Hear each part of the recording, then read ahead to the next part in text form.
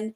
Happy Sunday. I'm the Grace Strega, and I'm here to give you your daily collective read for today, Sunday, January 18th, 2026. We are going to get started on today's daily collective read in the next few minutes, but if you would like to get on the list for today, the list, as always, is open.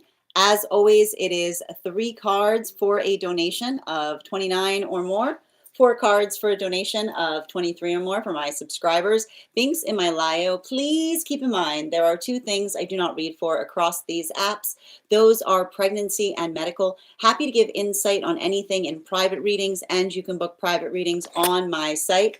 We are also doing 2 giveaways today. Our first reading giveaway is going to be a reading giveaway when we get to 50K likes, so make sure you're tapping that screen and we will get to 50K in no time. The other reading giveaway we'll be doing today is a reading giveaway for the highest gifter between now and the conclusion of the daily collective read. So I wish you a lot of luck if you're participating in that giveaway as well. Prior to beginning today's daily collective read, I will be giving a brief recap on what we've been seeing in the cards over the last few days. If you would like to find that full reading, you can find it over on the place where we keep the videos. You can also find it over on the place where we keep the photos. You can also find it as a podcast over on my Spot and over on my Stack. But before we begin, first and foremost, most important question, how are you doing today? Scale of 1 to 10, there are no wrong answers. We're going through a very, very intense energetic cycle right now. We're going to talk a little bit about what we're experiencing because, and I like to point this out, often when we go through new moon energy, and not just new moon energy, but when the new moon energy is in the same house as the astrological sign that we're working through, it can create a lot of intensification. It can create a lot of that intensity. It can feel very much like a new moon. I mean, like a full moon. And one of the things that I want you to effectively recognize in relationality to working through energy like this is being able to identify and understand what it is that we effectively put our force of intention towards. The Capricorn energy, and this is what we love about Capricorn energy, is it is energy that is built upon conviction. It's built upon the force of intensity and relationality to getting things done. It's why we often articulate the fact that we associate Capricorn with the sign of hard work. Because when we work into the context of being able to identify and recognize what that force of intensity is, it often speaks to us in relationality to what it is that we're trying to work upon and change within the self.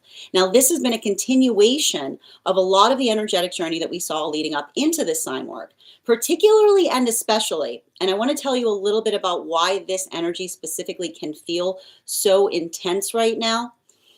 We're also going through, we still have 2 planets that are in retrograde, and those 2 planets that are in retrograde are no joke. In fact, and I've been kind of saying this, it was easier to carry these 2 planets in retrograde when all of the other planets were in retrograde. Now, why was it easier to carry those 2 planets in retrograde when all of the other planets were in retrograde? Because it was almost like it was the feeling of working through the depth of the self and feeling all of the other planets that were also experiencing that lag, right? It builds into that sense of proportionality. However, and I'm just going to keep on articulating this to make sure that this energy isn't getting to you. The combination of Jupiter retrograding in Cancer with the force of Uranus in Taurus, and I need to stress this because this is really important. You have to remember the reason that we find Uranus retrograding in Taurus is that it moved into Gemini and then it got pulled back into Taurus via the retrograde. It can create the context of getting frustrated at ourselves in relationality to the changes that we hope to see within ourselves, right? Those modalities by which, and then we talk a lot about this. This is why we talk about the fact that like working towards a healthy spiritual journey requires us to be compassionate towards the self, because that modality by which you recognize and you identify and you see what the shape of that work is and not getting devastated in the progress of trying to move towards it allows you to be able to become productive from it. But this sense of productivity, and I want to kind of be, especially if you carry anxiety, I want you to be very, very careful with that anxiety right now, because a lot of that anxiety may feel amplified as we move closer towards this Capricorn new moon energy. And that is because, due to the fact that the new moon is happening in Capricorn, in the sign of Capricorn, it can create a lot of that intensity in relationality to wanting to work into something and putting that force of intention towards it, but also getting energetically frustrated at the self in relationality to the rate of change that you hope to anticipate or expect to see from it. Make sure that you're navigating situations and circumstances right now with a sense, and this is what's going to be important right now. And I know it's a little bit interesting because it's working into the space of identifying the nature of compassion and the compassion that we find for ourselves on our own energetic journeys. At the same time that we are experiencing this, we do see the fact that this is having a different impact depending on whether you align to masculine, feminine, or non-binary energy, bearing in mind that this is not based on gender, but what one feels most aligned to. For a lot of the masculine energy right now, we see that this is a lot of the work in relationality to working through inner child healing. Now, what is so difficult that we recognize that comes through when we're going through inner child healing cycles? It's a reminder that inner child healing is not the healing of the inner child from way back then, right? Healing the inner child is effectively the work that we set upon ourselves in recognizing and identifying the person that we were before the things that we know now, right? It doesn't have to be that far. It doesn't have to be that far away from us. And especially, this is often why that inner child healing becomes so important as we continue forth into the understanding of building into healthy relationships, because it allows us the context of understanding that when we understand and recognize ourselves to our highest ability, we also understand what it is that we're trying to put our force of intention on changing within the self. And that work, it allows the context of being able to be productive and progressive upon it. But it may be a time of a lot of deep contemplation in relationality to what one is trying to heal or what one is trying to remedy, but all for the sake of being able to amplify and articulate upon the stability of healthy partnership.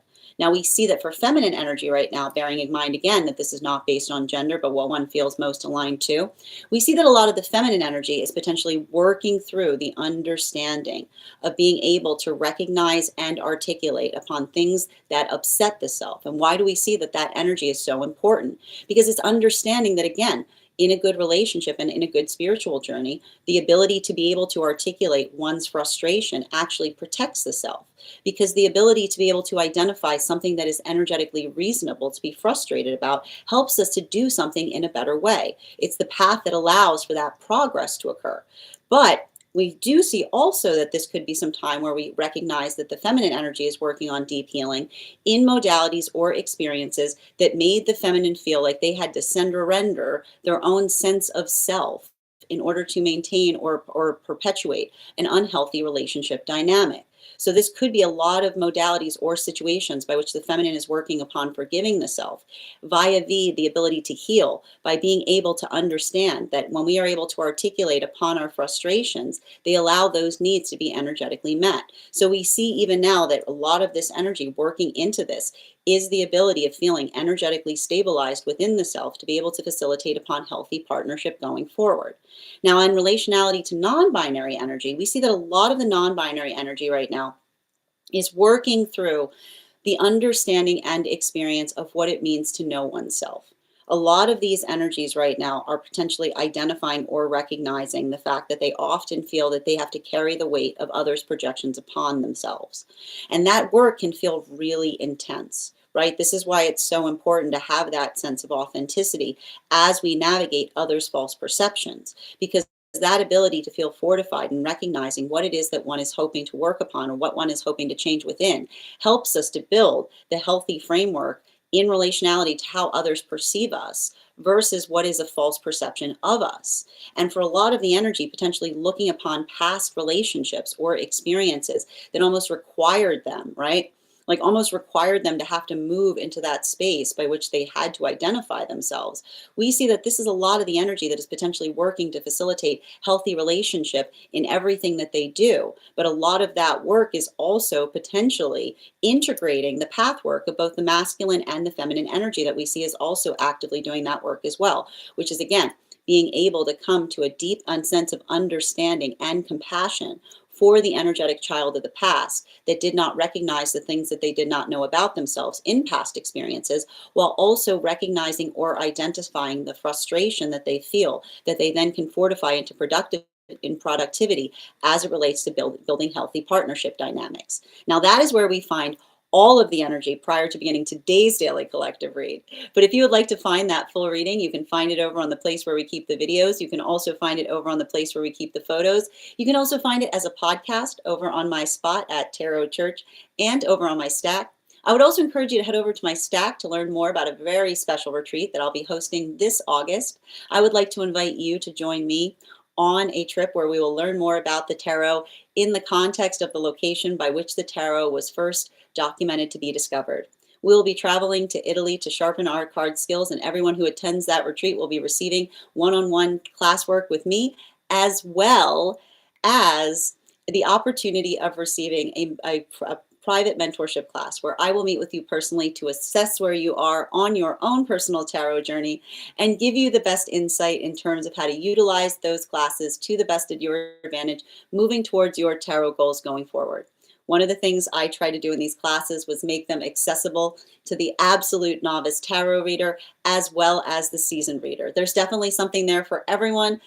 Don't let your lack of experience or robust experience prevent you from joining us on this retreat.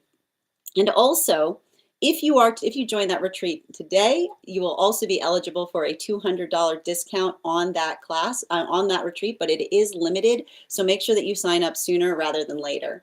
I also would like to invite you over to my Stack to learn more about our next tarot class, which will be being held on Thursday, February 19th at 6 p.m. PST, 9 p.m. Eastern. We will be continuing our studies into the tarot with a study on the sword court cards. We will be studying all of the court cards in the context of being able to understand not only the suite, but what the specific nature of each court card indicates. We'll be studying the history, the symbology of those cards. I will also be presenting you a unique spread that will help you channel the messages of the swords into your own reading. And you can find all of that on my Stack. And all you need to do if you'd like to become a part of that class is head over to my Stack and become a paid subscriber. Your paid subscription to my Stack is your ticket of entry into our monthly classes. Now, as a monthly subscriber, you will have access to over 9 hours worth of material in the Tarot Church class archive. And if you become a founding member, you will have access to over 20 hours worth of material. You will also have access to a one-on-one chat with me and the other students to ask any questions that you may have in relation to anything we've learned and studied thus far. And if you are a founding member, you will also have not only access to those 20 hours worth of material, but a discount on the full year's worth of classes and the ability of receiving a complimentary mentorship class with me. One of the things I tried to do with these classes was make them accessible to the absolute novice tarot reader as well as the seasoned reader. There's definitely something there for everyone. Don't let your lack of experience or your robust experience prevent you from joining us in these classes. And even if you don't become a paid subscriber to my Stack, I would encourage you to follow me there to stay up to date on any new offerings or services. I also post my weekly newsletter there, which will let you know about my in-person events as well as my online live schedule and my mystic meditation articles. In fact, I just wrote one recently about this new moon that we're experiencing. You can head over to the Stack to learn more about that now. I also want to let you guys know that on top of my standard life path readings, I also offer mentorship classes. These are for any of my students seeking a more personalized educational experience with me. I take a very limited number of students for this reason, as those classes are focused on each individual's personal spiritual goals and journey work. Those classes can be purchased on an individual level or as a monthly class series, weekly or bi-weekly, as your schedule permits, so that you can stay more consistent on your personal journey. I'm also very happy to offer a discount on weekly classes for those who are looking for budgeted readings. My class packet, my 4-week class pack, weekly tarot insight package offers you 4 discounted readings at a rate to be more effective if you want to stay more consistent on your journey. I'm also very happy to now offer dream interpretation readings, which you can purchase per dream or as a series. If you purchase the series, I would encourage you to start to keep a dream journal, as we will meet weekly or bi-weekly with that journal and utilize the tarot to understand the key themes and messages coming towards you in the dream space. That said, we are going to get started on today's daily collective read in the next few minutes. But if you would like to get on the list for a personal reading, you will be the third person read for today. It is 3 cards for a donation of $29 or more, 4 cards for a donation of $23 or more for my subscribers, being semi-lio. As I mentioned, please keep in mind there are 2 things I don't read for across these apps, pregnancy and medical. Happy to give insight on anything in private readings, and you can book private readings on my site. So good to see everyone today. Hope you're having an absolutely beautiful afternoon. Micah, thank you for joining us. Daciana, hi there. How are you doing today? If I'm ever saying your name incorrectly, by all means, please feel free to correct me. And Lala, thank you for joining us as well. Nasib, welcome. And thank you so much, Lady, for those likes. I appreciate you. Rise Up, thank you for the likes as well. Nina, hope you're having an absolutely beautiful day today. Welcome, blessings to you as well, Logan. And thank you as well. Creative, you did make it. How are you doing today, dear? Just a reminder, if anybody is on the hold list and would like to be added back to the list today, just let me know your name and the date that you were added on that list, and I'll be happy to add you. And again, if anybody wants to get on the list right now, you will be the third person read for. So if you'd like to secure an early spot on the list, please do so sooner rather than later. I will point out the list will be shorter today. So if you want to claim a spot on the list and make sure that you're having your reading today, I would encourage you to make sure that you sign up sooner rather than later. Hi there, it's Mai. Thank you for that. Sunshine, good to see you. And H, thank you for the follow as well. How are you doing today, Kimba? Thank you for the follow. Grand Rising, Heather, good to see you as well, dear. Alexandra, good to see you too. Hi there, Ava. Good to see you, Julia. Grand Rising, Timol, Sana. Julia, so good to see you. As I mentioned, friends, we are going to get started on today's reading in the next few minutes, but if you'd like to get on the list is open. You'll be the third person read for. Great time to get on the list right now. We're also doing 2 giveaways today. Our first reading giveaway is going to be a reading giveaway when we get to 50K likes, so make sure you're tapping that screen. We'll get to 50K in no time. We're already at 6.5K. Thank you guys so much for tapping, for getting us there so quickly. The other giveaway we'll be doing today is going to be a reading giveaway for the highest gifter between now and the conclusion of the daily collective read. So I wish you a lot of luck if you're participating in that one as well. As I mentioned, we are going to get started, but before we do, why don't we warm up those intuition muscles with an intuition check? I've got the animal spirit guide cards here. We're going to count back from 10, and when we get to 1, I will reveal the card. 10, 9, 8, 7, 6, 5, 4, 3, 2, 1. We got the crane. Thank you guys for participating. We'll do that again after the next reading. Julia, thank you so much for getting on the list today. You'll be added, you've been added as well. And Alexandra, I've got you too. If anybody else wants to get on the list right now, you will be the 5th person read for. Oh, Julie, I love that. And thank you so much. Good to see you. I've got you, Alexandra. Hi there, Ashna. I'm happy to read for you on that. If you'd like to get on the list is open. You'll be the 5th person read for. These are donation-based readings, so all you need to do is send the donation. I'll be happy to add you to the list. We are about to get started on that free collective reading, and I also offer free 1-card readings to super fans if you'd like to become a super fan. Excellent. All right, my friends, that said, yes, I've got you as well, Crystal. So you are, I'm going to read the list right now for anybody who is waiting for their turn on the list. If you are supposed to be on the list, just let me know where you sent the payment via the initial, just the initial where you sent it, and I will confirm. The apps do not like hearing about the other apps, so we don't talk about the other apps here. And if you're on the hold list and would like to be added, I just need you to give me your name and the date that you were on the hold list, and we'll be happy to add you back as well. The list that we have at the moment is Yasmin, Crystal, Alexandra, and Julia. So if I have not named you and you are on the list, please just let me know where you sent the donation via just the initial where you sent it. Hi there, Ivana. So good to see you today. Hope you're having an absolutely beautiful day. Excellent. And Julia, are you on the hold, like it's the reading that you wanted, are you on the hold list before? Or is this, are you doing 2 readings today? Just let me know, okay? All right, my friends. That said, no better time than the present. If you guys could do me a favor and share this live, I would appreciate it. Make sure anyone who'd like to catch this reading live, okay, thank you for confirming. If anyone who'd like to catch this reading live, please be here. Make sure that they'll be able to receive it. Oh, that's what you know what, I think I was miswriting it. Yes, thank you for confirming that. Thank you. All right, my friends, no better time than the present. Why don't we get started? Hold on a moment. Got to wait for the podcast to begin. Excellent. Grand rising, everyone. Happy Sunday. I'm the Grace Strega, and I'm here to give you your daily collective read for today, Sunday, January 18th, 2026. What do we have coming through in the cards for today? Can I please have the first 2 cards in our 5-card spread? First 2 cards we are starting our day off with today are the Page of Swords in its upright, in combination with the Knight of Swords in its upright. This tracks. This really does track for the energy that we're navigating right now with this new moon. Buckle up. Okay. Let me walk you guys through what we're experiencing right now. Okay.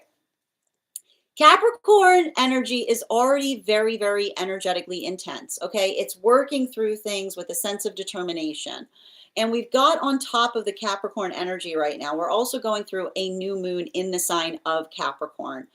And it's like it's solid. It's like it's a conversation that we have, and I just wrote a whole article about this over on the Stack. If you want to go over to the Mystic Meditation section, you'll be able to find the full article on relationality to navigating this energy.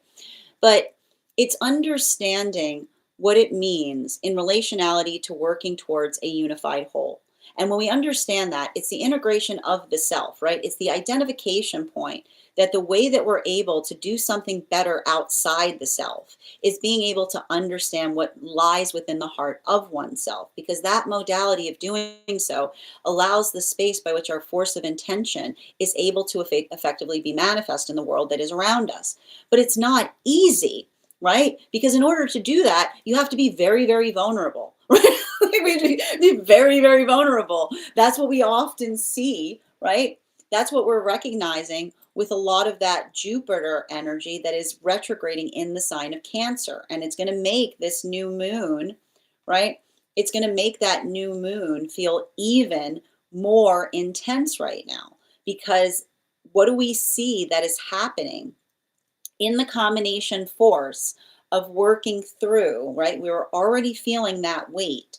We've been talking steadily about the fact that the feeling of navigating Jupiter retrograding in Cancer with the combination of Uranus that is retrograding in Taurus can often feel the frustration at the self as it relates to the time it takes for the self to change. But this is why, right, and this is what we recognize, and that's why we work through the proportionality of a lot of that like Capricorn energy.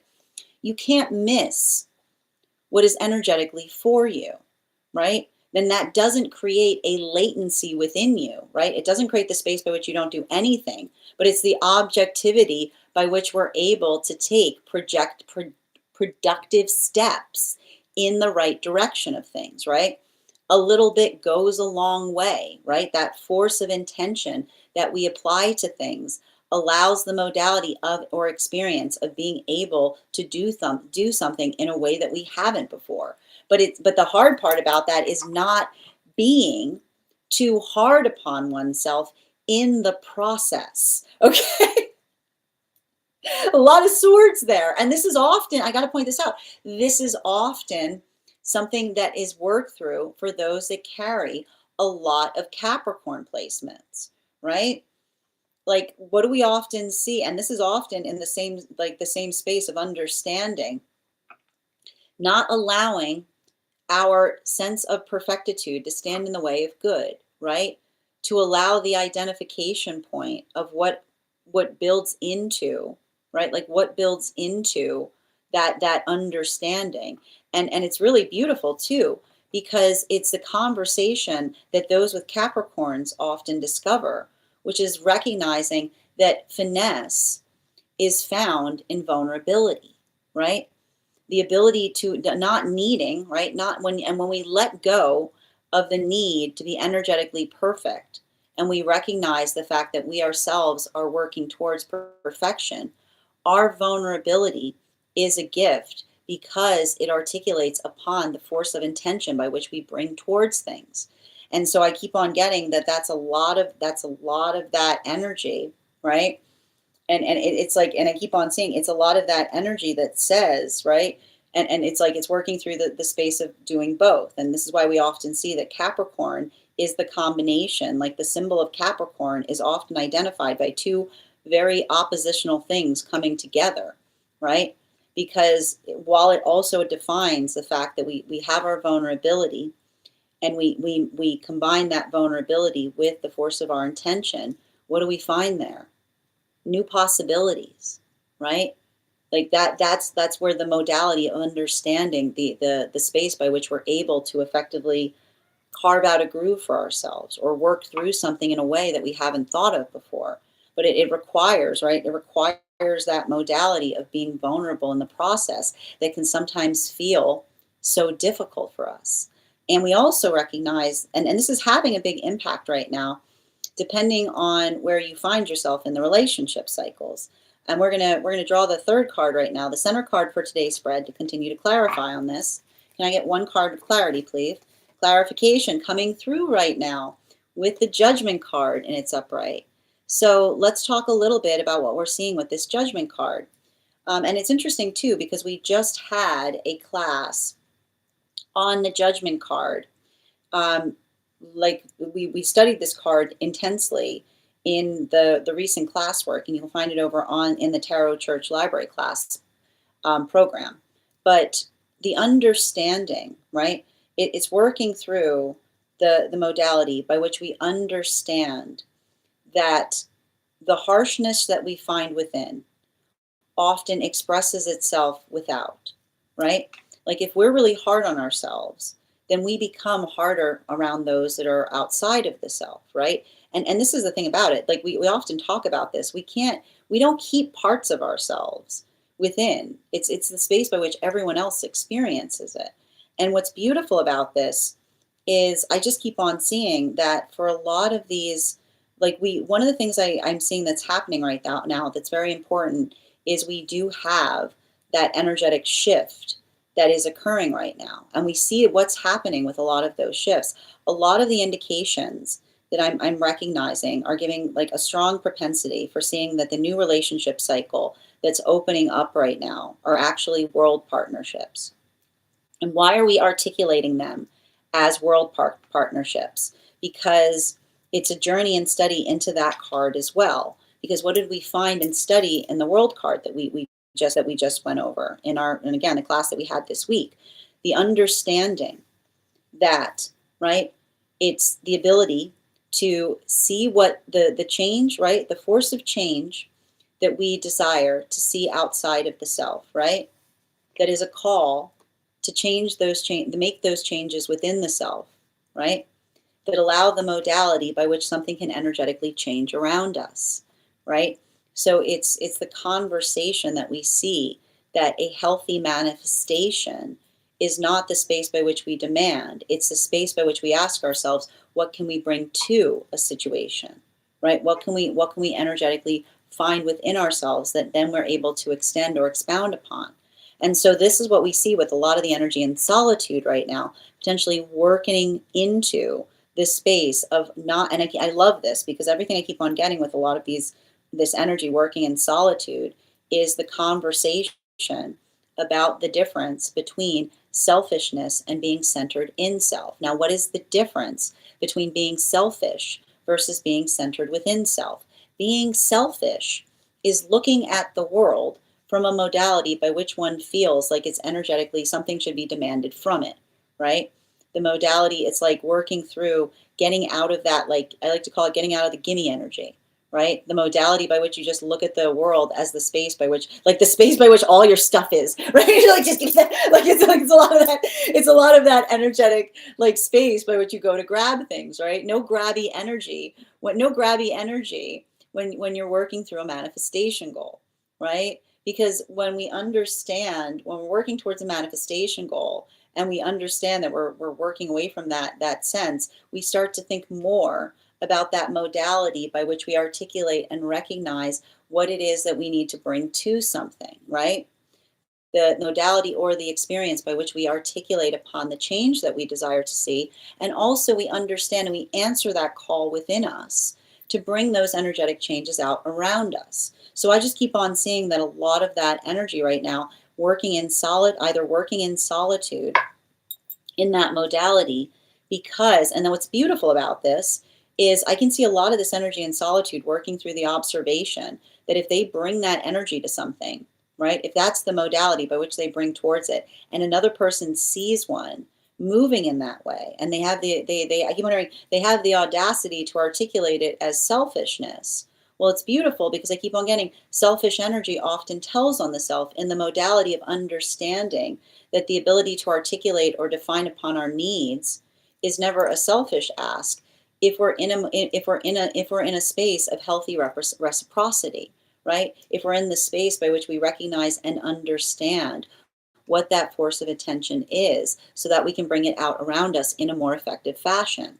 So I see that a lot of the energy doing that work is healing, but I keep on getting not only are they healing in that way, but they're recognizing their healing as like I keep wondering, they're recognizing their healing as a form of protection, right? Because that's the energy that says as long as their intentions are pure and they're looking at something with a sense of healthy, like healthy back and forth or healthy give and take, if something that they're asking is energetically reciprocal, then it informs the self if another person sees that and they act energetically reactive towards it. Now, this is bringing us to the fourth and fifth cards of our 5-card spread today.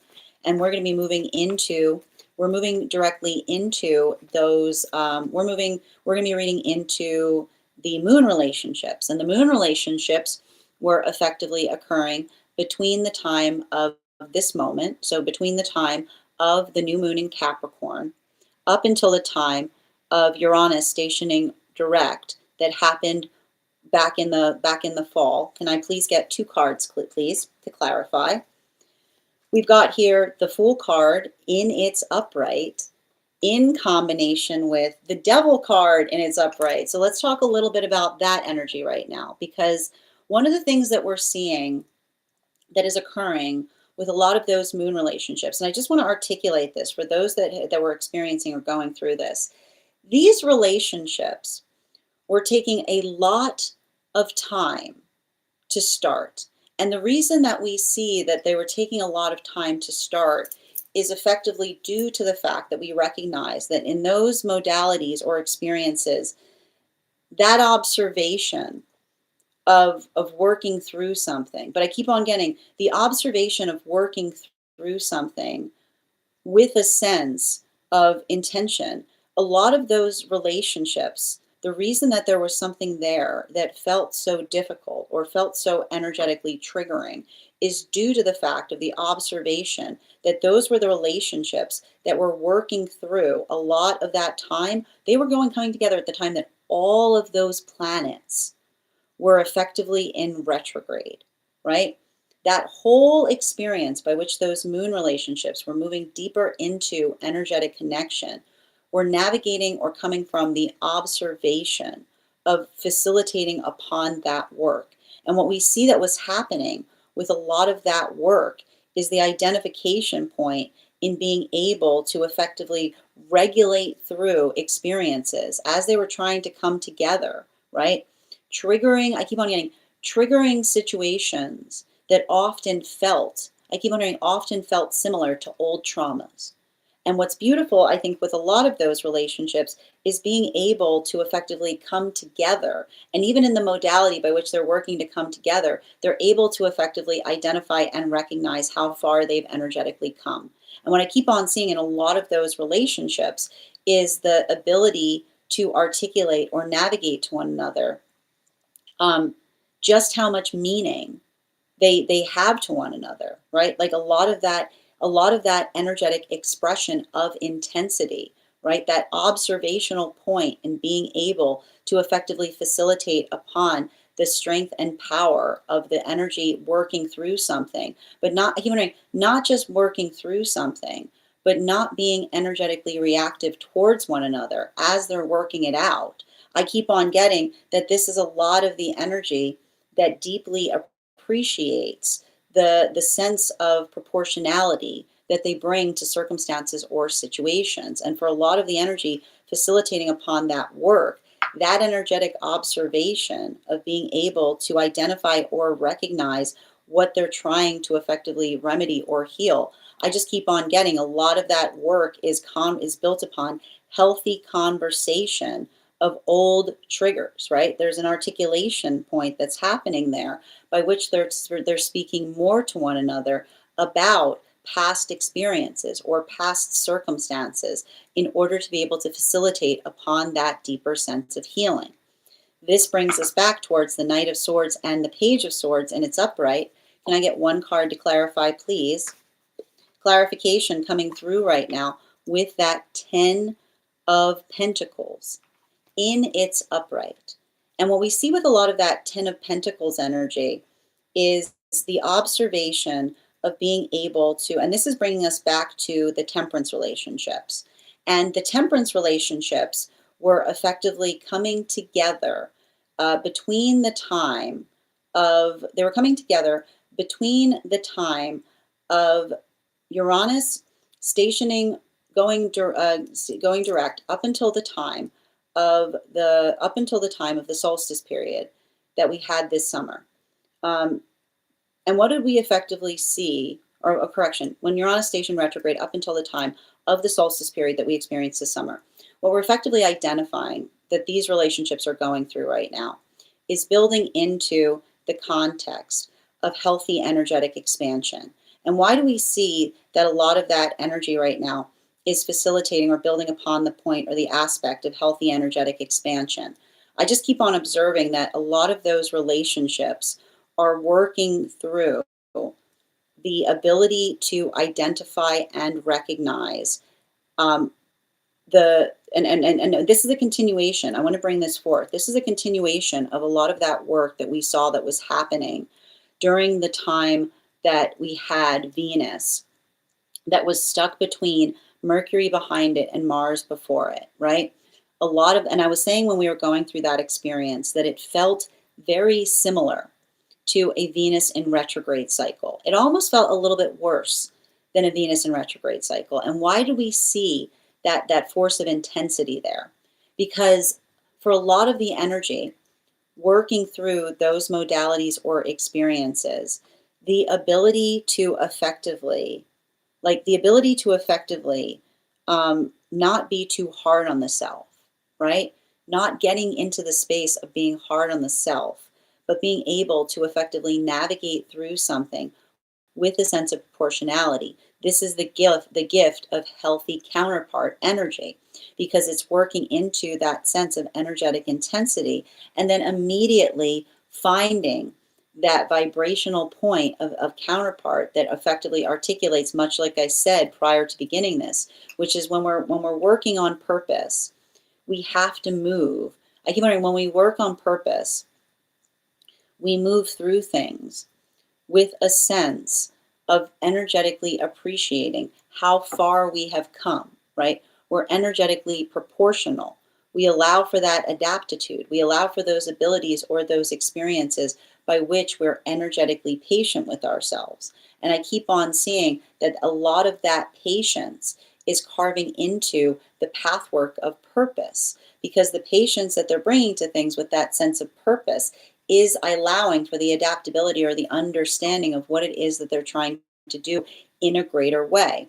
And so this is a continuation of that energy that is almost articulating to one another that says, be energetically, like, be patient with yourself as you grow, be patient with yourself as you change.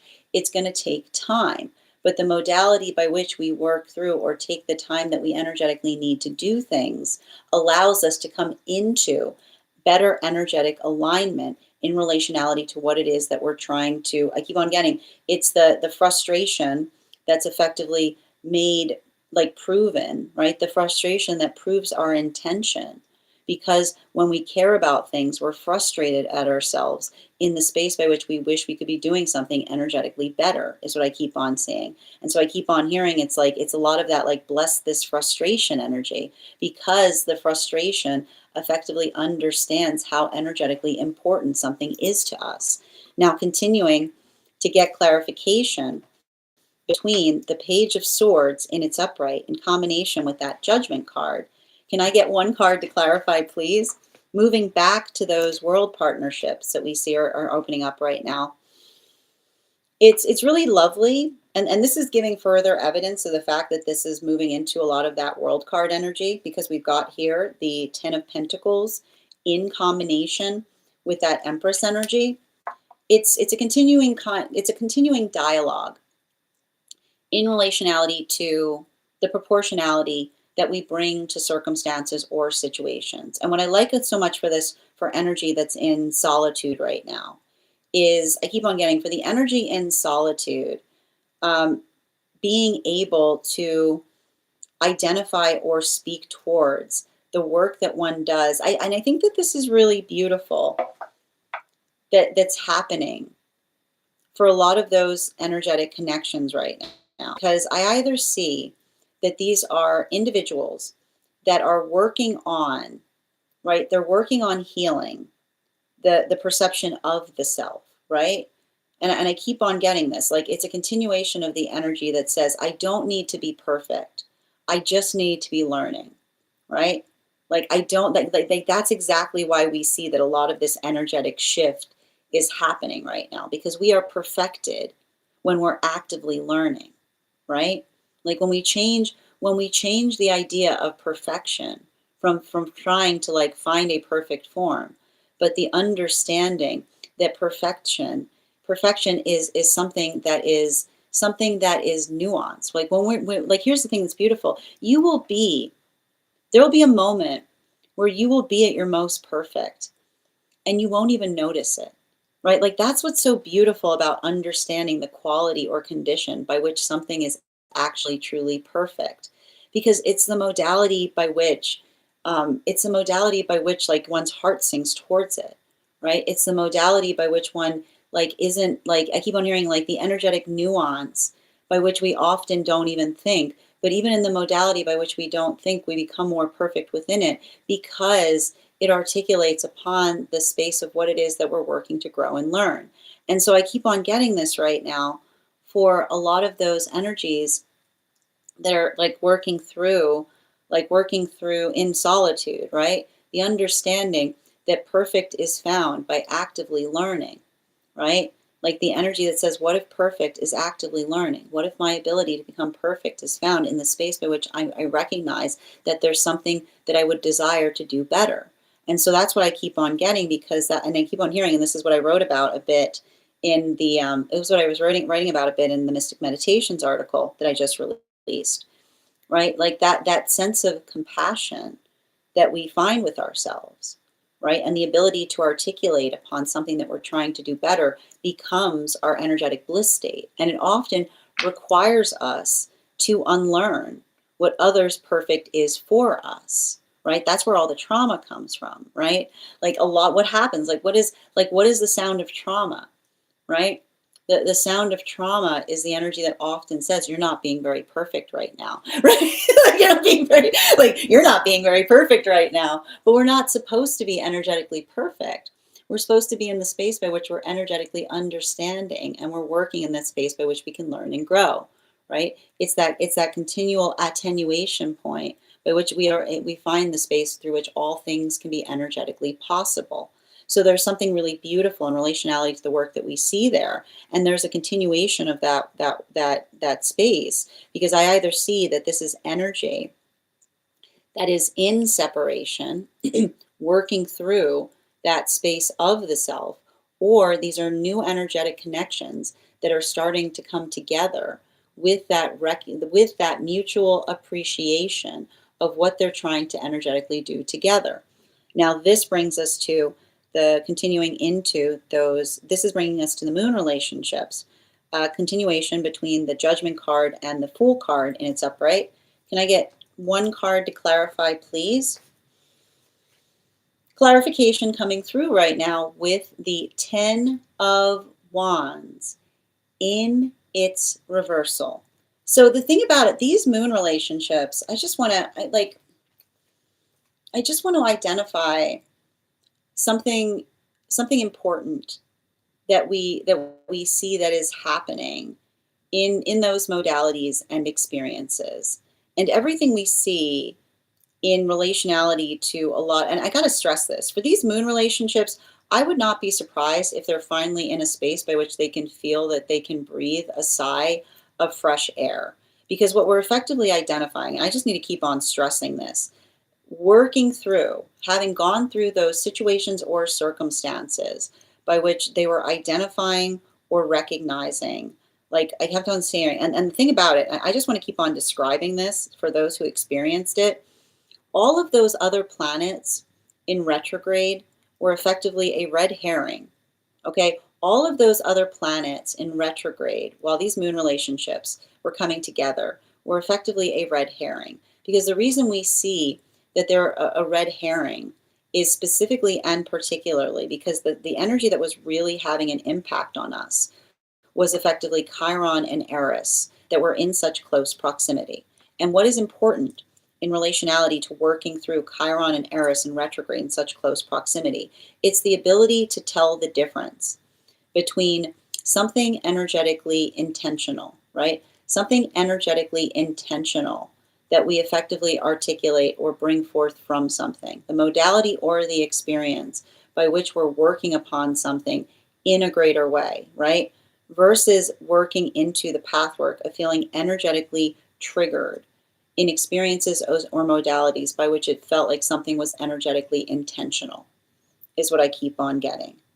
And that modality, like that difference point, these relationships having to go through the energetic hurdles the last few months of situation after situation that often feel, right, that often feel the amplification of identifying or recognizing what feels, I keep on getting what feels like what works towards the energetic trigger, right? Like something I keep on hearing like triggered by active trauma from the past that they felt like they were re-experiencing, but being able to tell the difference, right?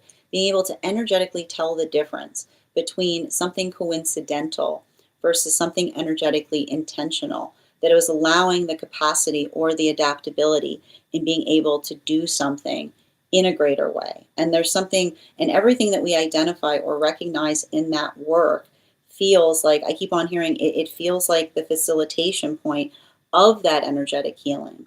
And what's beautiful is a lot of that work that we identify is the energy that basically is able to, I keep on hearing like express to one another how much that work means to each other. And the reason that work means so much to each other is because they've become each other's effective piece. Like that ability of being able to navigate and recognize the peace that they find in those energetic connections. I just keep on getting that for a lot of those relationships, that articulation of that and how much it means to them is allowing them the modality of being able to move even deeper into energetic connection. Now this brings us to the Fool card in combination with our Devil card in its upright. Can I get one card to clarify, please? Clarification coming through right now with our Three of Wands in its reversal. And what do we see right now with the Three of Wands in its reversal? And this is bringing us back to those temperance relationships. And these temperance relationships, I want to tell you, the thing that they were effectively going through has been having to navigate or work through being energetically overly hard on the self, is all I keep on seeing there. The ability of effectively, and I keep on getting the modality or the experience by which, you know, everything with these temperance relationships is they're constantly working on that sense of perfection. They're constantly working into the space of being able to do everything. I keep on getting being able to do everything that one can energetically do that allows the context of being able to do something in a more effective fashion. And everything I keep on seeing that's happening in those relationships right now is built upon, I keep on, they're conversations built and based around energetic appreciation. Because and this is all I keep on hearing in those temperance relationships, because it speaks to the space of being able to facilitate or recognize or to say to another that when you're doing everything in your power, I keep on hearing, when you're doing everything in your power to do something in the best way, and another person articulates upon the space of arriving to the space of articulating or demanding more energetically, all I keep on hearing there, that is the observation of being able to recognize like what direction you should move towards is what I keep on hearing, right? Like that is often, and this is what I keep on seeing with a lot of that energy. It's working through the proportionality of being able to effectively articulate upon a healthy energetic boundary. And even in the modality, I keep on getting, even in the modality of working through a healthy energetic boundary, I just keep on seeing that the energy, like the work that they do in that capacity is being able to say to one another, right? Like that ability of being able to see that, like it's carrying the shape of their own sense of purpose. Because I just keep on seeing what's beautiful about those temperance relationships is they're helping each other through that work of understanding that healthy standards are beautiful, because healthy standards see like how others appreciate us, and the modality by which we recognize or identify or inhabit that space allows for, I keep wondering, it allows for the proportionality of being able to have healthy conversation. And so I feel like there's something really important that we see that I keep wondering, the dual force of this Capricorn full moon is almost sharpening or focusing their own sense of energetic concentration in terms of how like I keep on seeing like the work starts in here, right? Not out there. And I keep on saying if others can't recognize how hard we're working in here, well, that's not on us, is what I keep on getting. But it's very interesting to notate, because I keep on saying like that is the power of recognizing another's projection, is what I keep on getting. Um, Continuing back into those energies that are working in solid, like these new relationships that are coming together with this world energy. Can I get clarification between the Ten of Pentacles and that Empress card in its upright? Ooh, we got two cards coming out right now. There we go. We got a four. We've got the Four of Cups. I'm the Four of Wands in its upright, in combination with the Knight of Cups in its reversal. And what do we effectively see? What do we effectively see with the combination of those two cards? This is a lot of that energy in solitude that is working into the context of building a sense of, I keep on hearing like the identification point in being able to effectively recognize and find that sense of energetic appreciation towards our own sense of, I keep on hearing, it's interesting because I keep on hearing vested intention. And why is the word vested intention coming through? Because, you know, I keep on like there's intention, and then there's vested intention, which is the modality by which we work through the space of being able to try to understand ourselves more through the observation of, like, I keep on getting, like, whether something is an internal, something that one is working on internally, or whether something is worked on externally, is what I keep on getting. And this is what I think, and it's interesting that the words vested intention are coming up with these world relationships, because when you're working into, when you're working into the context, when you're working into the context of identifying or recognizing what that valuation or sense of or sense of stability is, I just keep on seeing that this is the energy that says, and this is a continuation of the moon relationships, right? This is a continuation of the moon relationships that we see are moving deeper into divine union right now. So it's a continuation of that energetic lesson that says that the work that we do to understand ourselves is our best, is our best view to move towards relationship with. Because I just keep on hearing the same message.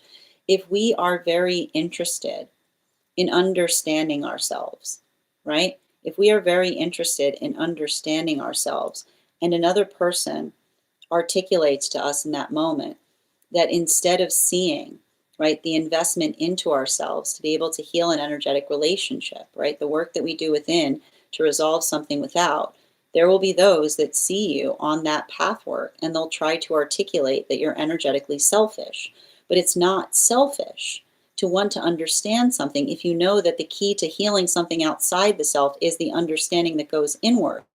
It's the most important work that one can do. And so this is the energy that recognizes and builds into the understanding that there are those that will not identify and recognize the understanding of the self that is effectively the most beautiful gift that we can bring to partnership, right? Because when we're able to effectively identify that, it allows us to heal things in every moment. So the difference between that energy, potentially even going back through past experiences, and that's the hard part about it, that same power or force in an unhealthy relationship, another person will articulate is the problem, right? Like, this is what we see. Like, this is why it's so important to learn these tools in healthy relationship. Because, and this is the truth about it, like, this is what we just have to recognize.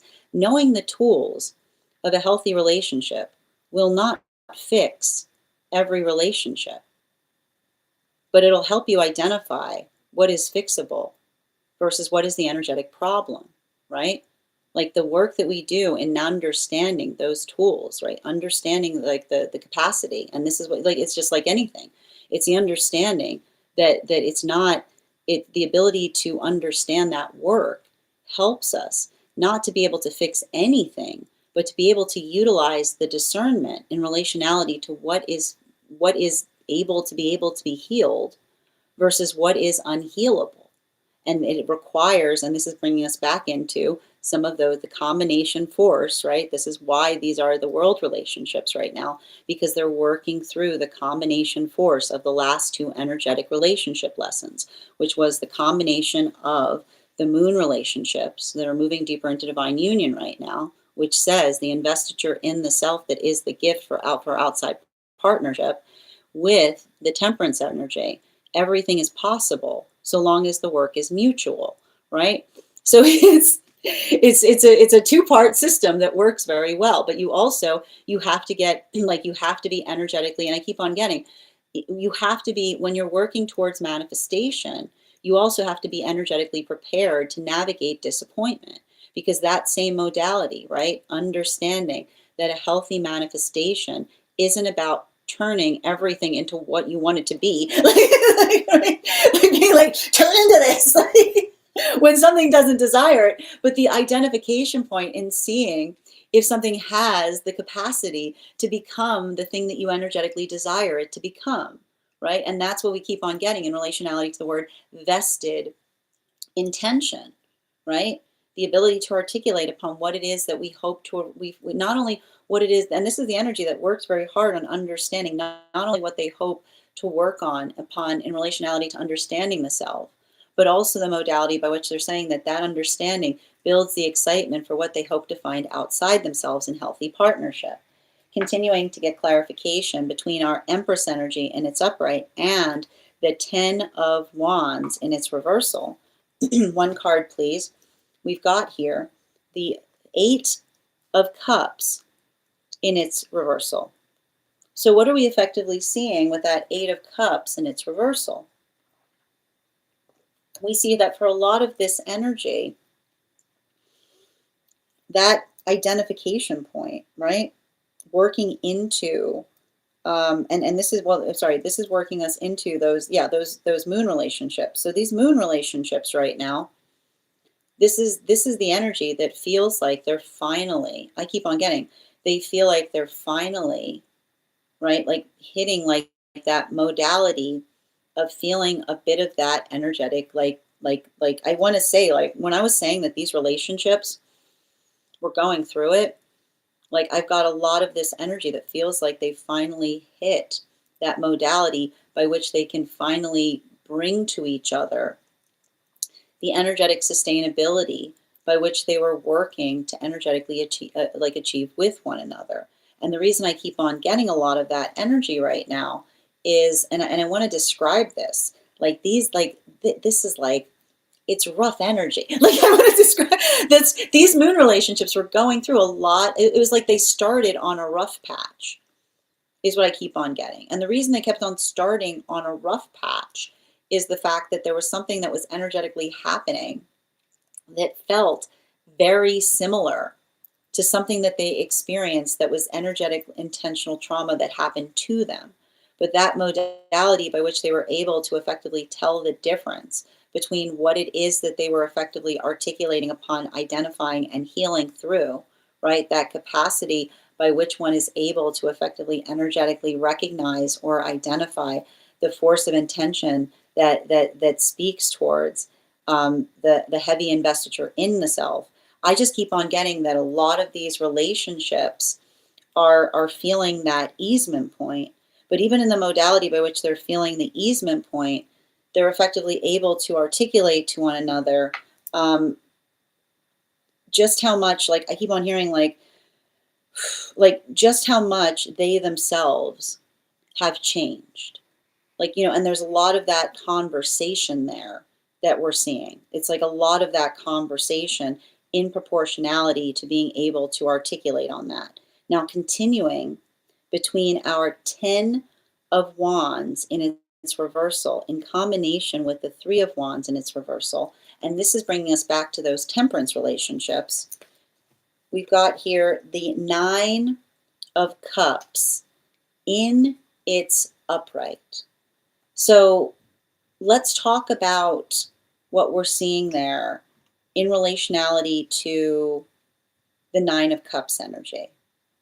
Because what we're effectively identifying with the 9 of Cups energy and those temperance relationships is working upon the space of, I keep on getting like a healthy, I keep on seeing like a healthy energetic bridge.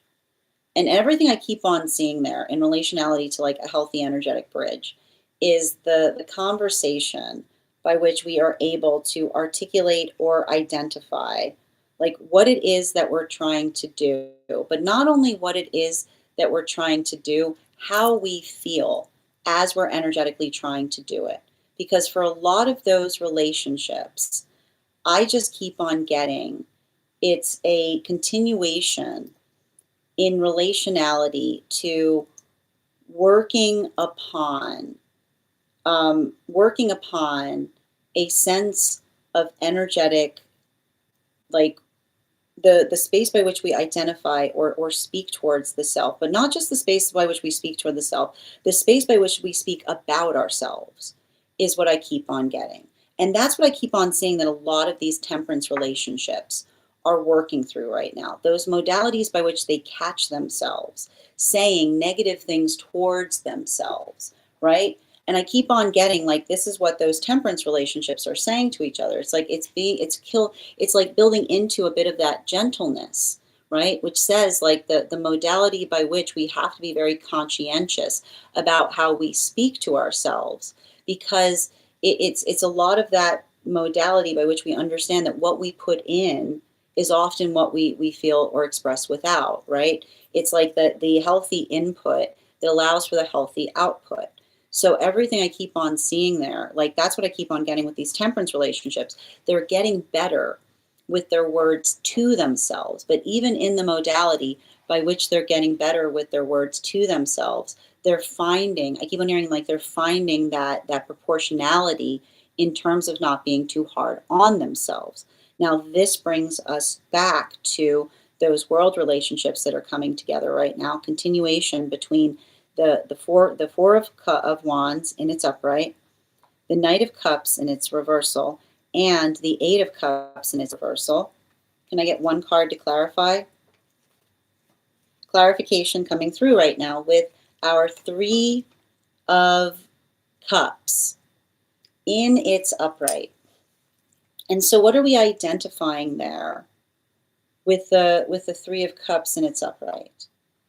The Three of Cups in its upright is working through, I keep on getting, it's working through something, but in a way that feels energetically productive. And what I keep on getting in relationality to what feels productive is, and again, I've got two different modalities of energy and solitude right now doing this work. It's finding or articulating upon that, I keep on getting like finding or articulating upon that sense of inner harmony, right? And they're working very much on identifying this sense of inner harmony, because the ability to find the inner harmony within helps us to recognize what feels energetically harmonized without. And so everything we keep on seeing in terms of that is the energy that says that as they do so, they're just preparing. I keep wondering, this is relationship. This is energy that is in relationship with themselves in solitude that says as they try to build into healthy relationship outside of the self, in partnership, they recognize that they will inevitably encounter those that see them doing that work and will articulate and mock them, right? Like literally I keep on saying they're just energetically, and this is what's so great about it. They recognize that they will feel that modality of experiencing energy that will potentially mock them, right? Energy that will articulate upon the fact that they're being overly sensitive about things, energy that will be articulate that they are dismissive about their own journeys. And this is what I keep on seeing that energy say. What does the energy work through when they experience that? What do they say back towards it? Thank you, right? Why are they saying thank you? They're saying thank you, thank you, thank you, thank you, thank you, right? Because when the modality by which you show your vulnerability to someone and they don't receive it, right? They don't receive it with the quality of the precious gift that it is. The reason that we say thank you towards it is saying thank you for saving me. I keep wondering, thank you for saving the energetic effort, right? Like thank you for saving the energetic effort in relationality to working through something. But even in the modality by which one works through it, we also articulate or identify what that force of intensity is, right? Like I've got a lot of that. I feel like it's like that energy that's working into the space of not over internalizing it, but being energetically grateful about it.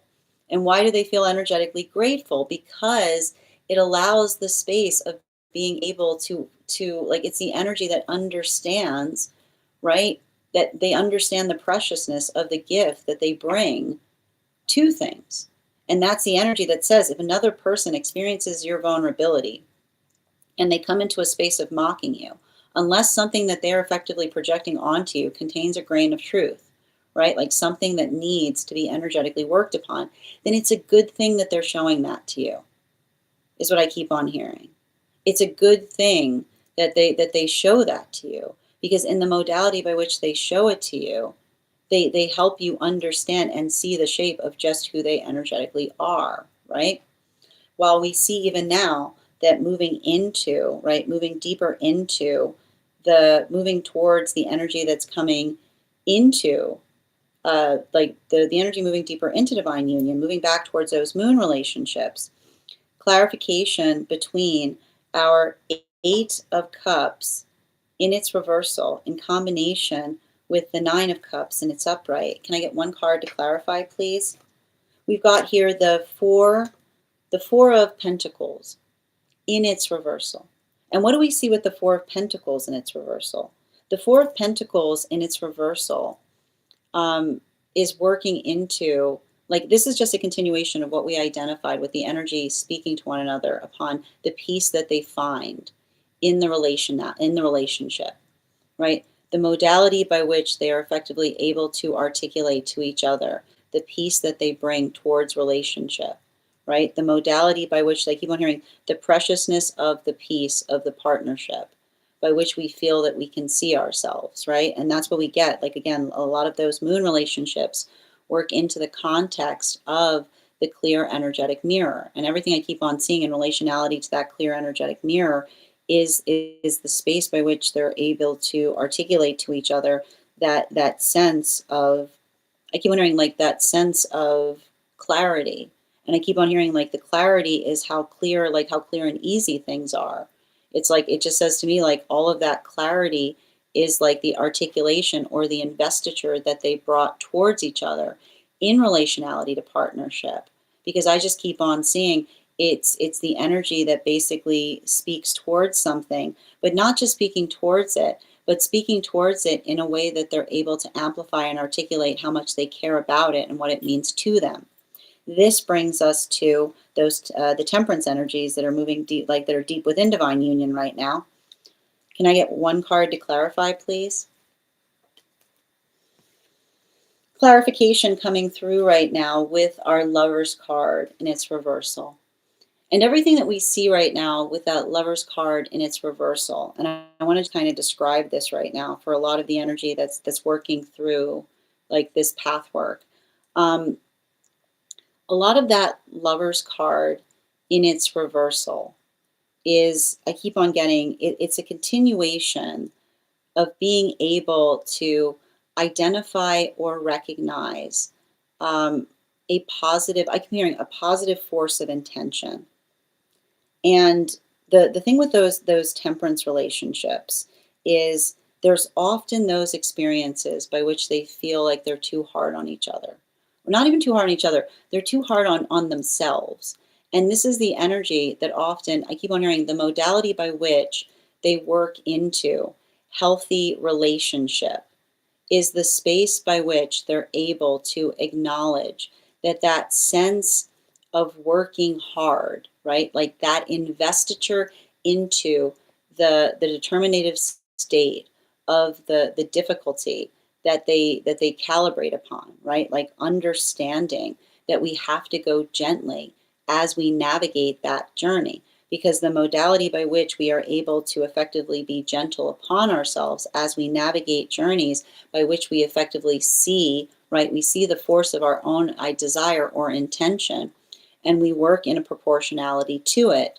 I keep on getting that these are the relationships that almost hold each other, right? They hold each other in a sense of compassion as they recognize that they are learning as they continue to grow deeper into partnership, right?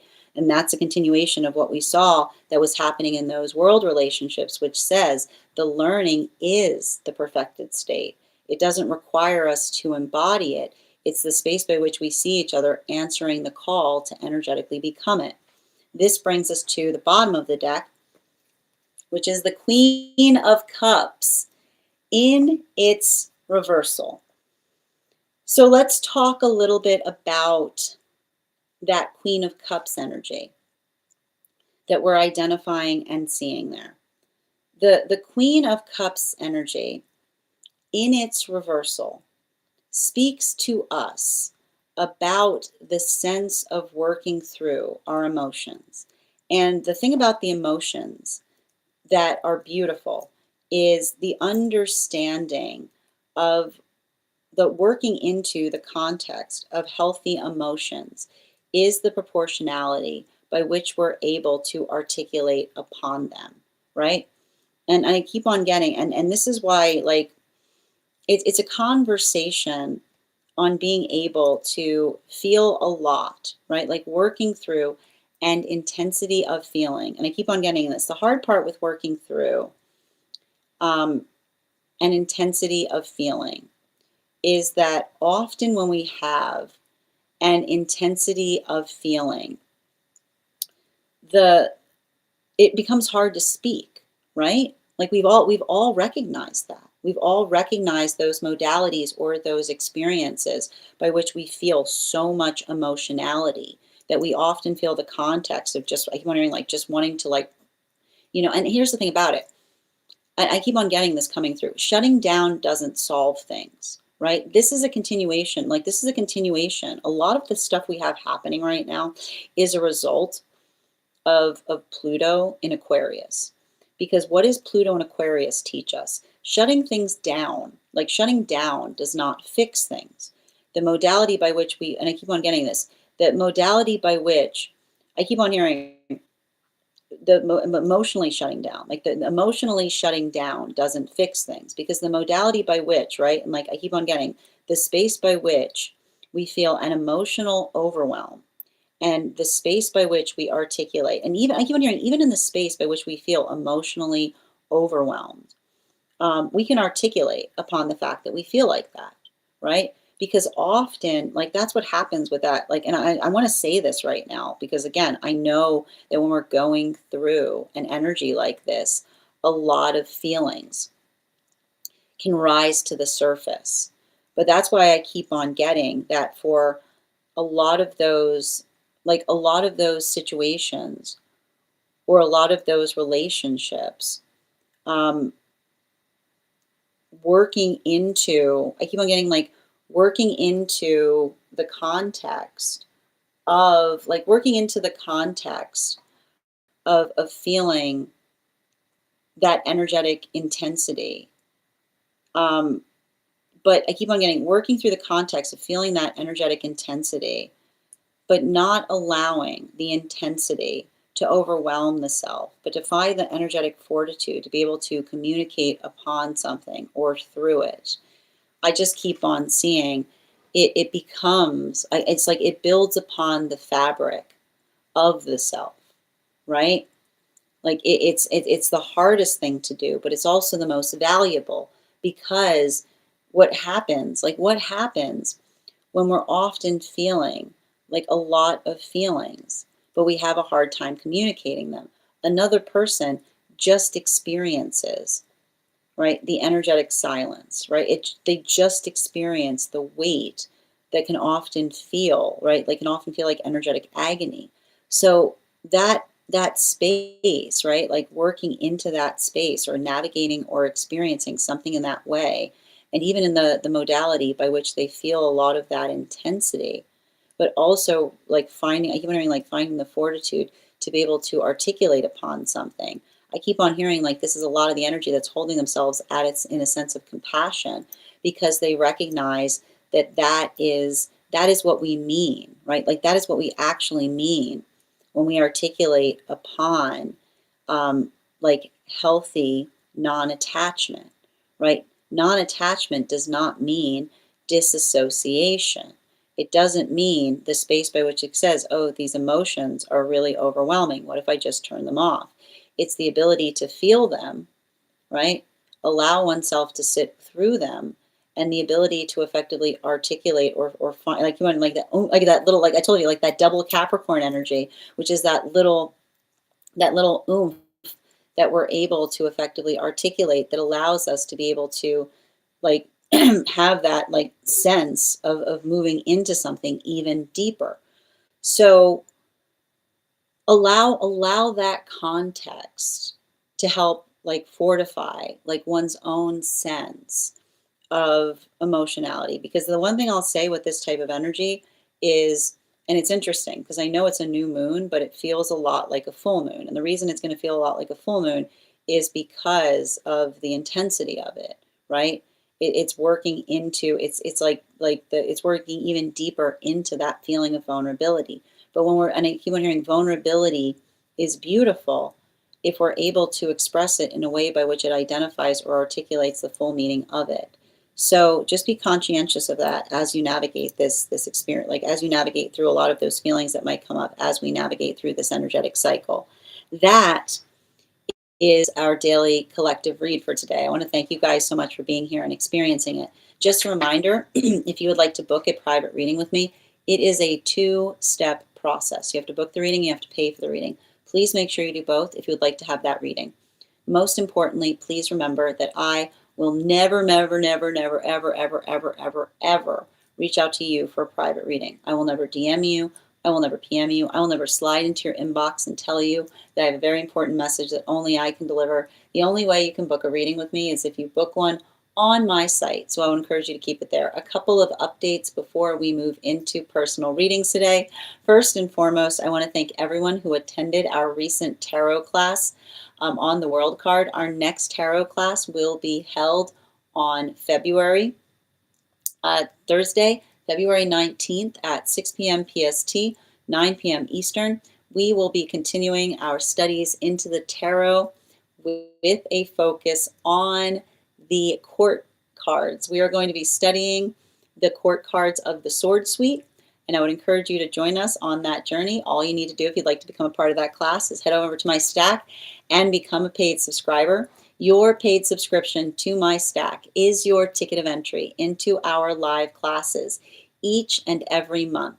You will also, as a paid monthly subscriber, have access to over 9 hours worth of material in the Tarot Church Library class archive. Now, it's not necessary to catch up. I do my best to give you an update on everything we've experienced prior to beginning the next class, but the material is there for you to receive as you're ready to receive it. You'll also have access to a one-on-one chat with me and the other students to ask any questions that you may have in relation to anything we've learned and studied thus far. And if you become a founding member to my Stack, not only will you receive a discount on the full year's worth of classes, you will also have full access. You'll also have access to over 20 hours worth of material in the Tarot Church Library class archive, and you will also have access to a complimentary one-on-one mentorship class with me, where I will meet with you personally to assess where you are on your own personal tarot journey and give you the best insights in terms of how to utilize the tarot moving towards your tarot goals going forward. One of the things I tried to do with these classes was make them accessible to the absolute novice tarot reader as well as the seasoned reader. There's definitely something there for everyone. Don't let your lack of experience or your robust experience prevent you from joining us in these classes. And even if you don't become a paid subscriber to my Stack, I would encourage you to follow me there to stay up to date on any new offerings or services. I also post my Mystic Meditation articles there, which will give you updates on everything we've been experiencing energetically in the cards. I just wrote one recently on this new moon energy. You can head over there if you'd like to read it. You'll also find as well there information on a very special retreat that I'll be hosting this August. I would like to invite you to join me August 8th through 13th, as we will be traveling to Italy to study the tarot in the location by which the tarot was first documented to be discovered. We will be sharpening our tarot skills while understanding on a deeper level the culture that allowed the tarot to find a home where it could flourish and thrive. And everyone who participates in that retreat will also be receiving a complimentary mentorship class with me, where I will meet with you personally to assess where you are on your personal journey and give you the best insights in terms of how to utilize the retreat to the best of your advantage going forward towards your tarot goals. I also would like to invite you to also, on top of my standard life path readings, I also offer mentorship classes. These are for any of my students, as I mentioned, who are seeking a personalized educational experience. I do take a very limited number of students for this reason, as those classes are focused on each individual's personal spiritual goals and journey work. Those classes can be purchased on an individual level or as a monthly class series, weekly or biweekly, as your schedule permits, so that you can stay more consistent on your personal journey. I'm also very happy to now offer as well weekly tarot insight packages, which is a package of 4 30-minute readings, again, weekly or biweekly as your schedule permits, so that you can stay more consistent on your personal journey. I'm also very happy to now offer dream interpretation readings, which you can purchase per dream or as a series. If you purchase the series, I would encourage you to start to keep a dream journal, as we will meet weekly or bi-weekly with that journal and utilize the tarot to understand the key themes and messages coming towards you in the dream space. I want to thank you guys so much for being here today and sharing in these messages, and we will do this again tomorrow.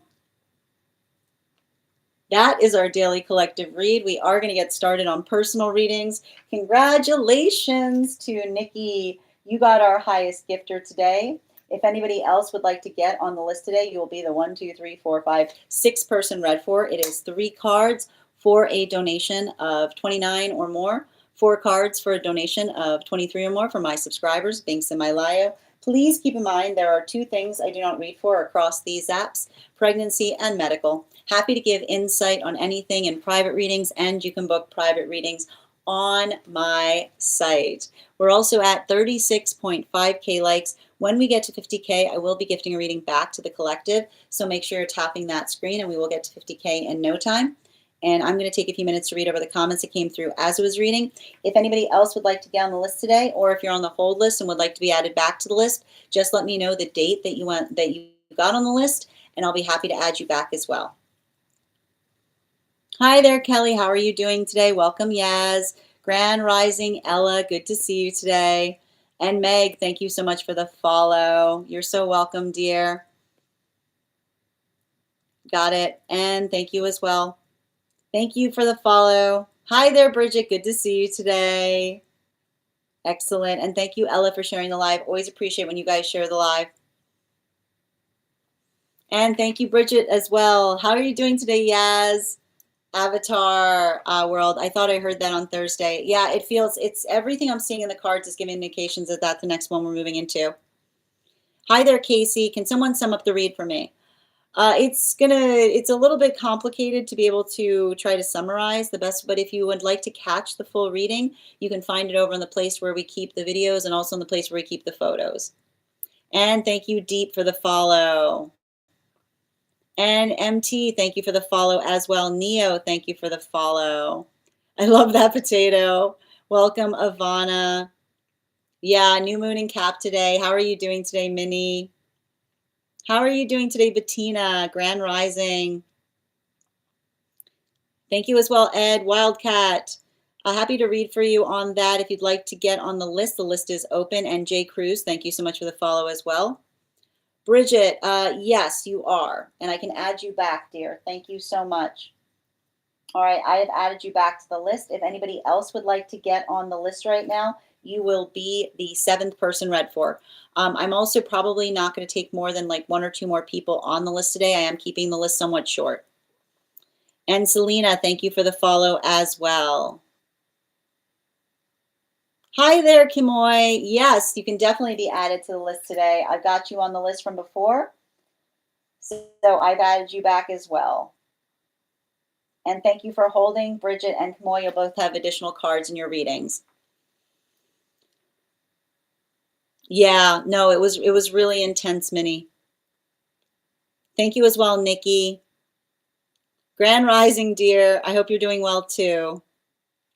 Thank you as well, Ivana and Healing. Thank you for sharing the live. Always appreciate when you guys share the live. Just said moon relationships and it resonated from last night. Thank you as well, Essence. Thank you for the compliment, Traveler. And thank you as well, Queen.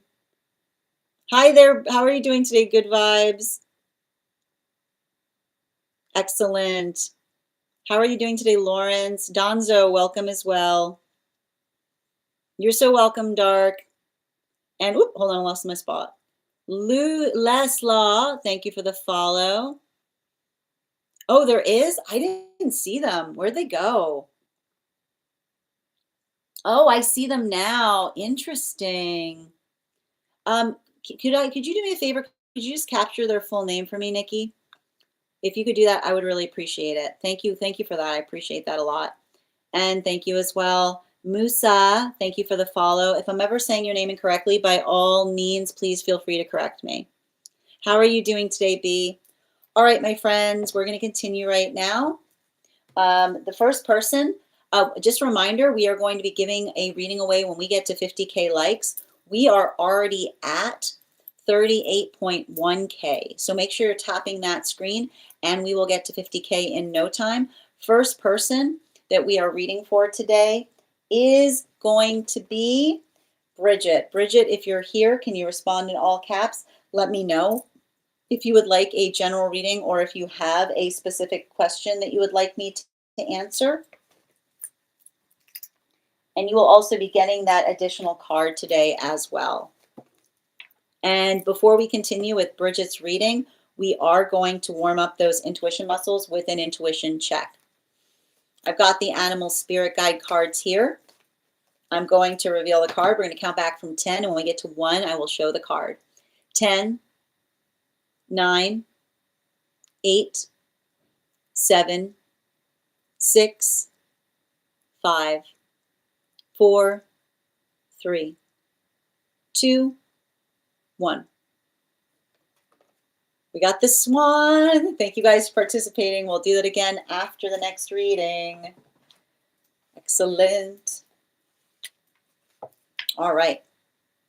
Wonderful. And Bridget, just let me know what your question is, and I'll be happy to read for you.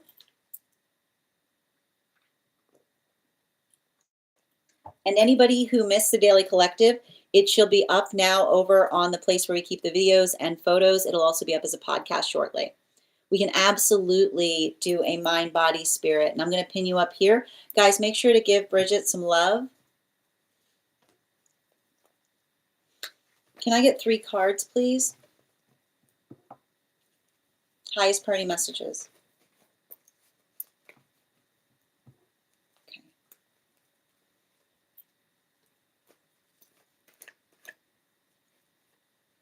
And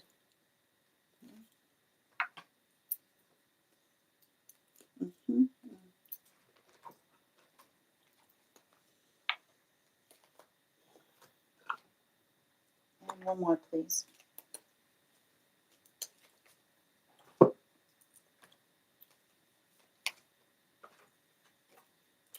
All right.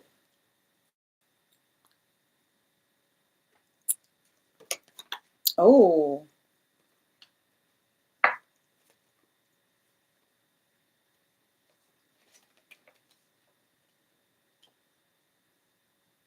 All right, I'm going to tell you a little bit what I'm seeing here, and then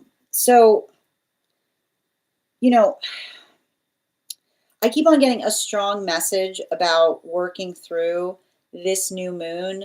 I don't know why it's saying, again, I always want to articulate this. I always want to stress that nothing I say here should be utilized in a medical context, but I keep on hearing potentially something doing a number in the modality of your own ability to sleep is what I keep on getting. And I want to kind of walk you through, like, I want to kind of walk you through why you might be effectively experiencing that. I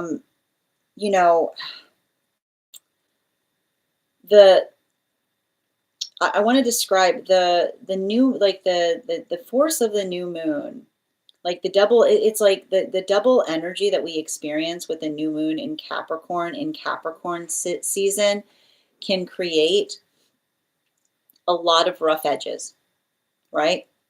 It's edgy. It's like it's working through rough edges. And the thing about like working through rough edges is, and I want to, like, the best way I can identify it is when we're working through rough edges, we are effectively able to navigate to another, in relationality to, how do I describe this best? In relationality to why, like why something energetically bothered us, or how we energetically experience or express it. And I keep on getting, like, that's the message I keep on getting. Allow the rough edge to refine the conversation, right? Allow the rough edge to refine the conversation, because and I want to just like and I want to and it's interesting too, because like the message I'm really getting with like a lot of this mind body spirit right now, and this is also the force that we have to like recognize that we're healing from. There are those that like understand, like when they're feeling energetically rough, like the intensity or the desire to like poke another with their energetic roughness is what I keep on getting, often articulates the full shape of what it is that like we ourselves are working to heal from, is what I keep on hearing, you know? And I keep on hearing like and that's what I keep on getting, like identifying those. Like I feel like there's a lot of work you're doing, like in helping to identify those that are in an unhealthy space. And it feels like it's the work or the identification point of saying to another, like when somebody's in the modality of saying like a little, like I don't know why I keep on hearing this with your reading, a little cruelty to take the edge off is what I keep on hearing. I don't know why that is, but I feel like that's the shape. Like that is the shape of the trauma that I see that you're working to resolve or heal from, right? The force of intensity, by which we navigate or articulate to another, um, like the full feeling of working through the context of feeling energetically hurt by something. And I feel like I keep on hearing this from one of your guides, which is saying to another person is like, you know, is that like is the modality by which they're saying something like in a very, I keep on hearing like in a very and it almost says like to me like it's working through like we are not responsible for the nastiness, is what I keep hearing. We are not responsible for the nastiness that we see in others, but not, I keep wondering, not allowing another's nastiness to get to energetically affect you is what I keep on getting. Because there's something, I keep on hearing there's something really important there, um, as it relates to, and I keep on like, as it relates to you continuing to do something in such a way, and this is what I keep on hearing, like I feel like I see you trying to facilitate like peace around things, right? Like I literally see you in some kind of context by which you're like, I almost see you like trying to like spread it, like trying to like move something in such a way that there aren't any like bumps or anything like that, right? Like a lot of that like space by which you're working to smooth out. And that's why like often the space by which another person, like as they see you, like trying to like smooth something out, like bringing their own, I keep wondering, like bringing their own edge to something. I almost see you saying to someone like, "No edges here. What are you doing?" Like, you see being like, "What are you doing?" You know, like you're going like that, like what's like almost you having to say to somebody like, "What's gotten into you?" You know what I mean? Because it's so much. Like I feel like there's so much of that there is what I keep on identifying. And I keep on getting that like a lot of that, like a lot of that work or a lot of that observation, um, feels like I keep on hearing it feels like a focused conversation in relationality to, um, like and I like to point this out. Like when we care, and I feel like it's so interesting because so much of this reading I'm doing feels like it falls on your lips. And the reason I feel like it falls on your lips is it feels like a conversation that is facilitated upon what feels like it's energetically important, right? And like, and I keep on hearing like, and this is what we nat and like notice when another person, right? Like this is what we notice when another person comes towards us in such a way that they're not bringing something like healthy, right? And I feel like the message is coming through your guides is saying to someone, is that necessary information for what I need to be prioritizing? is what I keep on hearing. I'm not sure why. I feel like you have to write those words down, right? Is this necessary information to what I'm trying to prioritize, right? Because like that is literally like that is, I feel like that is you getting somebody like back into understanding what's important, right? Like, is this necessary information to what I'm trying to prioritize? Or is this the modality by which you're articulating something that's trying to make it harder, is what I keep on getting. I want to give you some bottom of the deck information. Yeah, like, look at this. I want to stress this here. You've got double, I got to point this out, double six of cups, right? And what is the double six of cups speak to us about? The double six of cups speaks to us about what our energetic, like, it's like, it's saying to me, like, and I want to say this, like, it says to me, like, I like focusing on the priority in the best way possible. And I keep on getting this because, and I feel like here's the thing about it. The space by which we articulate upon identifying the nature of another's responsibility, right? And I keep on getting this. I don't know why this is coming through. Responsible energy always says, I wish I could do more. Irresponsible energy will say, why didn't they do something? I don't know why that's coming through there, right? Like, it's very, I keep on hearing, like, I keep on hearing you having to say to someone, there's no energetic armchair quarterbacking in relationality to how you choose to navigate something. But I feel like that's the hard thing that I see that you're working through. Like, I literally see a situation by which there's a lot of that energy around you being like, you know what I mean? Like, a lot of that, and you kind of having to say to somebody, right, like that recognition point in relationality to what potentially feels, right? And I keep on hearing, like, finding the energetic balance, right? Finding the energetic balance between the modality by which another person, I keep on hearing that, like, this is what's hard for you right now, is what I keep on saying. Finding the healthy balance between someone that truly energetically cares about you, right?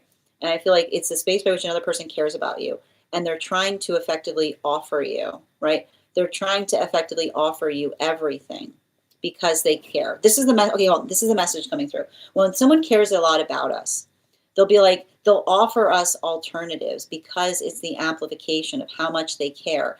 And it's a space by which they feel like they're energetically helping, right? And the modality by which we recognize that is the difference between have you and you should, is what I keep on hearing. That's what you should pay attention to if you're having a hard time discerning, right? Because when somebody cares, right? When somebody cares, they'll articulate or amplify upon every option, right? Have you done this? Have you done that? Right? Like the modality by which they will literally, like, they'll be offering things unless they have, because I keep wondering, in the space where they say have, they're identifying that they're offering something. When they say should, right? Like, that is, I keep wondering, the difference between have and should is the modality by which another person works through something and identifies or articulates to another, right? The modality of there's no should, is what I keep on hearing. Because should, and this is what I mean, like, the should is somebody articulating upon the fact that what they're saying is, I feel like I know more than you, right?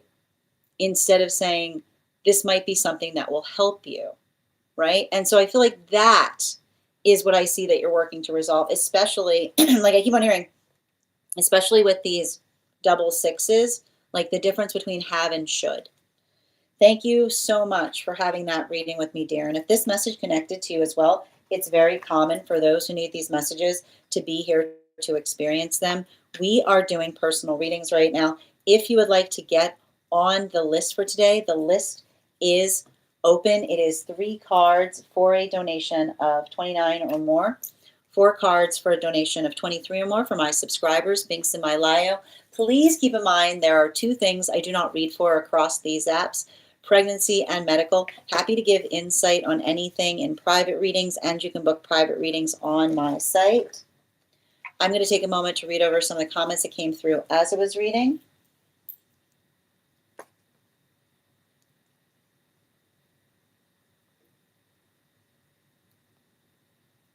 Always with the frog, Nikki.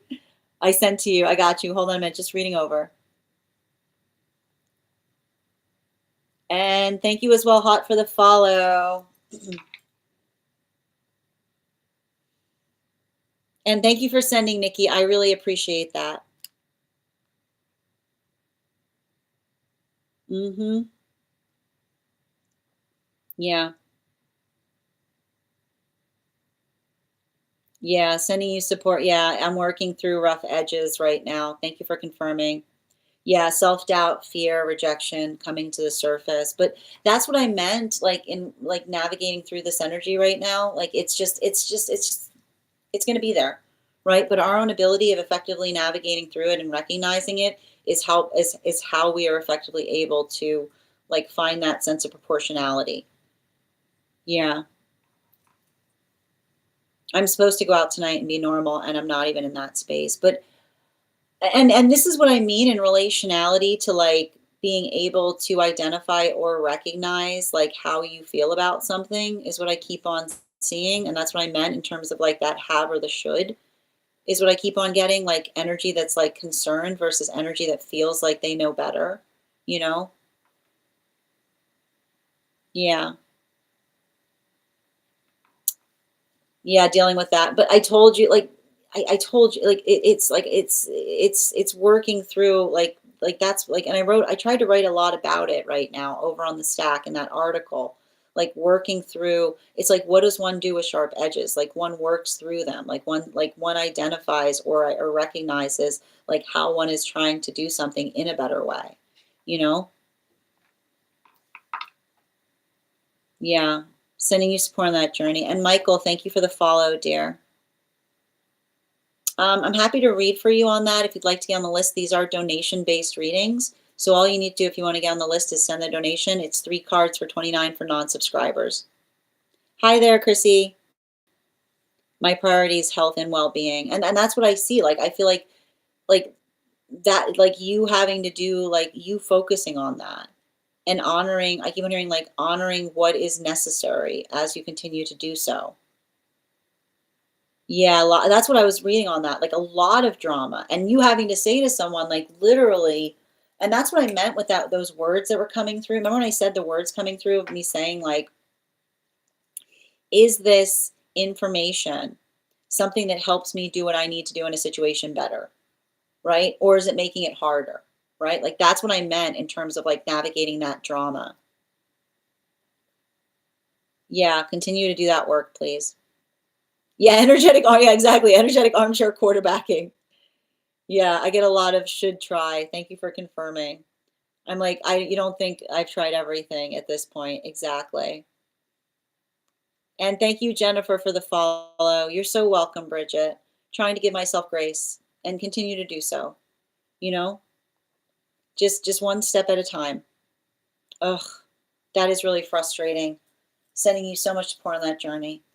All right, the next person we're reading for today is going to be Kamoy.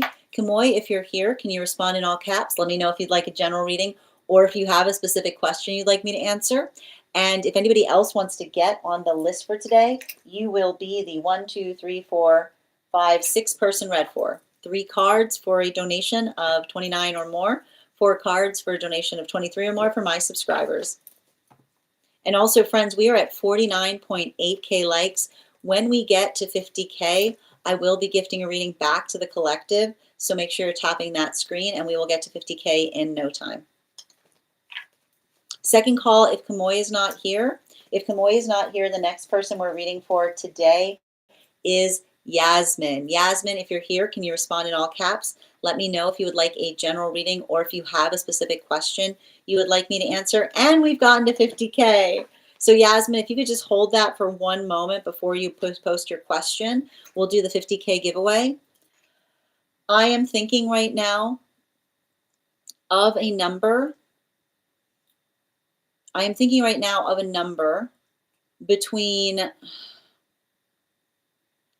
thinking right now of a number between 1 and 1 and 53.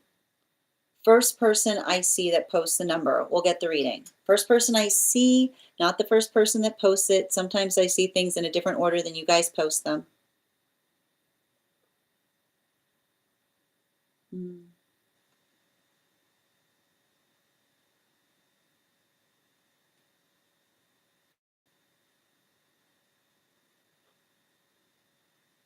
Oh, Nikki, congratulations. You got it. All right, we will do that again when we get to 100K likes. And also, thank you guys for participating. The next person we're reading for today is Yasmin. Yasmin, if you're here, can you respond in all caps? Let me know if you'd like a general reading or if you have that specific question. And as I mentioned, if anybody else wants to get on the list today, you'll be the 1, 2, 3, 4, 5, 1, 2, 3, 4, fifth person read for. Second call right now for Yasmin. Second call right now for Yasmin.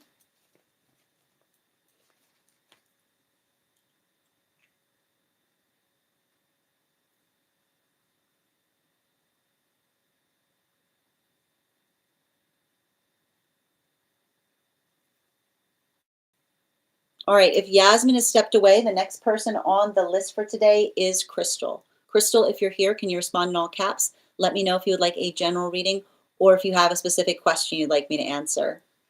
And also, friends, as I mentioned, we're at 51K likes right now. When we get to 100K, I will be gifting a reading back to the collective. So make sure you're tapping that screen and we'll get to 100K in no time. How are you doing, dear? Can you let me know if we're doing a general reading or if you have a specific question you would like me to answer? And while we wait for that question, why don't we warm up the intuition muscles with an intuition check? I've got the animal spirit guide cards here. We're going to count back from 10, and when we get to 1, I will reveal the card. 10, 9, 8, 7, 6, 5, 4, 3, 2, 1. We got the hawk. Thank you guys for participating. We'll do that again after the next reading.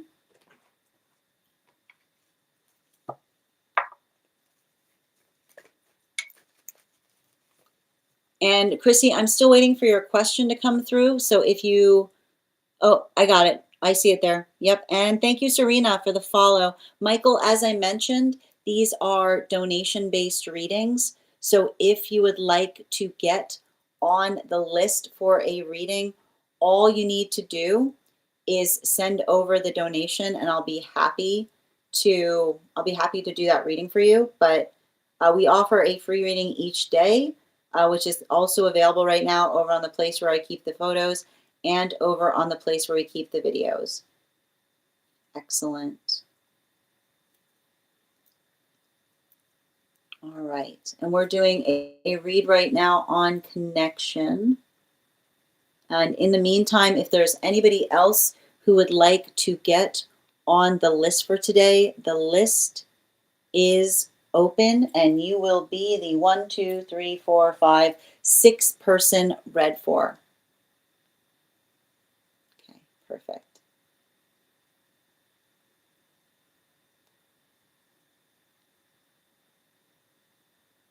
And I'm going to pin up Chrissy here. Make sure to give them some love. 4 cards, please. Highest party messages.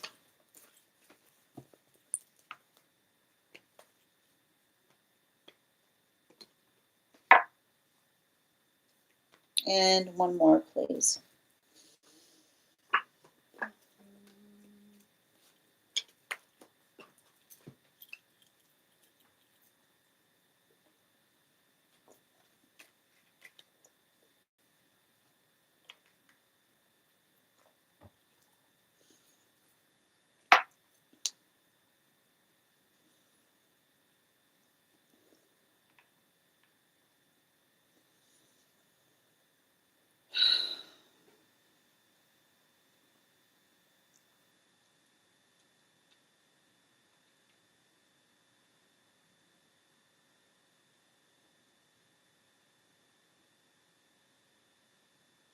So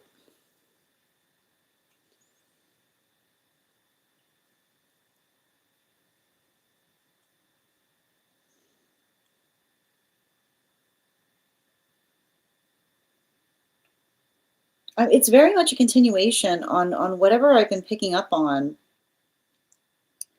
um,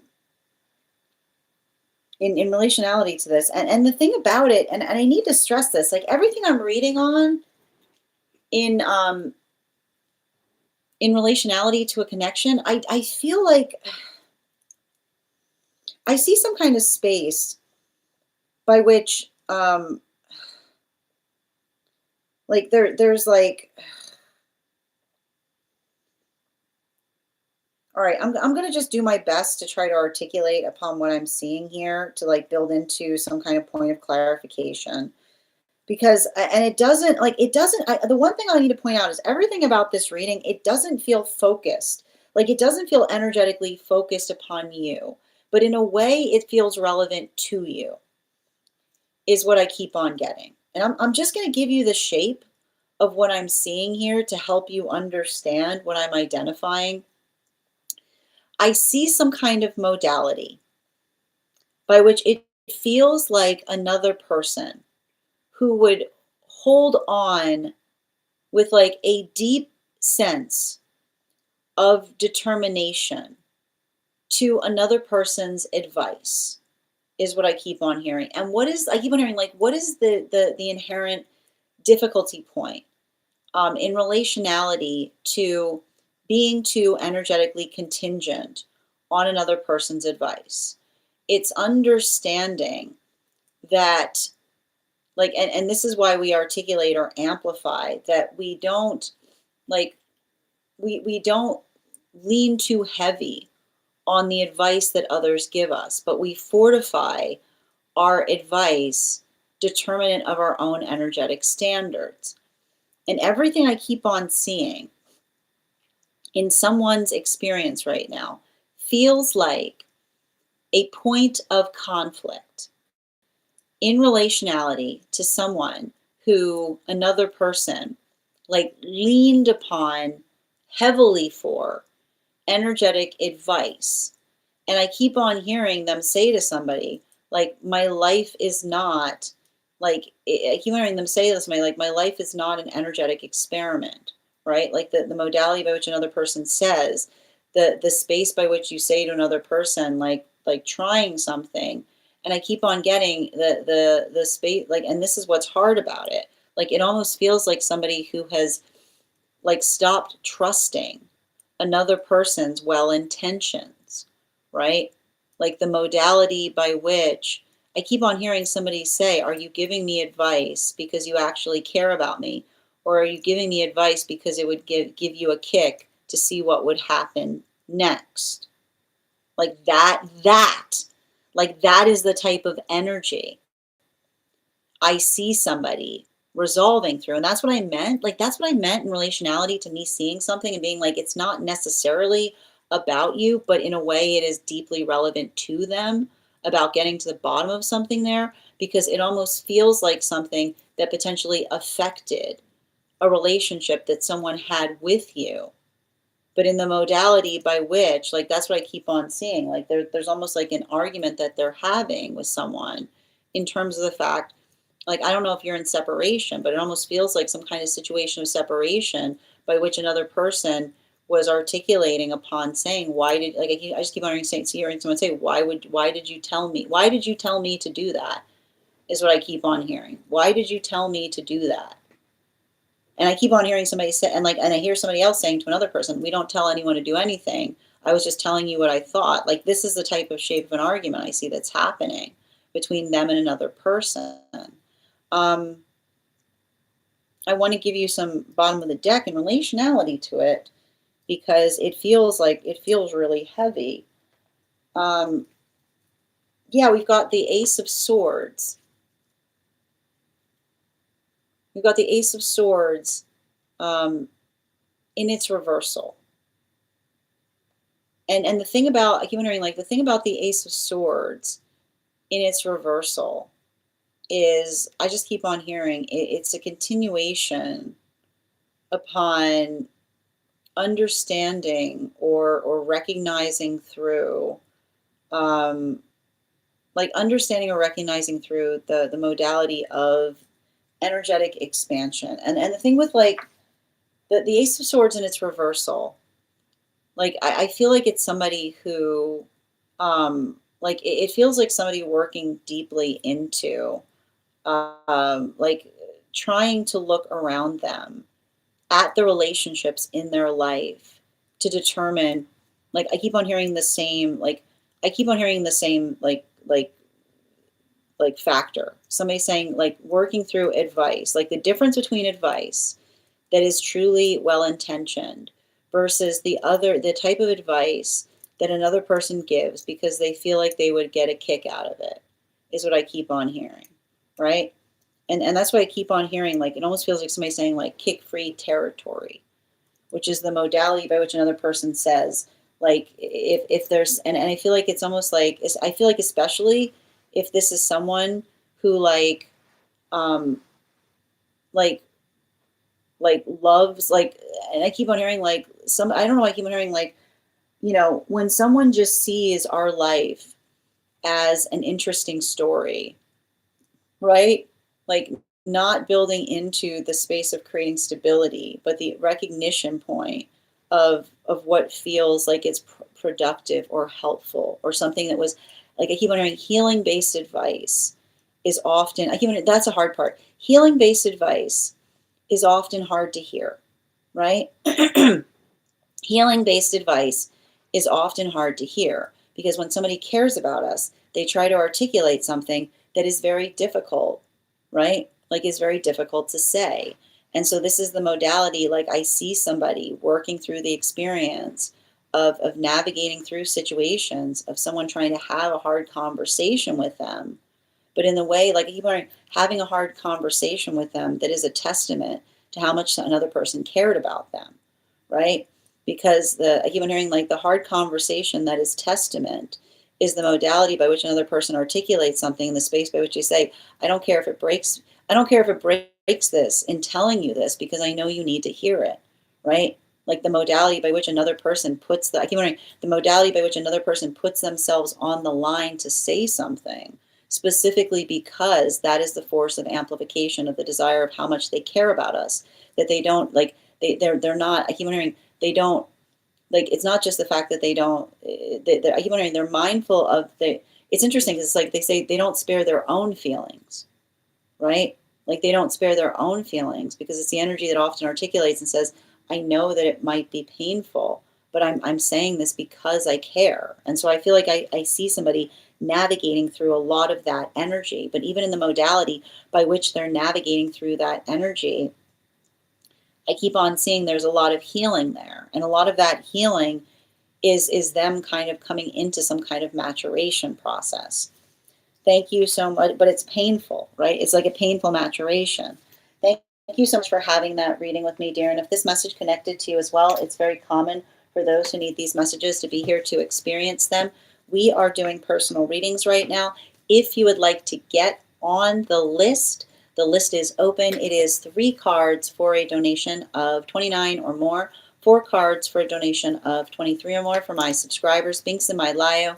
Please keep in mind there are 2 things I don't read for across these apps, pregnancy and medical. Happy to give insight on anything in private readings, and you can book private readings on my site. One moment, please. All right. And Serena, thank you for the follow as well.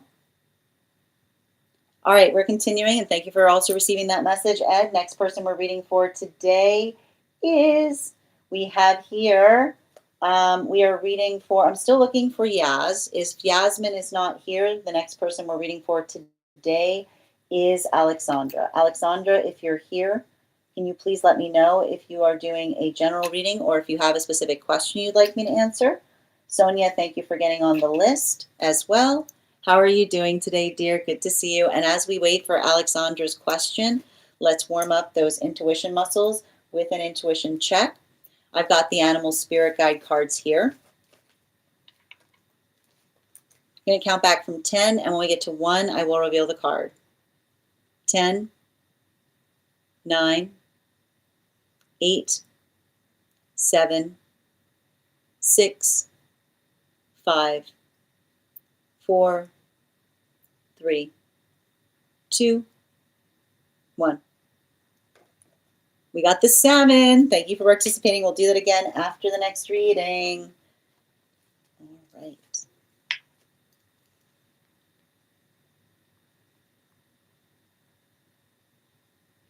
And Michael, as I mentioned, these are donation-based readings, so if you'd like to get on the list, you just need to send the donation. Thank you, dear. Okay. And thank you so much, David, for the follow as well. Alex, oh, I got you. Inside tea on the disco. So just a reminder to anybody who is a subscriber, or if you have information that you feel is relevant for the purposes of our reading, you can post that information in the subscriber only disco channel in the appropriate channels.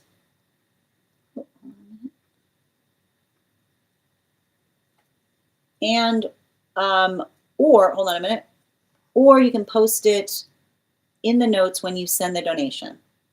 Okay, so we have an inside tea reading, so I just need to read over the information before we proceed forward on the reading.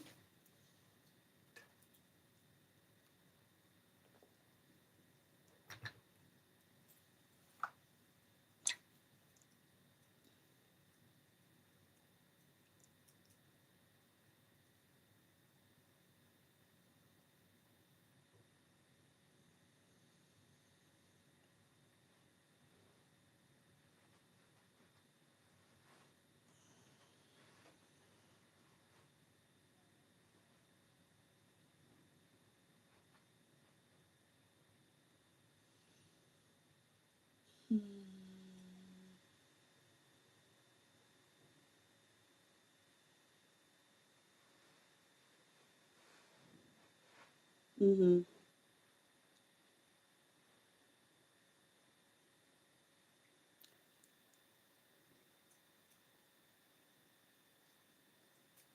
Hmm.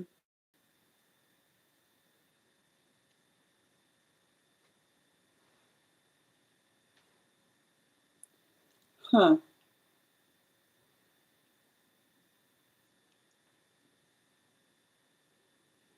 Got it. Okay. I appreciate the robust message. Can I please get Hmm. Yes, can I please get 4 cards, please, for Alexandra on that energy?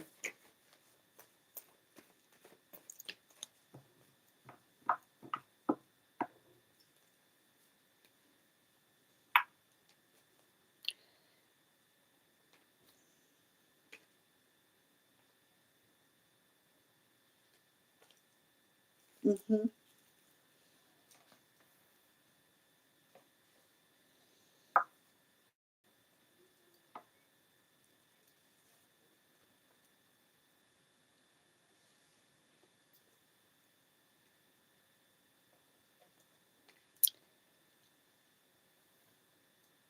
I'm gonna say two words to you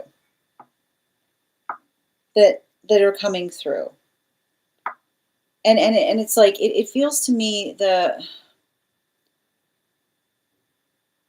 space by which these two words come through um,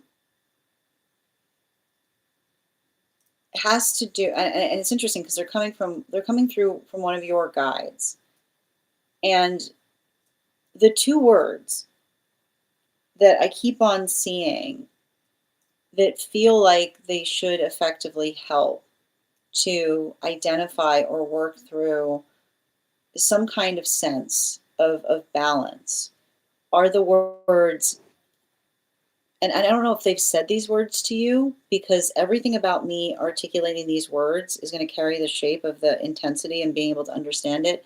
The words are private person. And I don't know if that was something that was coming through between you and another person, by which every time you asked a question, their response, like I keep on hearing their response, like their immediate response towards something was private person, because that's every, and it's interesting too, because that's what we see also in relationality to the dream that you brought forth. And and I keep on hearing it's saying to me, pay attention, like, and this is what the, okay, so I have to walk you through the dream to help you understand what I see in the cards that is going to help you clarify upon something that you're perceiving that doesn't feel energetically right. Which is to say, and this is what, and I'm going to try to walk through this, like, it's hard when I'm doing an inside tea reading, but I'm going to do my best. You identified in the space of the dream that an individual, like, I need to point this out, an individual was talking to someone, right?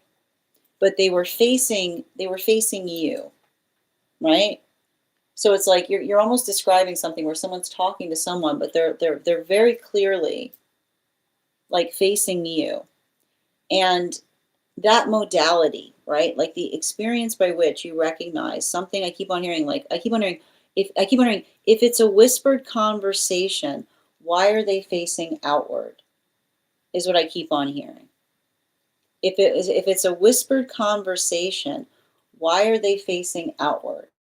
That is the dream, like, and everything I keep on getting is the dream is clarifying something to you, right? It's a guide dream that is being given to you in relationality to trying to make sense of something that you're seeing that doesn't make any sense, is what I keep on seeing, which says if it's a whispered conversation, like, why, like if I keep wondering, if it's a whispered conversation, why is it out, like, why is it outward facing, right? That's all I keep on hearing in relationality to it, because, and I feel like it has something to do with the words private person, or a conversation that you had with someone to articulate upon the fact that they always insisted, and especially if you used to have arguments with this individual, and their response in terms of when you would say to them why, if their immediate, I keep hearing, if their immediate triggered response was, I'm a private person, this is why, like the guides are showing you in the dream space why it doesn't make any sense, is what I keep on hearing, which is saying, if like there's nothing, it doesn't feel like there's anything energetically private or intimate about it, is what I keep on getting. um, Bottom of the deck on this reading, yeah, particularly, I keep wondering, particularly with that King of Pentacles, right? Particularly with that King of Pentacles in its upright. Um, Everything, I keep on, like, it almost feels to me, right? Like, it almost feels to me like some kind of situation or circumstance, um, by which, like, I keep on seeing, like, it doesn't, like, it's like it feels like a whole different person, right? Like, that's what I keep on seeing on this. Like, it feels like it's, I keep on, especially, right? And that's why those words keep on coming back up, because every time I try to read upon this, I just keep on hearing private person, private person, private person. So if somebody used to continually evoke, if someone was continually evoking the right of a private person, is what I keep on hearing. If somebody was perpetually in the space by which you would ask them why they were doing something weird, right? And they were perpetually invoking the privilege of a private person, right? Again, that's what I keep on hearing. If there were constant situations by which you kept on articulating to someone why they were being weird, and if they were perpetually invoking the privilege of a private person, which is energy that says what happens between you and me stays between you and me because I'm a private person, then it's a modality by which something that you're seeing that feels energetically incongruous, right? That feels energetically incongruous to something that you yourself experienced, right? The modality or the circumstance by which we recognize or work through something is all I keep on seeing. So that's like, I feel like there's like, I feel like there's a lot of that there. You know, like that's what I mean. Like that, like, and that's what that is literally like. I feel like that it's interesting because it's like, and I know you probably were expecting this, but, and that's why you said, I don't know why I want to tell you this dream, but because the dream was basically answering the question. The guides were basically saying in the dream space, yeah, it doesn't make sense. Why would they be talking, hearing, why would they be talking intimately to this person, but then be facing outwards towards you in the context by which they're energetically expressing something, right? Like that is like that in itself is where you're seeing or experiencing the energetic incongruity, because incongruity, because I just keep on getting, it feels so, it feels so out of place with the reason, right? I keep wondering, not just like with the reason that another person used to articulate to you about why, I keep wondering why you weren't getting that from them, is what I keep on hearing. Why you aren't getting that from them. Thank you so much for having that reading with me, dear. And if this message connected to you as well, it's very common for those who need these messages to be here to experience them. We are doing personal readings right now. If you would like to get on the list, whose card is this? It is 3 cards for a donation of 29 or more. 4 cards for a donation of 23 or more for my subscribers, links in my bio. Please keep in mind there are 2 things I do not read for across these apps. Those are pregnancy and medical. Happy to give insight on anything in private readings, and you can book private readings on my site. Next person, I'm just going to take a moment to read over some of the comments that came through as I was reading. And thank you. Okay. Hi there, Ms. How do I know for sure what kind of spiritual person I am? I mean, you know, I think I'm not sure what you mean by kind. Um, there are certain things that we attenuate towards. There are aspects of connection that we gravitate upon, and that's often what we do with an energetic read. It helps us kind of attenuate better towards what we feel like we are able to do in a more effective fashion. So I hope that answers your question there, Miss. And I'm happy to read for that. If you'd like to get on the list for a personal reading, it's 3 cards for 29 for non-subscribers. No, you know, Carla, no, the thing about it, like the way I was looking during that reading is because it was weird energy, right? Like I was picking like the energy itself, like the energy itself that I was reading for, like that was the vibration. Like it almost felt like somebody who could use a hug. It's very interesting that you picked that up, Carla. And thank you. Yep. Thank you as well for receiving that message, Michael. Thank you for the compliment, Pisces.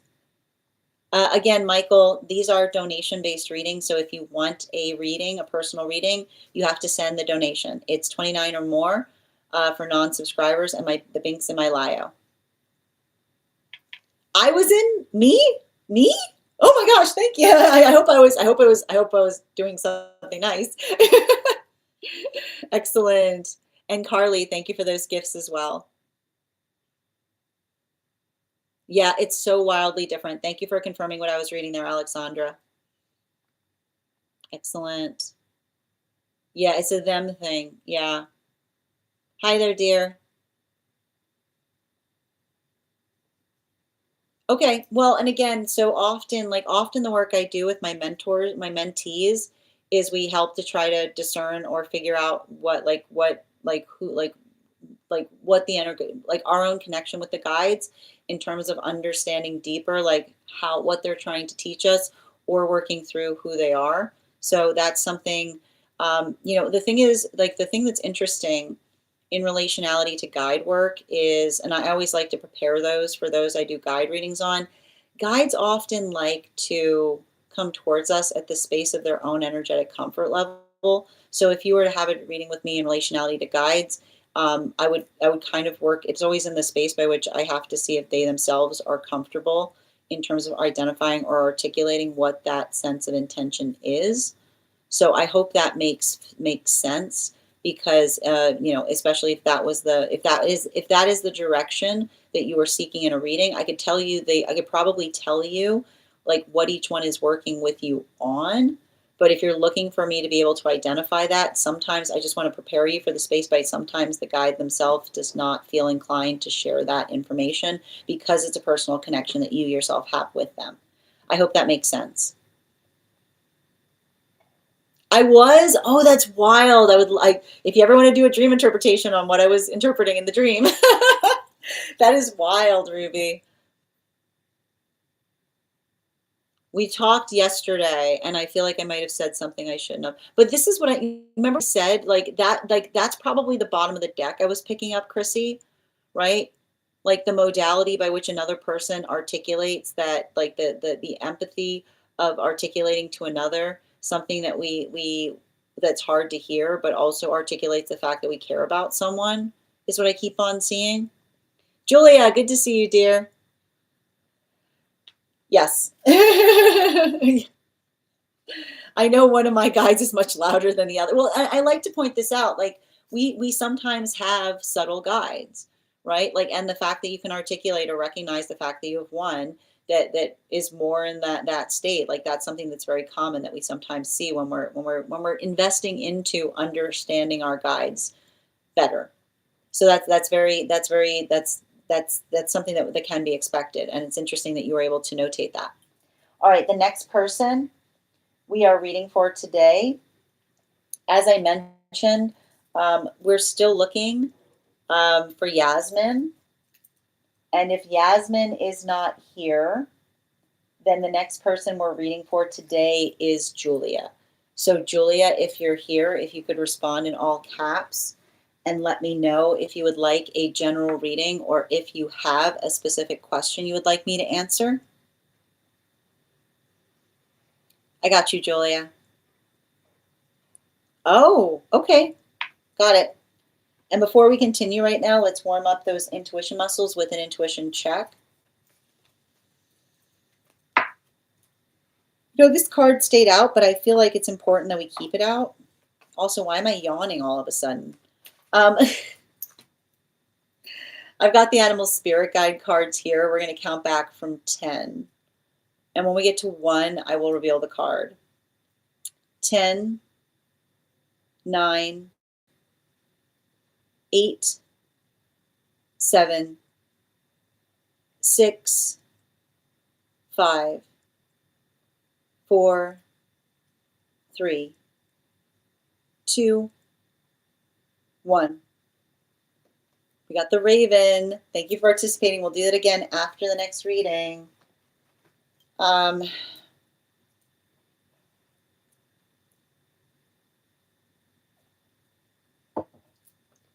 4 cards, please.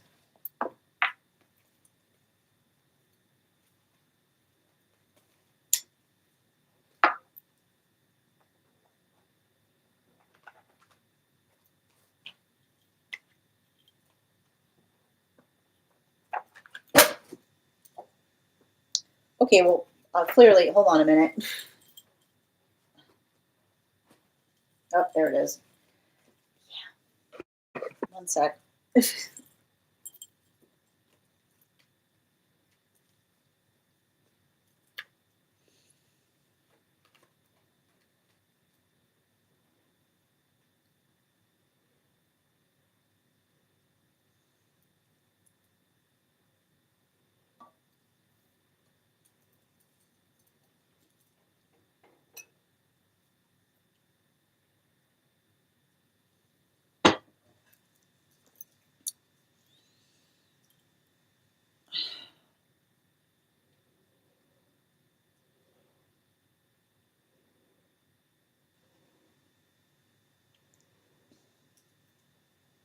So it's interesting because,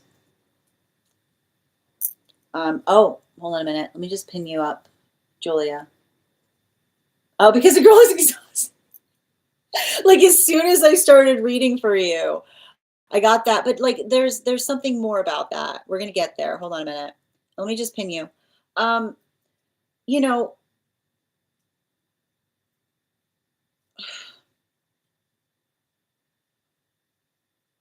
the space of working through um, the force of being energetically seen is I keep on getting, um,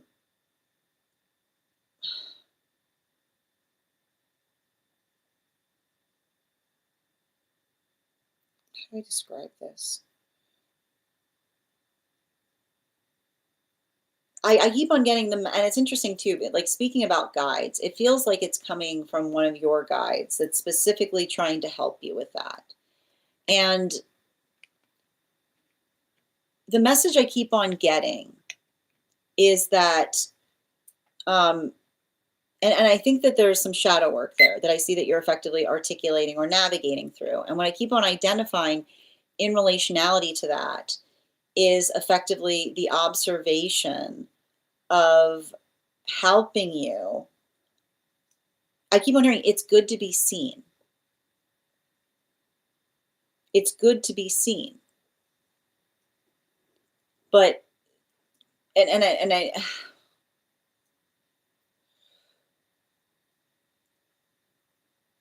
the like and it is and I keep on hearing is the problem, is it problem?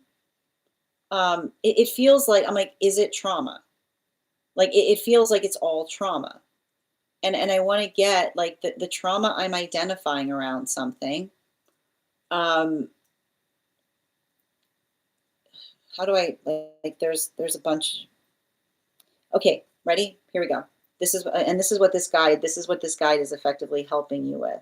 And it will be and here's the thing about it.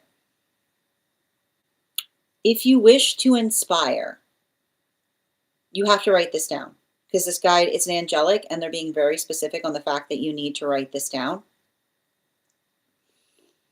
And it's going to help you every time the trauma comes up.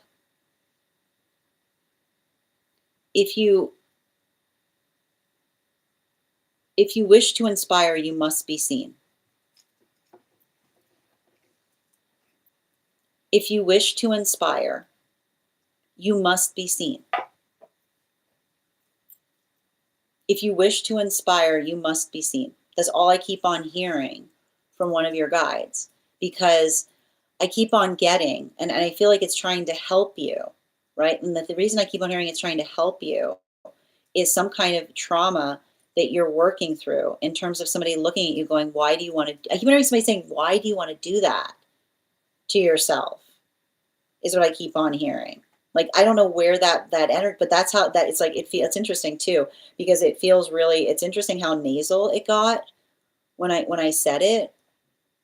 Like and the thing and like the reason that they got so nasal about it is um like the modality by which another person um like it sees something and I keep hearing the ugliness of another person seeing someone doing that and then effectively making the assumption that their the context is like I keep on hearing like the context being that there's no like and this is what I keep on like this is like the shape of what you're healing from, you know, like someone trying to trivialize that work, right? Someone trying to trivialize that work by trying to articulate to you that the only reason you would be invested in it is if you are energetically full of the self. Now, and this is what I keep on getting. That is their projection in fear of other people seeing you, right? It's giving me a lot of don't look at my stuff energy.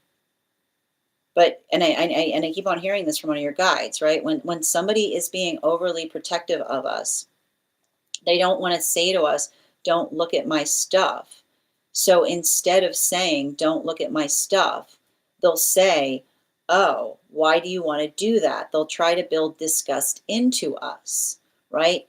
Because instead of articulating, right, that this, and like I keep on hearing, whose disgust is this? Like that's the other thing you have to write down because I just keep on seeing this is the shape of your trauma, right? Somebody feeling the weight of not wanting another person to look like somebody looking at you like an energetic object and not desiring the space by which others see you. And then creating, instead of saying that, right, instead of articulating and starting the process of healing by them recognizing how unhealthy it is to look at another as an object that you don't want others to look at. Don't look at my stuff, versus the space of trying to create disgust in you.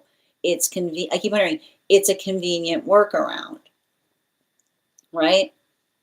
It's a convenient workaround, because in the modality by which they work through that, right, the modality by which they identify or recognize that point of intention, I just keep on seeing, a lot of that energy having to say to someone, and that's what I meant, not doing something for the purpose of being seen, but rather for the sake of inspiration, right? The modality of, I keep on hearing, inspiration is a beautiful purpose, because the modality by which you effectively do something so that you feel the sense of inspiring others to do it, like that is the shape of the healing that I see that you're effectively articulating or evolving from something. So that those are the two things, like, and that's, I feel like those are the two things you have to take um, from, like, those are the two things you have to take from that, like, from this reading. And they're both coming from a guide. And the guide is basically showing the force of what you're trying to heal, like the space by which you're trying to heal. And I keep on hearing the space by which you're trying to heal is saying to another person, right? Like, inspiration is its own purpose, right? The modality by which you say, if you want to inspire, you must be seen, is what I see that you're working to heal. While you're all like that's what you're working towards. But the modality by which you're working to heal the trauma of another, I keep hearing another's disgust, right? When another's disgust that they try to project upon us, when they're feeling overly covetous to us, right? The space by which they try to articulate that sense is the amplification point in being able to say to another, right?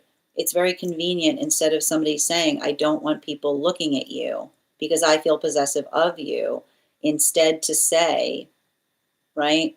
Why would you want to do that, to make you try to feel like, to try to put disgust in you, instead of addressing the fact that they were like, I keep wondering, whose disgust is this? Is what you have to write. Whose disgust is this? And the reason I keep on hearing whose disgust is this with a question mark is the modality by which you can look at something and say, is that the space by which you are saying that? And I keep on hearing, if you hear the word you, that's not you. That's the trauma. Because trauma always talks to us in the second person. We don't talk about ourselves in the second person, right? We talk, I keep on getting, we talk towards ourselves, not at ourselves. So there's something about that they're pointing out as well. Bottom of the deck on this reading.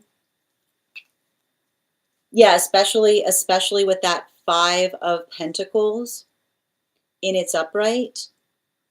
The 5 of Pentacles in its upright is effectively, I keep on hearing, it's working through the modality or the experience of being able to effectively recognize and navigate I keep on hearing, like, all of that anxiety or all of that uncertainty, right? Like the modality, I keep on hearing, like, this is a lot of that. I feel like I see you doing a lot of that work, like working through that to a certain extent. And I keep on getting that, and that's why, did you notice, like, as soon as I started doing, like, as soon as I pulled the bottom of the deck, my hand started going like this. And the reason my hand started going like this so rapidly is effectively, like, I just keep on seeing, the same modality or experience by which, like, and everything I keep on seeing here with my hand going like this is, um, like, just having to effectively brush away, right? Like, I keep on hearing, like, brushing away, um, others' anxiety that they're bringing towards you is what I keep on seeing, right? Like I've got a lot of this energy here by which I see you kind of trying to work upon something, but the modality by which you're trying to work on it, and you're just going like this, is almost like the force of intention by which you try to say to another person, right? It's going to keep on, like the thing they keep on identifying, it's going to keep on coming up, right? And even in the space by which it comes up, the important thing to effectively notate there is that that like the space, like I keep on hearing, like the space by which we care about ourselves, right, is not care, like I keep hearing like the space by which we care about ourselves is not working through the modality by which another person says. I keep on hearing somebody say, why I don't, and I keep on hearing like the shape of another's insecurity, right? I need to point this out. The shape of another's insecurity is written in the lines, why would you want to do that? Right? Because joy is its own answer, right? Like literally, when somebody says that, they're basically saying that they don't find joy in themselves. Because the modality by which one says, you can literally say, because it brings me joy and it brings others joy, right? It's a good thing. It's a good thing. It creates good things in the world, and it doesn't hurt anything, and it's just in the space of bringing good, right? And so recognize the weight of what you're healing from, wherein you're literally doing something simply in the articulation of the fact. And I keep on hearing this, like it's a space that says joy is also a perfectly good reason to do something.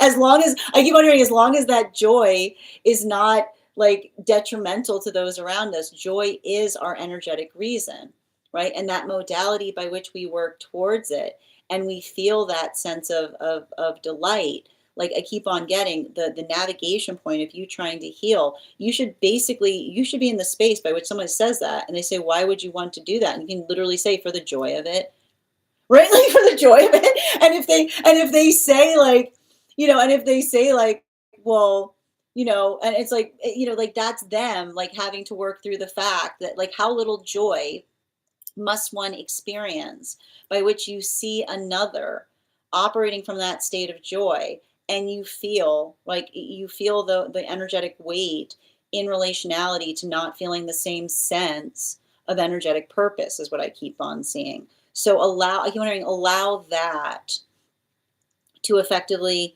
help you through. And that's what I keep on getting in relationality to that guide that's working with you. Because everything I keep on seeing in relationality to that is almost speaking forth, like towards I keep on hearing it's like speaking forth towards another in a way of saying like, it's interesting because I feel like you're doing it for more than the joy. You're doing it for joy and inspiration, but I keep on hearing joy shouldn't be enough of a reason, let alone the energetic inspiration point. Thank you so much for having that reading with me, dear. And if this message connected to you as well, it's very common for those who need these messages to be here to experience them. We are doing personal readings right now. If you would like to get on the list is open. We've got 3 spots left for today before the list will be closed. It's 3 cards for a donation of $29 or more. 4 cards for a donation of $23 or more for my subscribers. Links in my bio. Please keep in mind there are 2 things I do not read for across these apps: pregnancy and medical. Happy to give insight on anything in private readings, and you can book private readings on my site. We're also at 60.2K likes. When we get to 100K, I will be gifting a reading back to the collective, so make sure you're tapping that screen and we'll get to 100K in no time.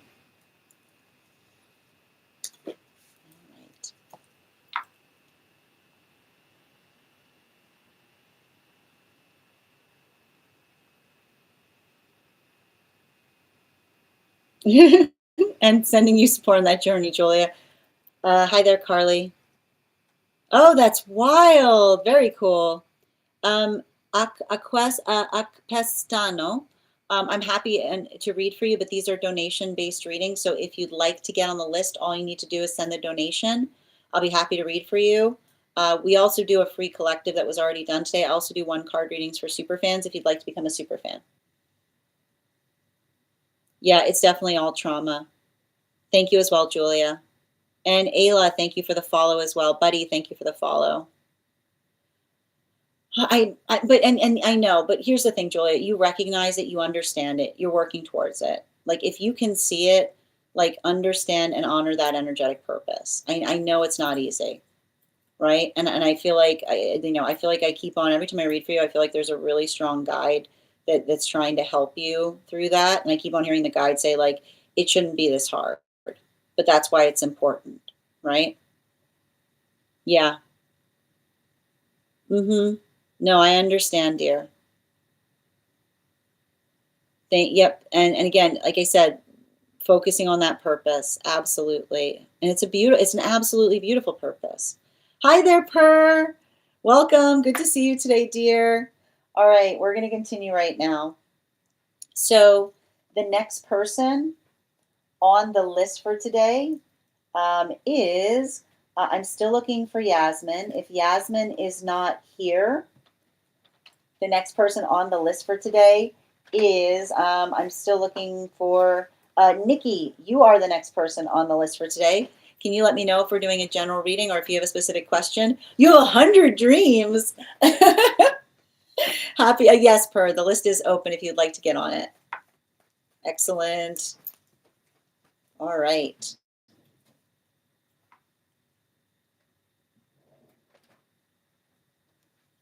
All right, second call right now. Second call right now for Nikki, or second call right now for Yasmin.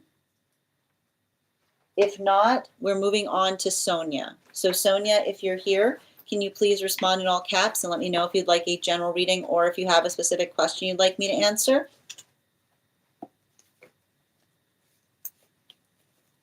And also, friends, we are at 61.8K likes. It's okay, Per, take your time. We're already at 61.89K likes. So when we get to 100K, we'll be gifting a reading back to the collective. So make sure you're tapping that screen and we'll get to 100K in no time.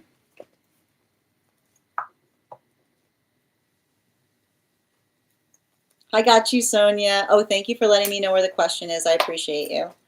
And just bear with me a moment.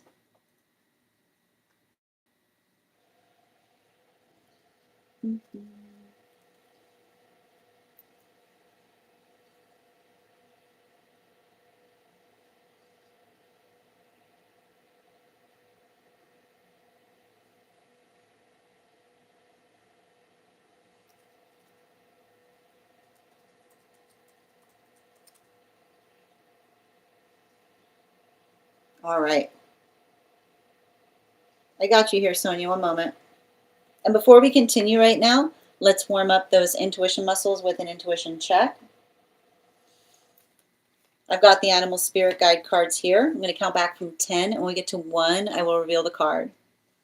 10, 9, 8, 7, 6, 5, 4, 3, 2, 1. We got the owl. Thank you. We'll do that again after the next reading. And just bear with me. Is this inside tea or, hold on, I think you already posted that, Sonia. Bear with me a second. Outside. Okay, thank you.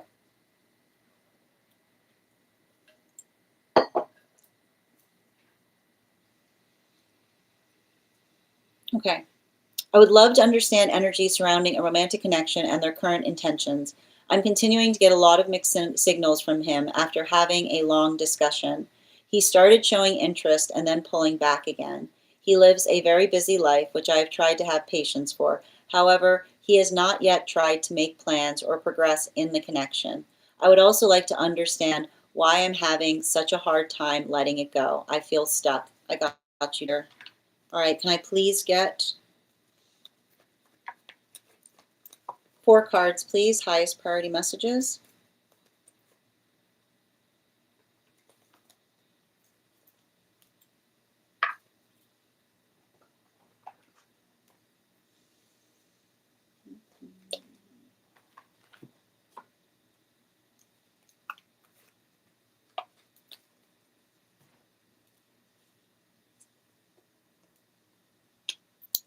And I'm going to pin up Sonia here, guys. Make sure to give Sonia some love.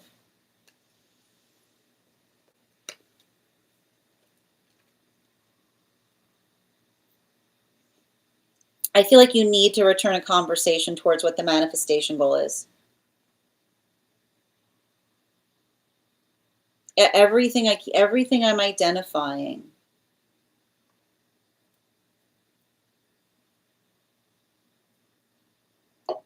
I keep on getting manifestation goal, manifestation goal, manifestation goal. And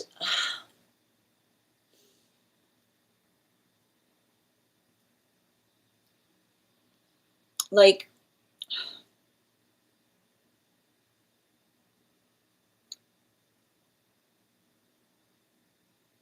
there's something, and it's interesting that you articulated potentially having a long discussion, because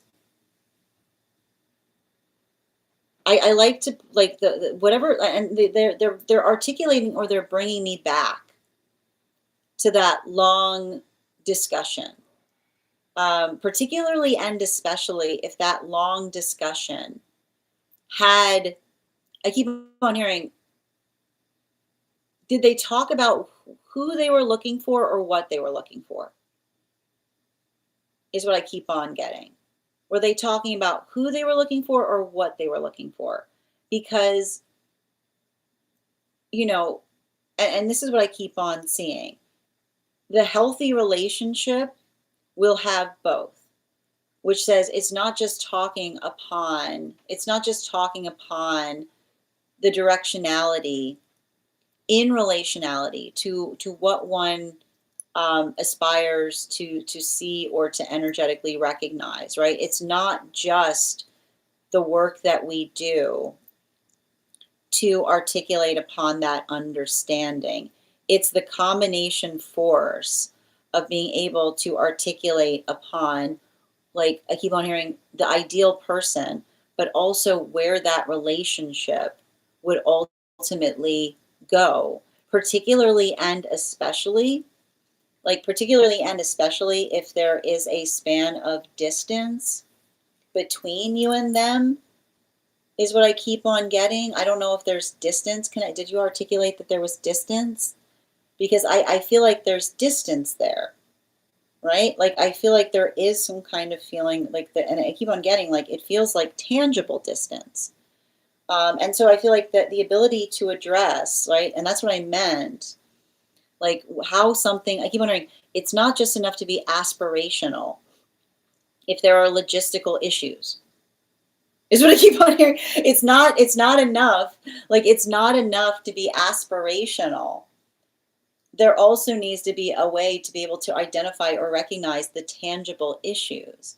And I keep on hearing the aspiration should not cloud the issue at hand, which is the modality of making sure someone's not talking so far, like someone's not talking so far down the road in relationality to what they energetically ideal or esteem in a connection, that they're not articulating or identifying upon the practical, like the practical issues of the aspiration. I keep on hearing a healthy manifestation builds clarity on every step of the way. It's not just what we aspire for, but what we can expect every step of that energetic journey. So make sure, like whatever that conversation was, make sure that they weren't getting so aspirational that they didn't address anything energetically logistical, which is what is, like, the manifestation is actually, like, regardless of what they say that they aspire for, the manifestation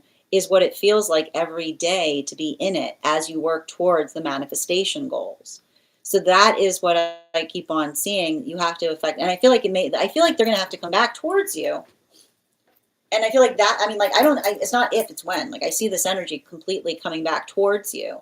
And I feel like the conversation that you need to have with them is having, I keep wondering, a healthy relationship says, how are we going to navigate navigating the logistical concern in the manifestation, which is the modality by which I keep on hearing a healthy manifestation isn't the space that says one day this will get easier, but saying, how can we make the easement point today? Is what I keep on like, how can the easement, like that's the healthy manifestation. How can the easement point, right? How can the energetic relief be today? Because it's the modality by which we understand that that is the force of our manifestation. It's the identification point of the everyday that gets us to the long-term goal. It shouldn't feel, I keep wondering, it shouldn't feel, it shouldn't feel painful. It shouldn't feel confusing. It should feel energetically supportive every step of the journey. So make sure that you're having a conversation in relationality to another person, particularly and especially on that path. Bottom of the deck. Yeah, especially with this Five of Wands. I feel like that Five of Wands energy, right? That Five of Wands energy that I'm seeing there is a lot of that, like I said, like I keep wondering, you make sure that you're not having, like, make sure when you're like talking to someone about what the manifestation goal is, they're not like, I keep on hearing like, they're not changing, I keep wondering, they're not changing the conversation in terms of navigating a practical issue, is what I keep on hearing. And what does that effectively look like in the day to day, right? It's the modality by which one says like, this is a problem now. Like, what do we do about the problem now? And someone being like, well, you know, in 5 years, we're going to be here. And you having to say to another person, like, I recognize that that might be the plan in 5 years, but what are we going to do about the problem of today? Right? Like, what are we going to do? Like, what are we going to do about the problem of today? Because that's the actual manifestation goal, right? The actual manifestation goal is energetically practical in relationality to accommodating the practicality point of the problem of the today, right? The modality of understanding. And this is what we talk about as it relates to the shape of moving towards our energetic dreams, right? The energetic dream should feel like a dream as you get there, right? It should always feel that way. It should always feel delightful. It should always feel, right? It should always feel like we're working into that sense. And it doesn't mean, and here's the thing about it, it doesn't mean that it needs to be precisely perfect, right? It doesn't mean that there aren't those modalities or experiences by which we navigate or feel frustration upon something. But it's the modality or the experience by which we feel stable, right? The navigation point of working through our own energetic stability that allows us the context of being able to get to that long-term goal, to get to that long-term manifestation. So make sure, I keep wondering, make sure someone isn't switching, the conversation when you're articulating upon the manifestation goal in the practical space by articulating upon something that's going to occur that'll create easement like far, far, far down the, like far away, right? Like, and I keep on hearing, if that's a modality by which another person moves away from you in the context of saying that, like, let that be the clarification point, right? Like the clarification point in terms of, I keep wondering, a healthy relationship is going to help resolve any of those issues. And I keep on hearing, particularly and especially as it relates to the mixed signals, right? Like especially, I keep wondering, especially as it relates to the mixed signals, especially in the context by which another person articulates or identifies the fact that they don't feel that energetic stability point, is all I keep on seeing.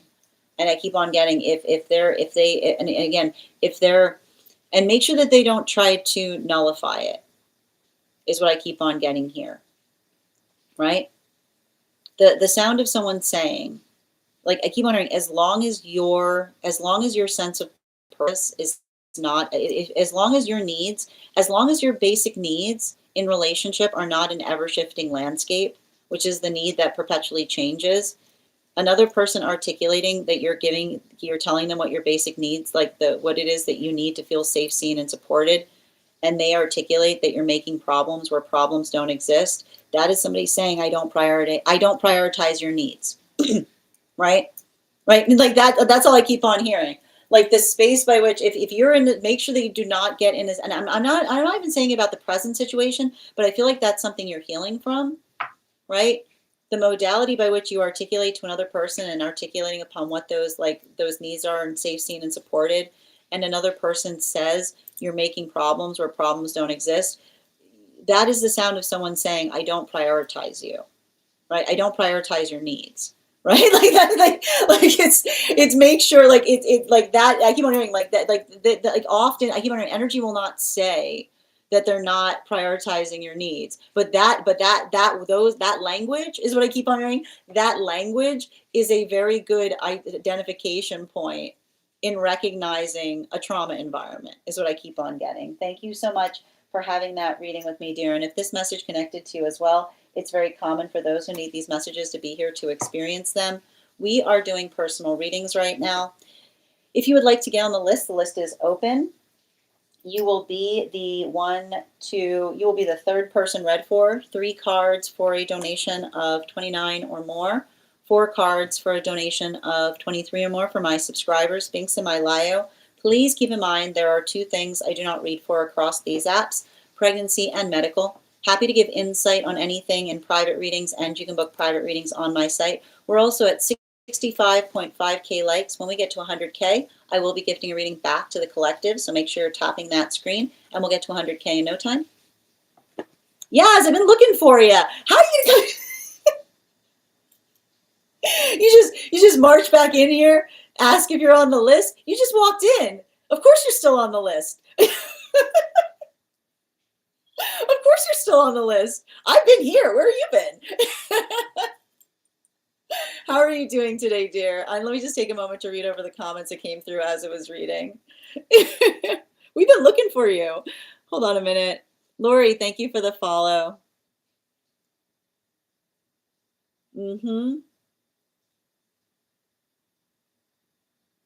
Okay.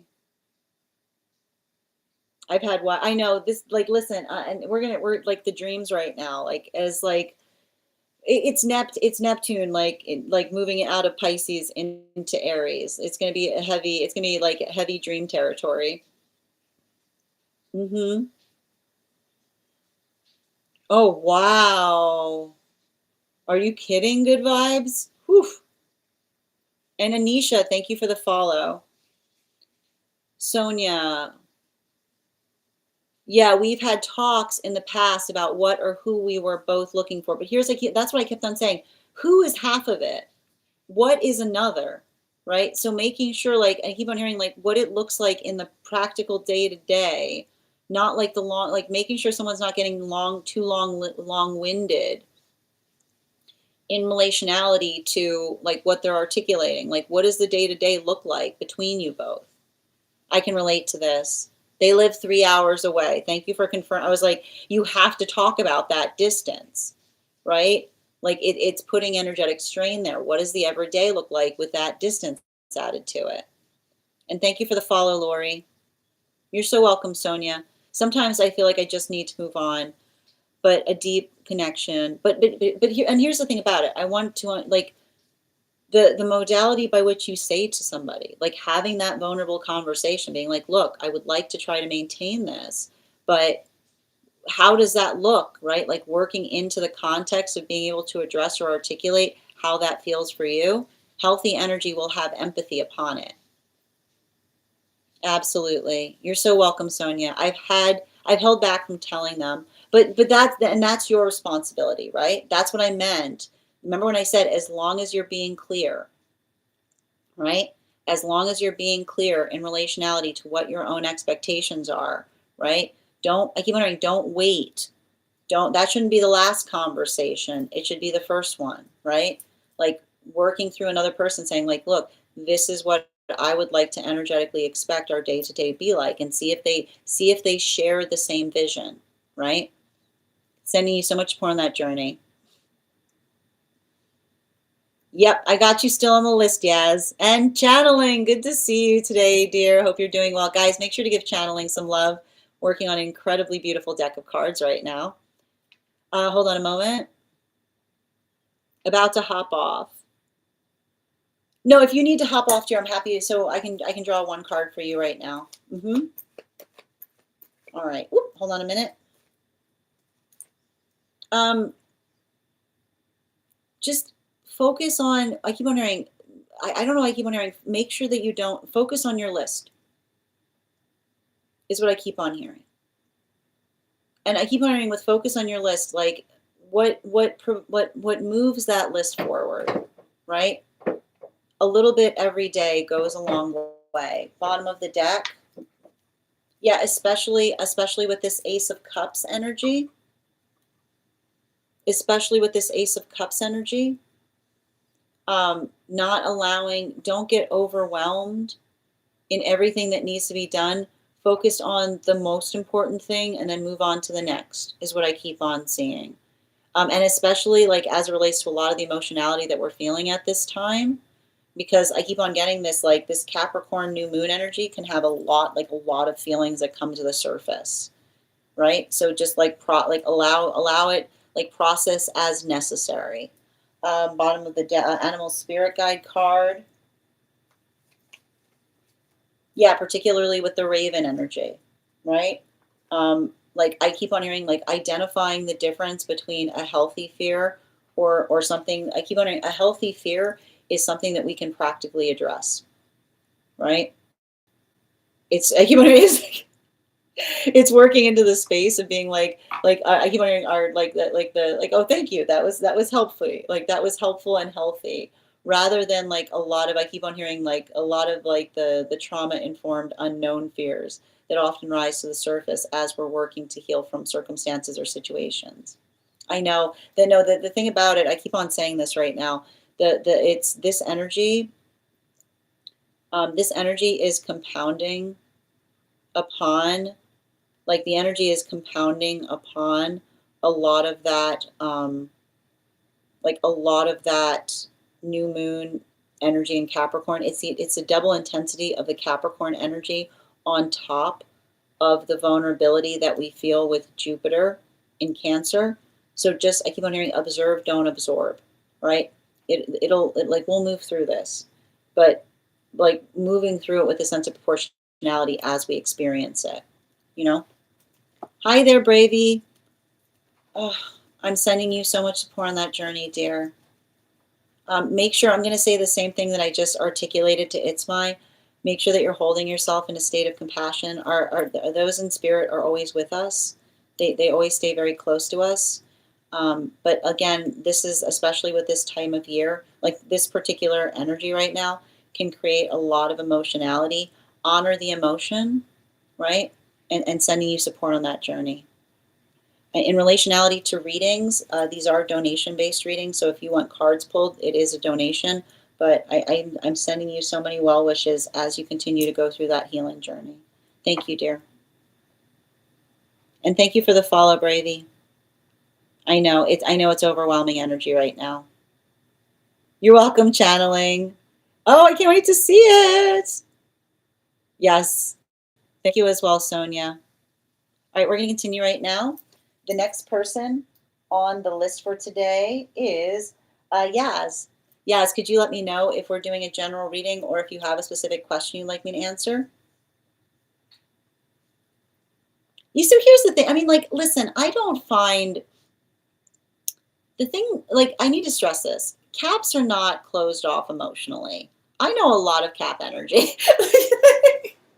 It's understated. Okay? It's understated. It's we under like and I like to point this out. A healthy cap recognizes the fact that they carry a lot of understated emotions. Like listen, like my people, I've got so many caps around me, and the modality by which it's sometimes it's sometimes hard for caps to like bring the emotions up, because and you understand, right? It's like, because it's often like trying to be like, it's not practical, and being like, emotions don't have to be practical to still be emotions, right? Like that's how emotions work. It's okay, and like that, what's beautiful about it is like we can talk through the practical emotion. Often when we talk through and practical emotions, we come to practical solutions, right? That's what a lot of Capricorns need to recognize. Right? Like that's the thing. It's like when you're working through, like that's why you need to communicate upon impractical emotions. Because when you communicate upon impractical emotions, you come across solutions, right? Like obvious solutions. Like sometimes like often, and this is often what happens with Capricorns, like the solution that's like, oh yeah, okay. You know, what I mean? Like that's like how easy it can be, right? Like when we articulate our emotions, then where do we find? We find generosity, right? Like it's like it's like that's like that's why often, and that's why I'll tell you right now, like with all the Capricorns I ever know, like when Capricorns are like, "Can I talk to you for a sec?" I'm like, "Always, tell me." Like, what do you need to tell me? Like, I am so here. Like I am ready. Like what? Like, you're just like yes. It's a lot of that type of energy. Absolutely. How are you doing, dear? No, observe, don't absorb. Yep. Hi there, Yaz. Oh, thank you for letting me know that's over the email. Um, inside tea. Okay, I got you, dear. Oh, buon compleanno. A lot of water placements, very emotional. Okay. All right, let's continue right now. All right, and I am going to close the list right now. So if you're not on the list is now closed. And I'm going to take a moment to head over to Yaz to do Yaz's reading. Excellent. Okay, 1 minute, dear.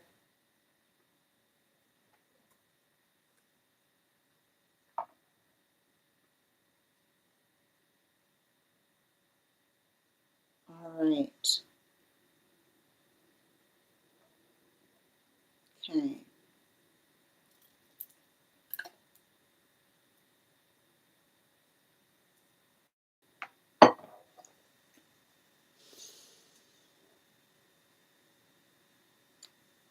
Yeah, so Yaz, in relationality to that, I have you down as having an additional card in this reading. So you have an additional card to clarify, you have an additional card because you are the first person on the list today. So just to be clear upon that. And when you sign up in advance. So yeah, you will be getting an additional card in this reading. And yeah, even if there's multiple people that get on the list, you get the additional card. It's not exceptional if you get on the list ahead of time. Thank you for asking. Of course. Yes. Okay. Okay, here's the thing. Thank you for notifying me of that. And I will also say, and listen, I like to say, like we try to support each other in the context of these lives. If you ever notice that you think that there's another card that's supposed to be coming up, let me know, and I'll be happy to draw it forth. But in that way, we're gonna utilize the card being here presently, right? That could be the experience. Like we'll work through the space by which we're recognizing and allowing that card to be brought forth today. So you'll actually have 5 cards in your reading today if you're comfortable with that. Okay. And I'm just reading over the comments. Hold on a moment. Mm-hmm. Yeah, exactly. No, I know you got a really good. I mean, it's not it's rough stuff channeling. Hmm. I know a couple of cat moons. It's an interesting place. It's a cat moon is a very difficult placement. You know, a cat moon, a Leo moon. It can be a lot of stuff coming up. So we've actually got, I believe, one more. I mean, one perhaps 2 more readings before we get into one cards for those who are asking.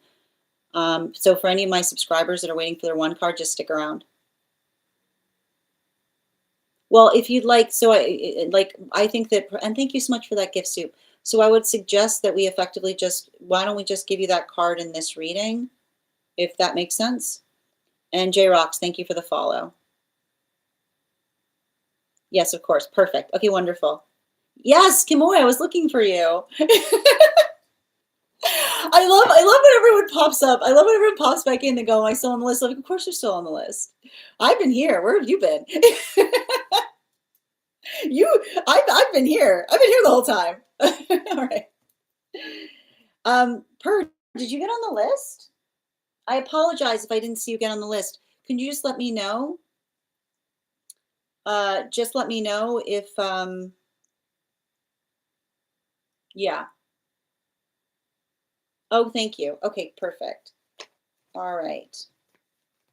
So, um, okay, I've got you per. All right. So we've got, and the list is closed. The list is closed. Okay. And so I'm going to read the list right now. The list we have right now is Yaz, Kimoy, and Per. And the list is, and Nikki. I would like to ask to see, okay. Yeah, I think we'll be in good shape. All right. But the list is closed. And the next person we're reading for today is, we're reading for Yaz. I've got the question here. Hold on a moment.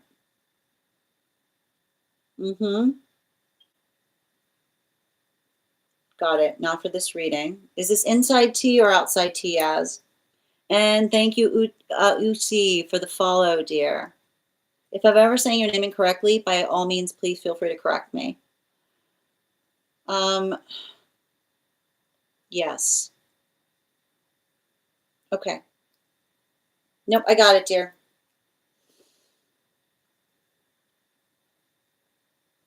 I got you. Can I please get, yeah, and it's yeah, 5 cards, please.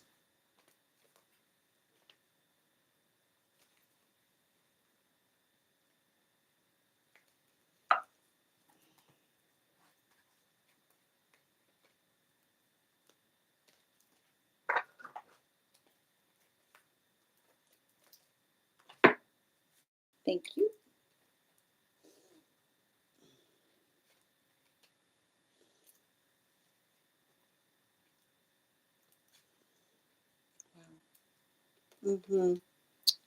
Yeah, I see it here.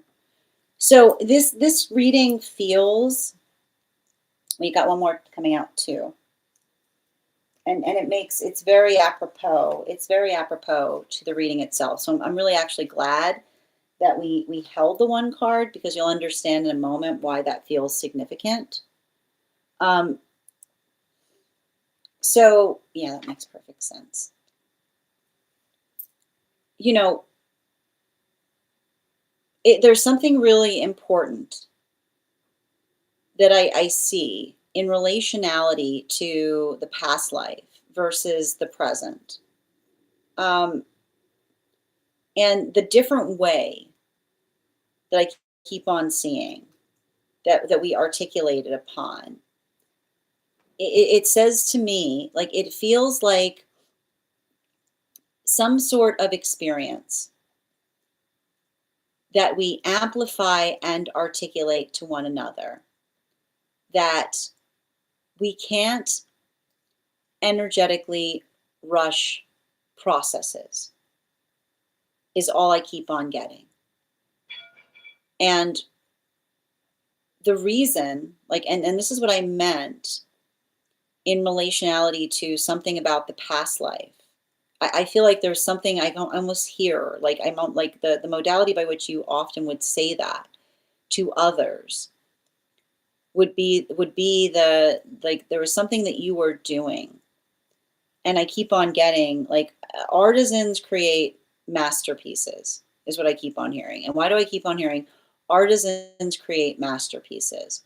Because the ability of working through something is the identification point of being able to look at something and say, it's ready now, right? And when you're working on something and you're focusing on exquisite, right? Like when you're working on a masterpiece, you don't know, like it sometimes feels like it's energetically open-ended because um, the space by which, and I don't know why I keep on seeing this, I feel like there was often something that you had to go back to, is what I keep on hearing. Like it feels to me like I don't know why, but I keep on getting the vibes of like potentially somebody who was like illuminating a manuscript is what I keep on getting. Like it's giving me, it's literally like I keep on hearing like the painstaking work of illuminating a manuscript is the space by which you cannot, like something like that is something that you literally, you cannot rush someone, is what I keep on seeing. You can't just, I keep wondering, you can't slap something on the page and call it done, because it was the observation of working through something. I keep wondering the observation in working through something, that it almost feels to me like there was a lot of slowness in something that you would do. And I keep on hearing like the modality by which another person would try to like protect that space for you. Like I almost see like I keep on hearing like a protected space by which others would try to come towards you and be like, is it done yet? And someone being like, I keep on hearing someone say, you cannot rush. You can, I don't even feel you're you the one saying it, is what I keep on hearing. You can't rush like a masterpiece. You can't rush the space by which another person is trying to create something perfect for you. And so I think it's really interesting because I see here the hard part is they're saying to me all that rush energy is all that you're surrounded by, right? And I literally see situations that have probably vexed you in your life where someone says, why isn't this perfect? And you being like, are you kidding me with the time that you gave me? Like, I see you being like the time you gave, right? Like the energy, I keep on hearing the energy that prioritizes delivery, like as opposed to perfection. I feel like I would not be surprised if you often feel that there are moments that you feel out of place, right? Those modalities by which you sometimes feel frustrated or out of place in relationality to your own sense. I keep on in your own sense of how you do things, because I keep on getting that it's a carry on from a lot of that past life energy. Um, and I think that I think that the nice thing, and I keep on hearing, let that energy. I feel like the way that you'll do well is letting that feeling act as a divining rod, right? So those modalities or those experiences by which you yourself are able to articulate to another is all I keep on seeing. Um, like the space by which you refine or articulate to another person, like, do you want it done fast or you want it done well, right? And that's what I keep on seeing. Like you can't have both, right? So I feel like it's hard because I almost feel like you often feel like you have to deliver something that is less than perfect in a society or in a world right now that sees expediency as the priority. And I keep on hearing, by allowing for that divining rod potentially moving you towards, I keep on hearing moving you towards potential. I keep on hearing there are still things out there by which energy values the space of open-ended time signatures in relationality to creating something great, is what I keep on seeing. So let that help to attenuate into spaces by which I would not be surprised that you will feel very comfortable and be able to thrive. Bottom of the deck. Um, and it's funny too, because I'm looking for the bottom of the deck and I can't find it. But it's a perfect, yeah, there it is. It's a perfect, and it's funny too, because it has to do with the missing card that I mentioned, right? the missing card that we spoke about, which is it's hard to find, right? It's hard to find energy right now that values like artisanship. And what's hard about that is artisanship is, I keep hearing, artisanship is doing something not for the sake of seeing how many of something that you have, but how incredible the thing that you create is, right? So it's going to be hard because I feel like it's saying to me like your type of energy is not going to do well in a place that prioritizes output over quality, because it's always going to make you feel that like what you're giving them isn't is like, I keep on hearing being like, here, like, I guess, and then being like great and being like, really, you want that? Because I can almost see you being in the space by which you want to make it good, but it's like you have to deliver, like it's going to always feel to you like you're delivering lower quality. And just, I feel like if you have to navigate a space like that, like that's just the energy you have to bring to it, right?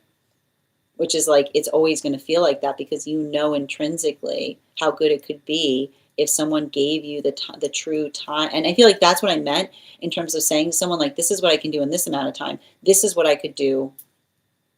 Like, if you saying it's like, if I had this much time, imagine what I could do with it, right? Like talking to another person upon like what you need in order to be able to facilitate upon what that type of work would look like is all I keep on seeing. Thank you so much for having that reading with me, dear. And if this message connected to you as well, it's very common for those who need these messages to be here to experience them. We are doing personal readings right now. If you would like to get on the list is open. It is 3 cards. I mean, the list is closed, but you can get on the list for tomorrow and you'll be the first person read for. You'll also have an additional card in your reading. I'm going to take a moment to read over the comments that came through as I was reading.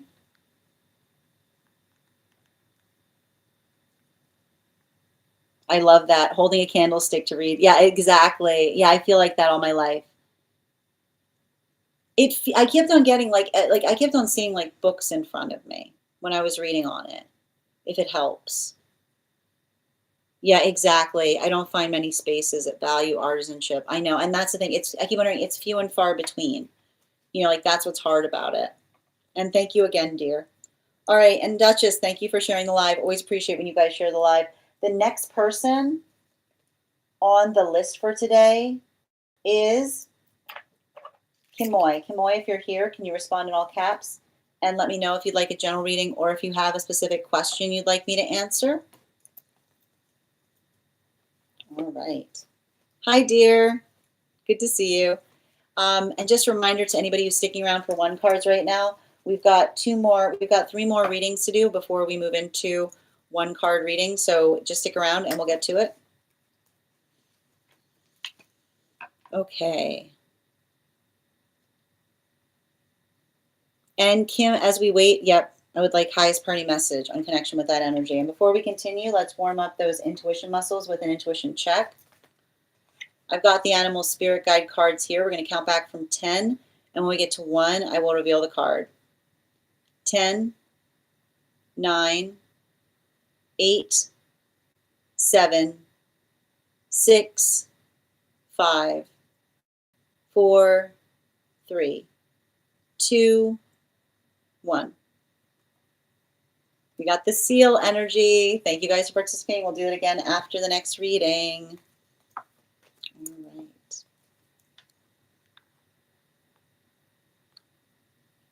Hi there, Kara. How are you doing today? All right. And I'm going to pin up Kamoy here. 4 cards, please. Highest priority on that connection.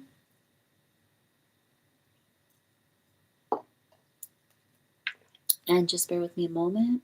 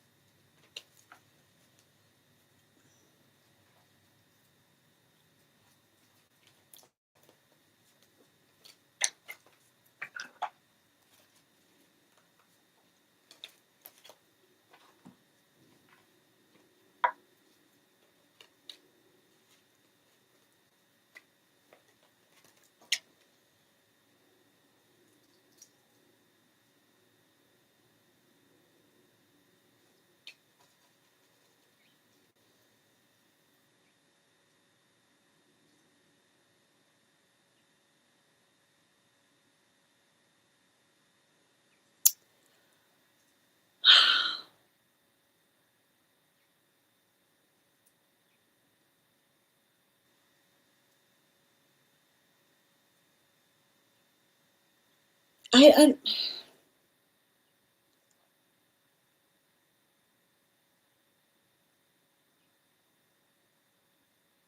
I keep on getting the same message, um, in relationality to something.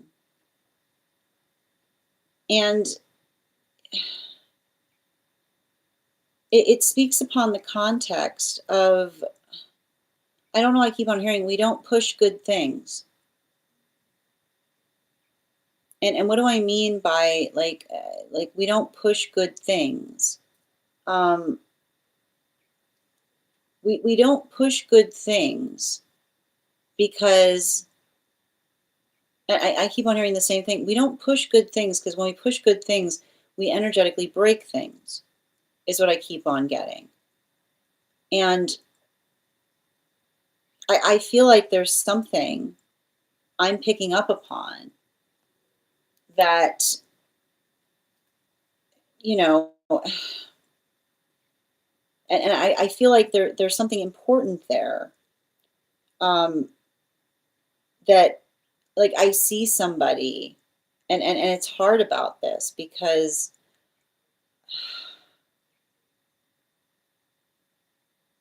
I almost see somebody that's trying to navigate a situation incredibly carefully, is what I keep on getting, you know? Um, and like even as I'm reading for it, I've got like all of these emotions that are coming up because I'm picking up upon someone who's like very, very, very, very sensitive, you know? Like when somebody is in the like I almost see this person as like I keep on an intention magnet, and it's funny that I'm hearing the words intention magnet because it almost feels like the situation by which a lot of energy like comes towards them in the modality or in the capacity of wanting, like I keep on hearing like like having, I don't know why it, like I don't know if this person does something by which like they feel like they often have the space of having to navigate like another person's like subversive, like I keep wondering, like it almost feels like they've had to navigate a lot of subversive energy as it relates to the authenticity that is built forth from an energetically, I keep on hearing like from a healthy space. And I don't know why it's like it almost it feels like, how do I describe this? Um, I don't know if this person has some recognition. Is when I often when I read energy like this, it can often be the space by which energy sometimes works through. Like somebody being like, do you like me or do you like I keep wondering, do you like me or do you want me? Is what I keep on getting somebody saying, like, do you like me or do you want me for something? You know what I mean? Like that is the type of energy that I see somebody having to work through, right? And so there's something, I feel like there's something really important about that as it relates to, and I feel like I don't know why, but it feels like somebody feels like they completely, when I say they completely fumbled you, you know, like that's what like that's what I'm getting. Like that's what I'm getting here.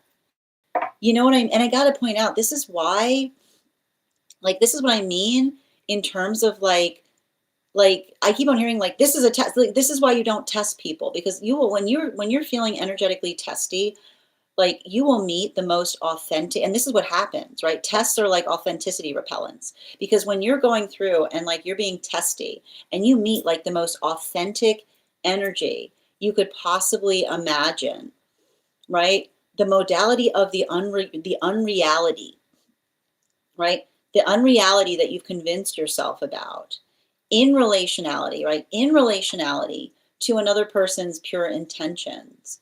You know, like I literally see somebody like like slamming their hand against their head and being like, oh my God, like, like it's that type of energy. Like, I don't know, I don't know what, I'm not sure what happened, but it literally, when somebody misread you, like, I literally see you being like, I was just being nice. You know what I mean? Like, you being like somebody being like, why are you here? And being like, because you seemed like a nice person. You know what I mean? It's that type of thing. It's like, and I literally see somebody that's like, they're agonizing about this because I keep on hearing like, it's also interesting too because like I don't know if you said something to them, but they're like rubbing their jaw, and it feels like I feel like they're rubbing their jaw because they're going, I deserve that. Like whatever you said to them, man. Like this is like I see somebody like going like this, going reality check. You know what I mean? Like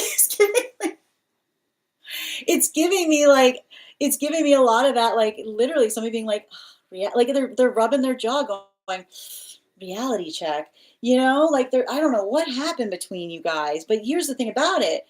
Like I think you told them like I feel like you told them what's up.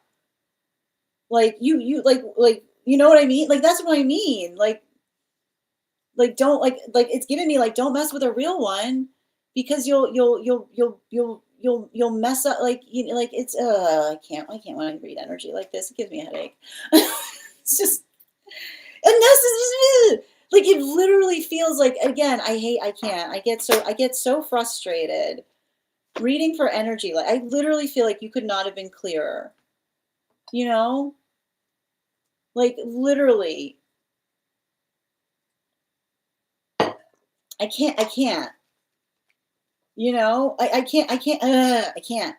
I'm so trying to like, but that's what I mean. Like when I see somebody like rubbing their chin going reality check, because it literally like, I don't, I mean, what do you have to do? I feel like you literally articulated to someone, like when you give someone instruction, like, I don't, I feel like, you know what I mean? Like when somebody is so used to, like, like it's like this kind of energy, like, sure, sure, like, sure, I've heard it all before. No, you didn't. No, you didn't, because I keep on hearing, sure, sure, I've heard it all before. Being like, no, you didn't. You didn't hear it from somebody that actually meant what they said. That's why you can't get cynical when you're moving towards your manifestation goals, because sure, sure, I've heard it all before will meet the person they were looking for. And they're so, I keep on hearing they're so like they're so built upon the tragedy of what they've experienced that they've got the reality like sitting in front of them being like, I'm right here. Like, you know what I mean? Like, I'm right here. That it's like it's that type of energy. So I feel like I see somebody that like it almost feels like I keep on hearing somebody like crafting an apology. I don't know why I keep on hearing somebody like crafting an apology.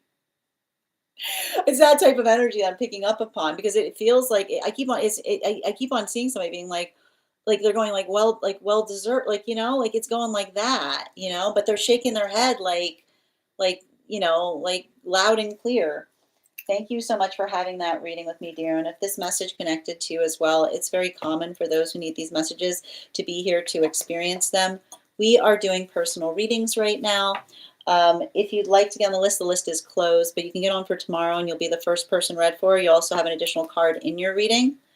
I'm going to take a moment to read over some of the comments that came through as it was reading.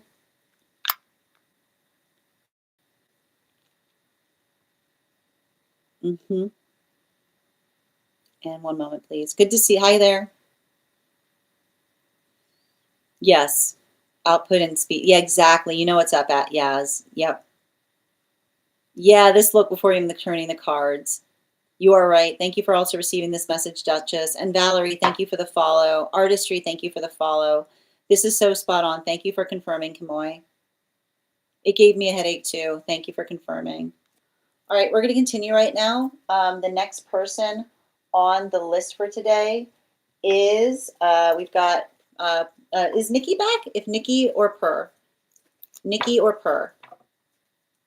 You're so, hold on, Kamoy, thank you. Also reminder, additional card. No, I drew, I had the card there. Yeah, did you see it? No, no, I had 6 cards out. I did 1, 2, 3, 4. I had 4 out, and then I had the animal spirit guide card. It's okay. No, I know, because I had cards on the table, but I made sure to put that card out there because it was the connector point. I drew the animal spirit guide card, which was the owl energy that was saying it has to do with the energetic prioritization point built upon personal perspective. Yep, you're welcome. Okay, no problem. Oh, okay. All right. Well, Nikki, if you want to form your question, I think Purr's got theirs up. So if you're comfortable with that, we'll do Purr's and then we'll do yours and we'll get to 1 cards. Perfect. Okay, great. And just bear with me a moment. Hold on. Thank you, dear. Perfect. Okay, great. And before we continue right now, let's do an intuition check. I've got the animal spirit guide cards here. We're going to count back from 10, and when we get to 1, I'll reveal the card. 10, 9, 8, 7, 6, 5, 4, 3, 2, 1. B. Thank you, guys. We'll do it again after the next reading. And we've got outside T for Purr. I'm going to pin you up. Guys, make sure to give Purr some love. Okay.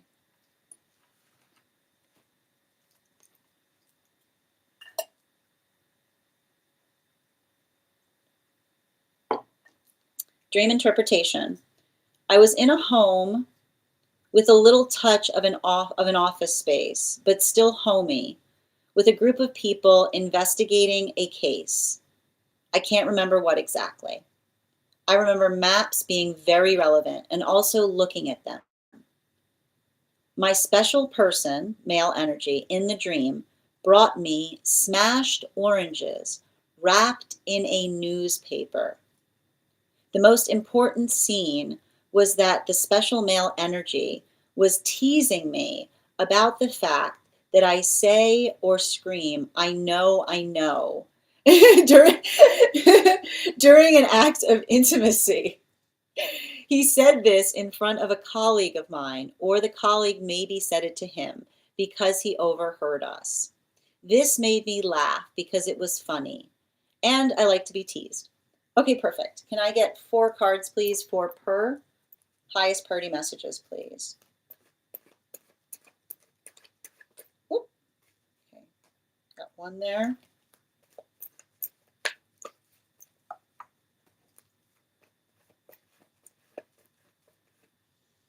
2. And 2 more, please. And 1 more.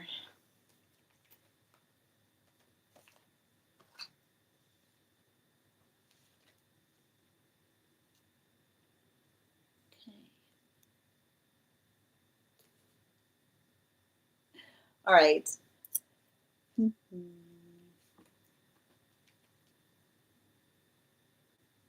Okay, so we're going to start breaking down this dream piece by piece. The first thing we're going to see is the locationality by which we start this dream. And it's always very relevant to notate the spaces that we find ourselves in when we're in the dream space, because they give us indications on and it's interesting too, because I know that in the context of reading for you, you've got allocation points in terms of, like, you know, the landscape of your dream space. I don't think you've brought this space to me before. I don't recall seeing this space in your dream space. And so this is literally identifying something that you're working on in the self that you've never tried before. Is what I keep on hearing. I'm trying something on, is what I keep on getting, because it's a little touch of an office space, still homey, with a group of people investigating a case, is what I keep on getting. Can't remember exactly what. Okay, so this is you, like, working through doing something in a way that you haven't before, right? It's like it's new. It's a new idea. It's a new idea. And I keep on getting, you said you remember maps being very relevant and also looking at them. So and I keep on getting, and and I have to point out, it's very interesting in relationality to the space by which we articulated that I know the rooms that are in your dream space. And then you identified the fact that you said that there were maps in the dream space, because this is almost you working in collaboration with your guides on what it is that you're trying to do, to like what you're trying to bring up within oneself, right? Like what it is you're trying to change within the context of the self, something that you're working on, something that's not a strength of yours. I want to point out, which is why you said a little touch of an office space, just a little touch of an office space. It could use a little, and that's usually a good space to be in, right? Because that's the type of energy we have to bring to things that we're working upon improving, right? It's like it's giving a little like pardon our appearance energy.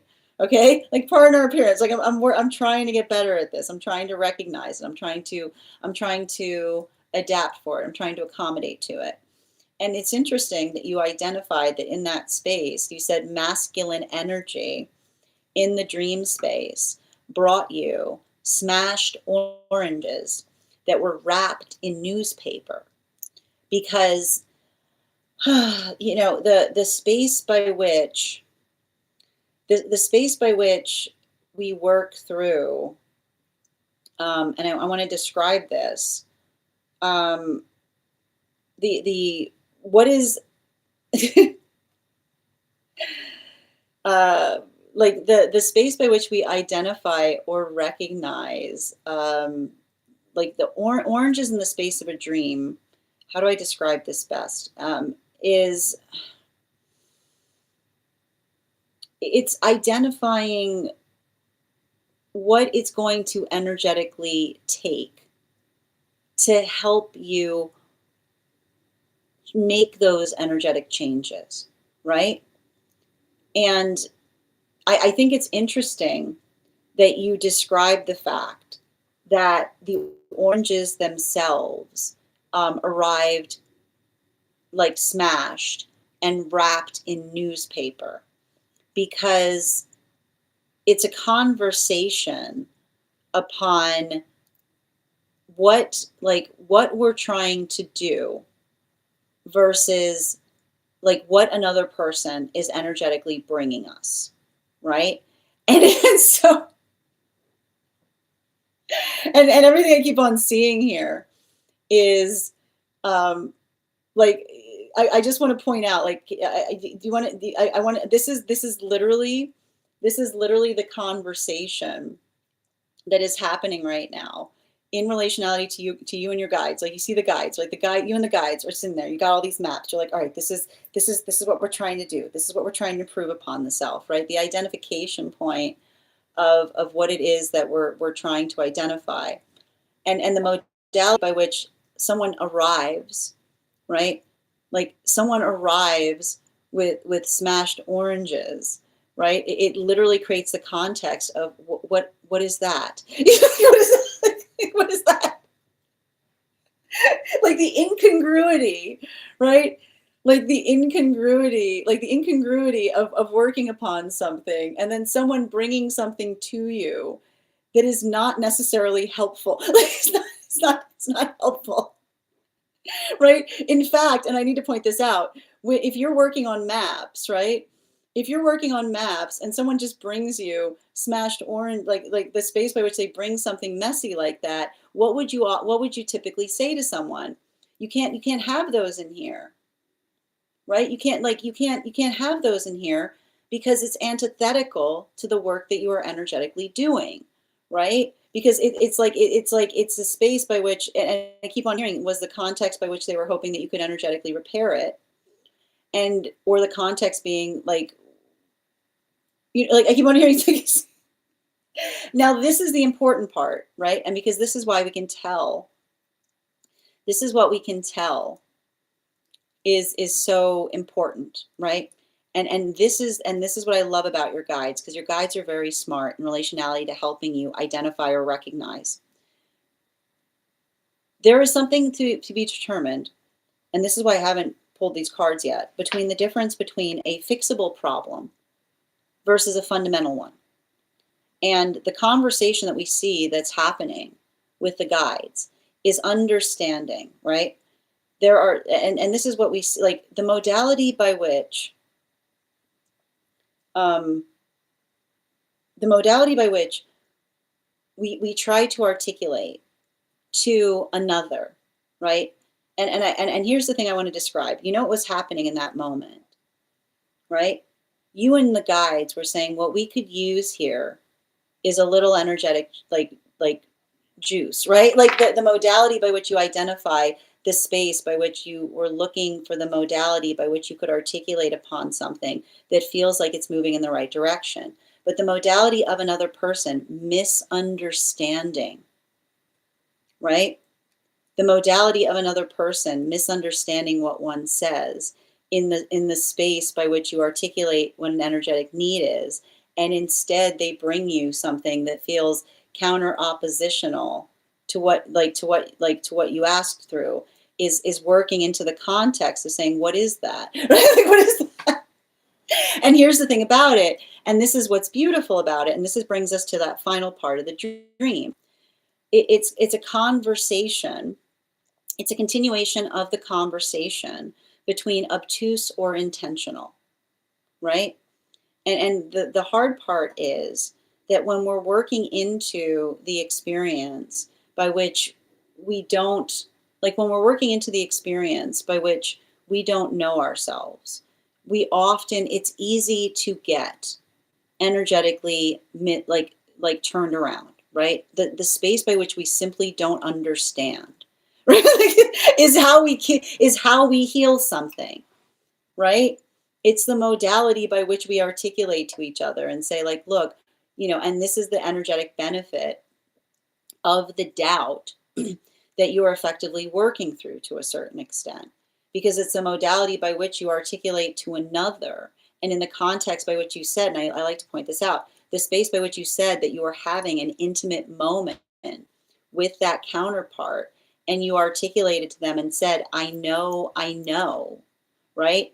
It's very telling that you are identifying the space that when you were working through that and you were saying, I know, is the understanding of being able to effectively facilitate, and the desire to be able to understand the difference between another person, right, trying to do the energetic best that they can, but sometimes, right, sometimes misunderstanding what you're asking for, which would be the modality by which somebody walks in with like smashed oranges and being like, what is that? Like, right, the misunderstanding that is often clarified. And it's important that you identified and you said, I know twice, because it's the space by which you understand that that modality or experience by which you articulate your understanding is the space by which we identify and say we always have to leave the context by which another person can try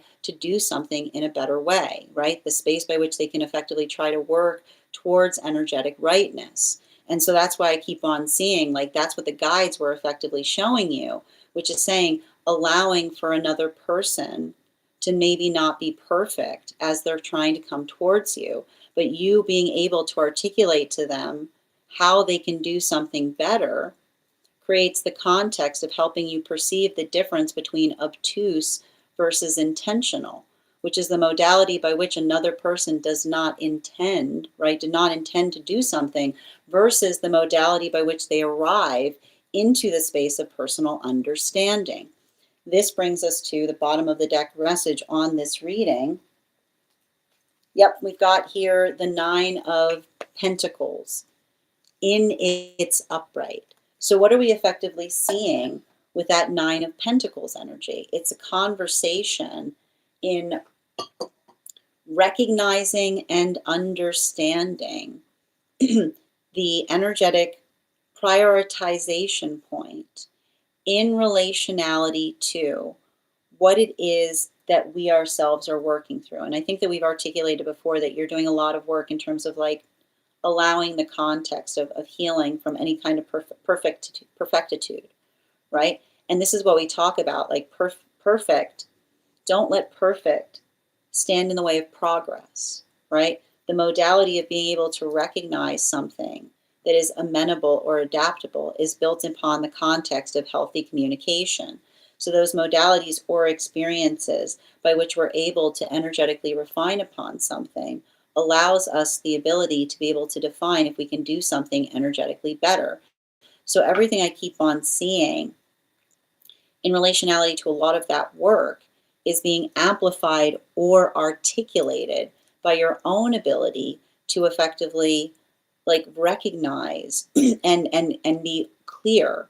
Like the more clear you are to another in terms of what it is that you're energetically seeking, the easier it is for them to make sure that they're bringing to you the things that you energetically need to be able to get there. So it's talking towards the healthy relationship that builds upon, and that's why you identified the fact that you saw counterpart in that modality or capacity speaking upon the space by which you said I know, because it's the identification point of being able to say to another, like, I recognize your intentions are pure and I'm working with you to help to get them right.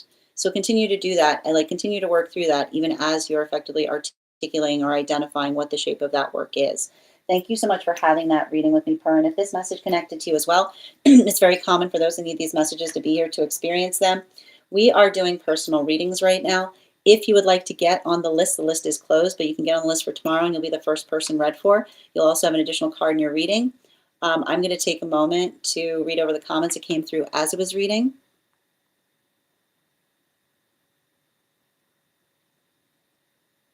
We need to work on those intuition muscles. That's what we do here, Alexandra. Yes. A different space. A whole new world. Just a tinge. Thank you, Cassia, for the follow. But that's what I keep on getting, right? Like obviously someone that misunderstood the assignment is what I keep on seeing.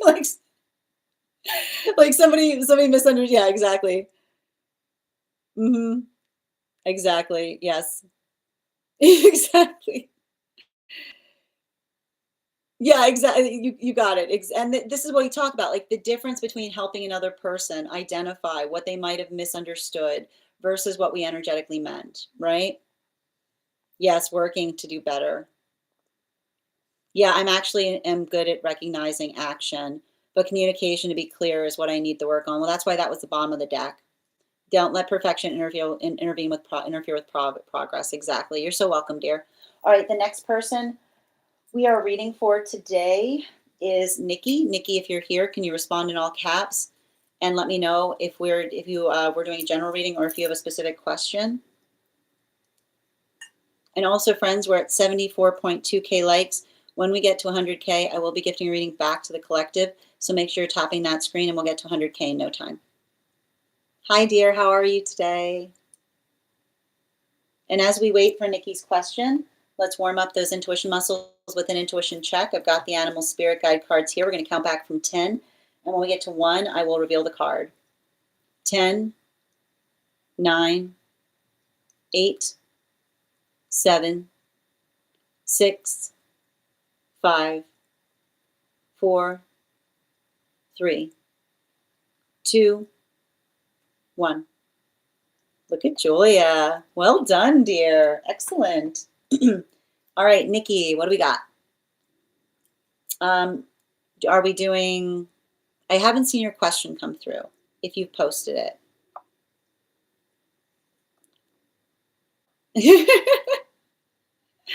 Can you let me know if we're doing a general or if you have a specific question you'd like me to answer? I got it. Okay. Hold on a minute. We've got some inside tea.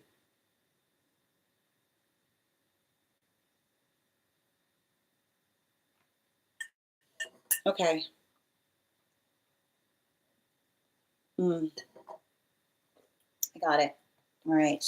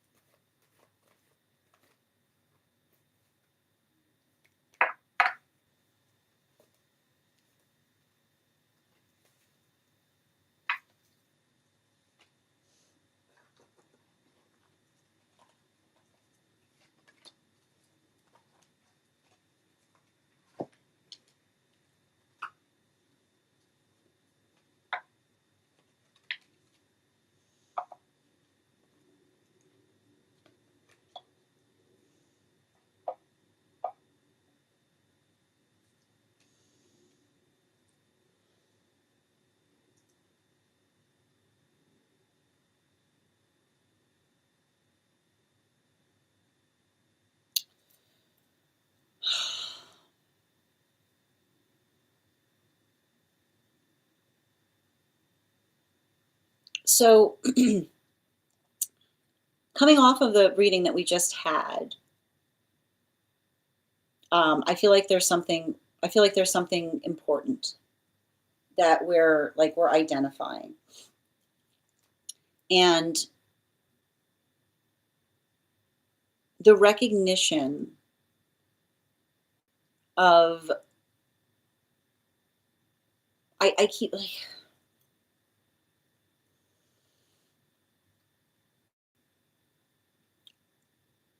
there's I keep on hearing the words "didn't cross my mind" is what I keep on getting.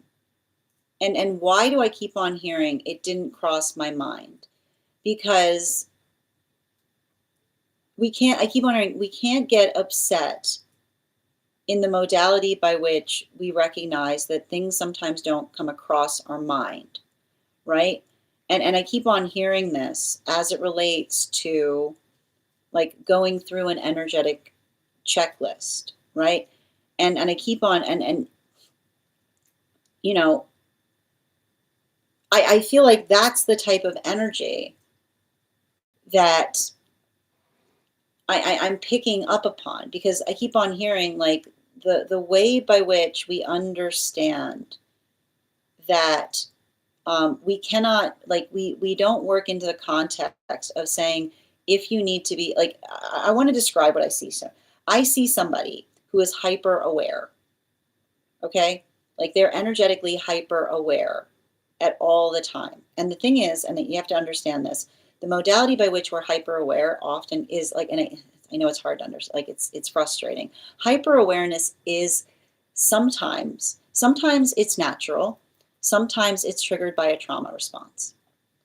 And it's very, very difficult in experiences by which our hyper awareness is connected towards trauma environments because it's like it often works into the space of having to disengage. I keep hearing disengage the system that created something in the first place is what I keep on seeing.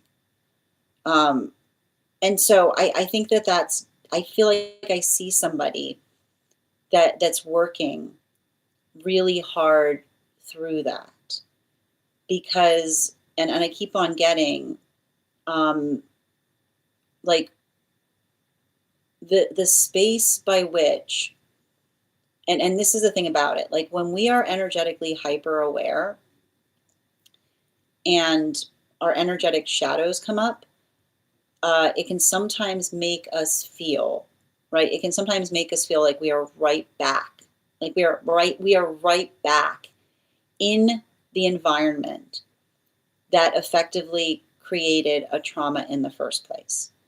Now, the way that we effectively help to work through that, and I keep on hearing knowledge is power for this reason. And I keep on getting like those I feel like need to be your words of power between you and them. Knowledge is power, which basically, and this is why those words have to be important, okay? Because when knowledge is power, then we are effectively empowering each other by telling each other as much as we can around situations and circumstances. But the modality, right, the modality or the situation by which, um,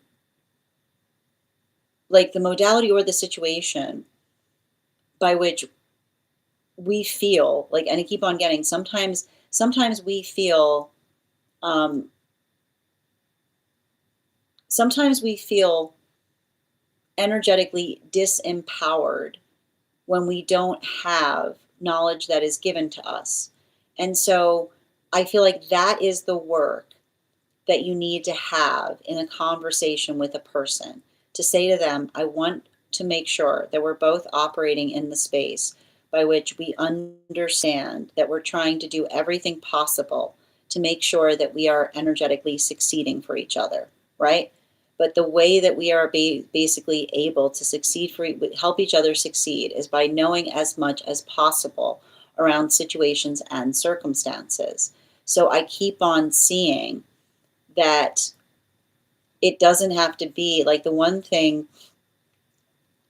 like the space by which you articulate the fact that, and I keep on hearing, what we never want to say is I can't, right? Because when we say I can't, we're willing that into existence, right? The space by which another person says, and I keep on hearing like the space by which another person says, I can't do this, I can't do that, is the modality by which we say can't, like cannot, or it's difficult to do so. Because here's the thing, when we have those moments and something feels like it hinders us or it impedes us, we basically, this is why we have to recognize the language and power of our words, right? This experience makes it harder for me, right? That is how we can utilize empowering words to make sure that we're communicating effectively. So the space by which we say, this happened, and it made me feel vulnerable, and it made me feel scared, and it triggered something of a trauma experience from me. And this experience is making it harder for me to be able to trust in the situation. When we recognize that, we can say, okay, I understand and recognize that that was something. And again, the unintention, the non-intention does not remove the fact that that happened, right? So the space of saying, I acknowledge and recognize that you are feeling energetically triggered. And this is how this is why we have to remove the word can't if we're trying to heal a relationship. You cannot be in a relationship and say, I can't, because you're basically saying, I cannot be in this relationship, right? Cannot exist in the space by which we're trying to improve upon something. So the modality by which we say, I acknowledge, right? And I keep on hearing, you have to, if you want to have a relationship, you have to remove the can't, which is the space by which you say, you cannot say you can't, because if you're saying you can't, then you're saying that we can't do this, is all I keep on hearing. So the ability of being able to articulate, and I feel like that's you and another person saying, I'm working on doing this in a better way, right? I'm working on improving upon this. We're giving each other the tools that we need to be able to say, this is what you can do next time. And that's the conversation. Don't let the trauma erase the conversation, which is, what would you have me do? This is the most important thing. What would you have, write it down. What would you have me do the next time it happens? And don't let them say it won't happen. Be like, it will. You will be triggered again. What would you have me do next time that could potentially require the fact that you won't be triggered? And if another person cannot define clearly what they would have you do, then they are effectively like that is what we need to show each other, right? If there's like, we don't give each other question marks, which says, I was triggered. Okay, what's wrong? I don't know what you would do better, but I was triggered, right? We can't do that. That does not allow for the healing to occur. So our triggers have healthy instructions. I was triggered, and this is what I would ask that you do next time to avoid that experience from reoccurring. That's it. It's the hardest thing to do, and it's that simple. Bottom of the deck. I know. We are not mind readers. Even if we are, I need to point this out. I need to stress this. I need to stress this. Even if you are a mind reader, being a mind reader should not be required to be able to navigate a healthy partnership. Okay? Even if you are, it should not be required. It should not be required. It's a nice to have. It's not a need to have, right? And we should never be in the space by which we feel like we don't ever have to anticipate each other's needs if we just get into the habit of letting each other know. Write that one down too. We don't have to get into the habit of anticipating each other's needs if we do each other the credit of just letting each other know. So working through that to allow for that to be the context by which you're able to repair something better. Thank you so much for having that reading with me, dear. And if this message connected to you as well, it's very common that those that need these messages to be here to experience them. I'm going to take a moment to read over some of the comments that came through as I was reading.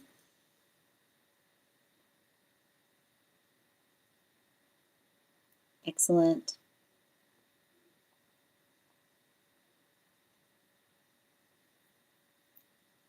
Thank you guys for supporting each other in the comments. Fam, I'm not sure what that word means, dear. In relationality to your question, Bridget, the space, the thing that's important, right? The thing that we have to recognize is the modality, and this is why it's so integral to recognize how difficult the word can't is.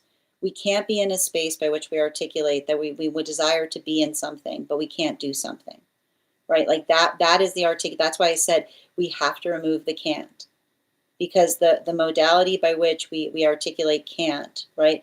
Like when we hear like the mod, and this is the important thing, right? Like can't is a finite point, right? Like if somebody articulates, right, and this is why we have to be mindful of the words that we bring into our partnership.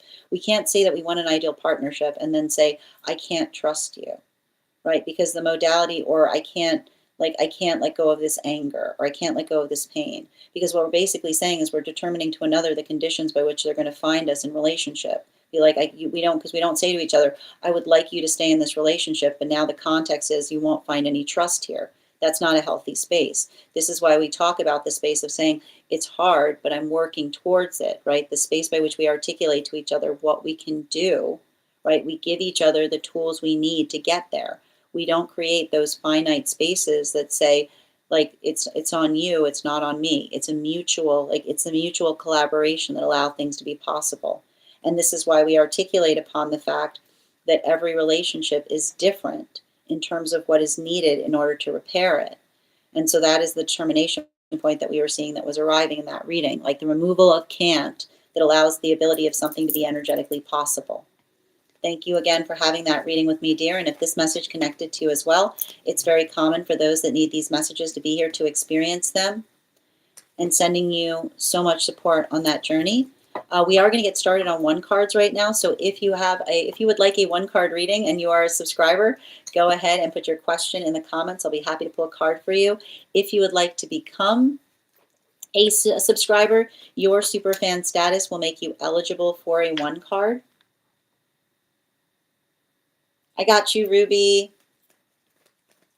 One card, please, for Ruby.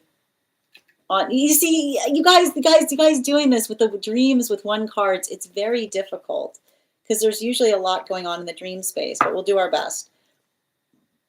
It's interesting because it feels like I was reading on a karmic situation. All I'm getting here, yeah, it feels like a karmic situation, trying to help you resolve or work through something in a better fashion. Animal spirit guide. Yeah, especially with like how to clear a karmic hurdle is what I keep on seeing. Julia, one card, highest and best regarding move. Yes. Oh, you got more than one card here. Yeah, but this is, I keep on, like, the same thing I keep on getting, like, bring what you need, not what you have, because I feel like it's like something about not being super burdened with things at this time. You know, it feels almost like I keep on seeing, like, it feels like it's going to come towards you, but yeah, it says to me, like, I keep wondering, this is the sound of you finding the right place. And I keep on getting like I keep wondering, finding the right place is not finding a place to keep your stuff, is what I keep on getting when I read for you in that way. And that's why I keep on seeing, like, yeah, like the space by which you have some kind of adaptability to, I keep on hearing like the adaptability to like move around, to find like the space by which you'll feel like this is like, I keep on hearing like it's almost you like getting to know a place or recognizing the differences of the area to determine like where you ultimately decide to reside being important. Ava, one card on conversation. Hold on a minute.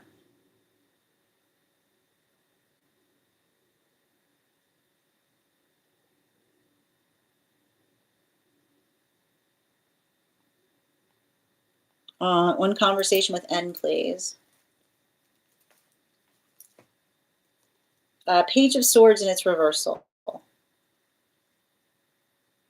don't know why. It feels like somebody is really like. It feels like somebody that doesn't want to intrude. You know, like especially with the Lovers card in its reversal. Like I keep on seeing somebody who's like, I feel like I see somebody who's like deeply healing from an energetic connection, you know? Like there's some kind of heaviness there, is what I keep on getting. Animal spirit guide. Yeah, the fire dragon. You know, like I got somebody, I keep on hearing somebody say, what I need is a good friend. Like that's all I hear when I read for somebody. What I'm looking for, what I truly need is a good friend, which is somebody like trying to build into the space of someone that I like. I keep on like, you know, like it almost feels to me like somebody who's like looking for somebody that like more than, I keep on hearing like a friendship more than anything is what I keep on getting. Like that's all I keep on hearing when I read for that energy. Ivana, one card, please. Angelic guidance. Um,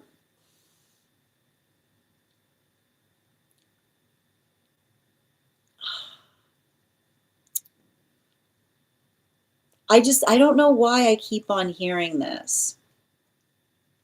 Um, I just keep on like, and it's interesting too, because it feels to me like it's a message coming from your higher self, right?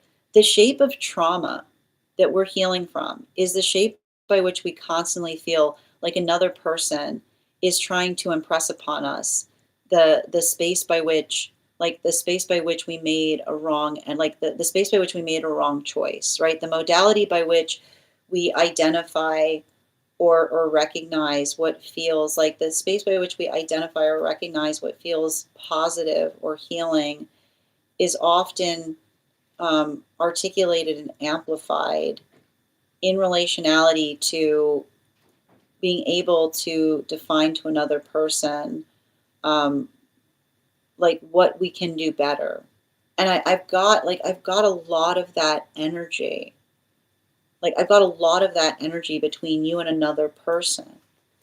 Yeah, especially with this 8 of Cups, like, especially with this 8 of Cups in its reversal, like, it almost says to me that there's something identified in relationality to articulating to another, like, and it feels like a message from the higher self, um, and it's interesting because the higher self has an angelic that they are effectively like working with, and it's the same one that we talked about, and I keep on getting like a lot of that energy there, um, and yeah, animal spirit guide, particularly with the boar energy, is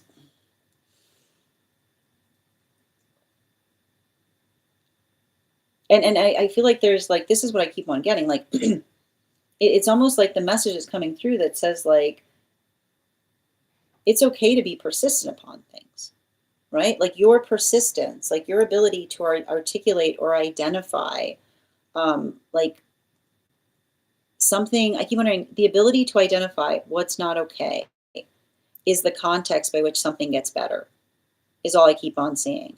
Like the modality or the experience by which you energetically work through something. And I keep on getting, even in the space by which you work through it, like navigating that frustration that then allows the space by which you're able to articulate and put your foot down upon things. Like I keep on getting, I keep on getting a strong, I keep on getting a strong energy that is identifying or articulating upon how significant that type of work is what I keep on seeing. And I feel like it's hard because I feel like that has a lot to do with those dreams I saw by which you were seeing different perceptions of yourself in terms of helping you understand the difference between energy that honored your strength versus energy that tried to articulate that you were being difficult.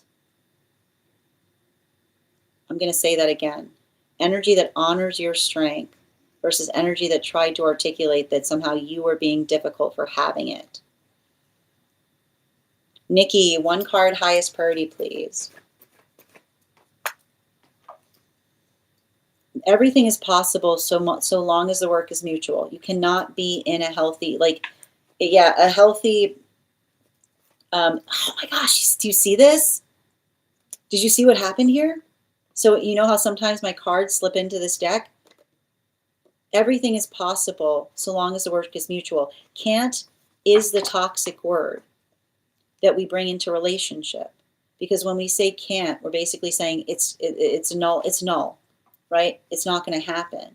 So we never say can't to each other, because we can't say, oh, I'm going to be in a relationship with you, but I can't do that, because that's the energy. Like, and I keep on hearing, like, define the can't is the difference between saying it's hard for me to, right?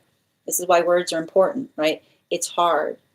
It's something I'm trying to do better, right? The identification of being able to effectively speak towards something. But even in the speaking towards it, we work towards, like, what that identification point is, versus the modality or experience by which we recognize or navigate, um, like what what we ourselves like. And I just keep on, it's got to be a can't-free environment. Yeah, animal spirit guide, the air dragon, right? Because relationships are built upon what's possible, right? Relationships are built on possibility, and relationships often, like, like, they fall to the floor in the space of can't, because it doesn't create a space by which something has the ability to change, is what I keep on seeing. Ella, one card, highest good, please.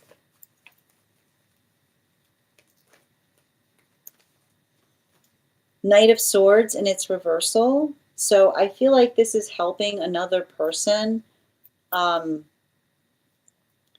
helping another person through, I keep wondering, helping another person through their own, helping another person through their own, like, their own confidence is what I keep on getting. But, like, the modality by which we build confidence in each other is the amplification or articulation of, like finding that internal strength, especially, yeah, especially with the Knight of Wands, bottom of the deck there. This is really, it's speaking to me, like, it's speaking to me about, um, like, what is effectively in your power to change versus what is outside of your power to do so. And I keep on hearing, like, it's interesting because the Two of Wands isn't coming up for you, but it almost says, like, identifying, like, I keep on hearing, like, a little progress in the right direction is still progress. Is what I keep on hearing.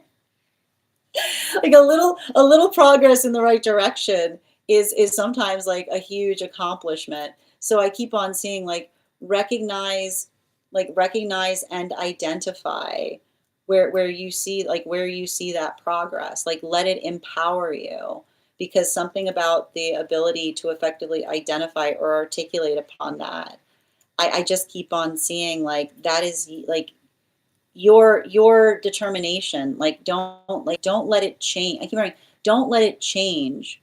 Like, don't let another person being wishy-washy change your own sense of energetic stability, is all I keep on hearing. Thank you so much, dear. Sonia, I got you, dear. One card, highest priority, please. Six of Swords in its reversal. So I feel like there's something important there. I feel like there's something really important there in terms of, like, working. I keep wondering, I keep wondering, we let the past go to build forth into the future. Yeah, particularly with this Two of Cups in its reversal, everything I'm identifying in relationality to that work is, like, I just keep on getting it's the space of being able to, like, I feel like there's something really important there about being able to articulate to another, like, I keep wondering what is or is not fair. is what I keep on getting, right? And I don't know why I keep on hearing the word fair, because like that modality or that experience, like especially with yeah, it's funny. I was gonna pull like you're getting the as soon as I said fair, I pulled the hair, which is like, you know, the like it's saying to me that there's something about you having to explain to another person that um like I don't know why you're saying like I don't know why it feels like a conversation you're having with another person being like, I don't know why I have to like it's like when you have those modalities where it feels like you need to define to another person why they should be kind, you know? Like that's often like that's often what sometimes creates that frustration point, you know? Like I feel like it's like saying to me, like it's actually saying like make sure you don't get in the habit of explaining to someone like why they shouldn't hurt you. Is what I keep on hearing. Like, like that is literally like that is like that is not a good place to be, right? If you're in the modality by which you need to explain to another person like why they shouldn't be hurting you, something has moved like very far, like someone has moved very far away from where it should be. Is what I keep on hearing. Yep. All right. Creative. One card, please. Highest priority. Temperance card in its reversal is saying to me like working through the capacity or experience of being able to identify or articulate what it is that we're putting our force of intention towards. So being able to effectively like tell another person, like working through that space of mutual joy. But like I think that there's something important there too, um, as it relates to like how do I describe this? Um, like working through your own feeling of frustration, but like also in the space by which you're able to tell another person like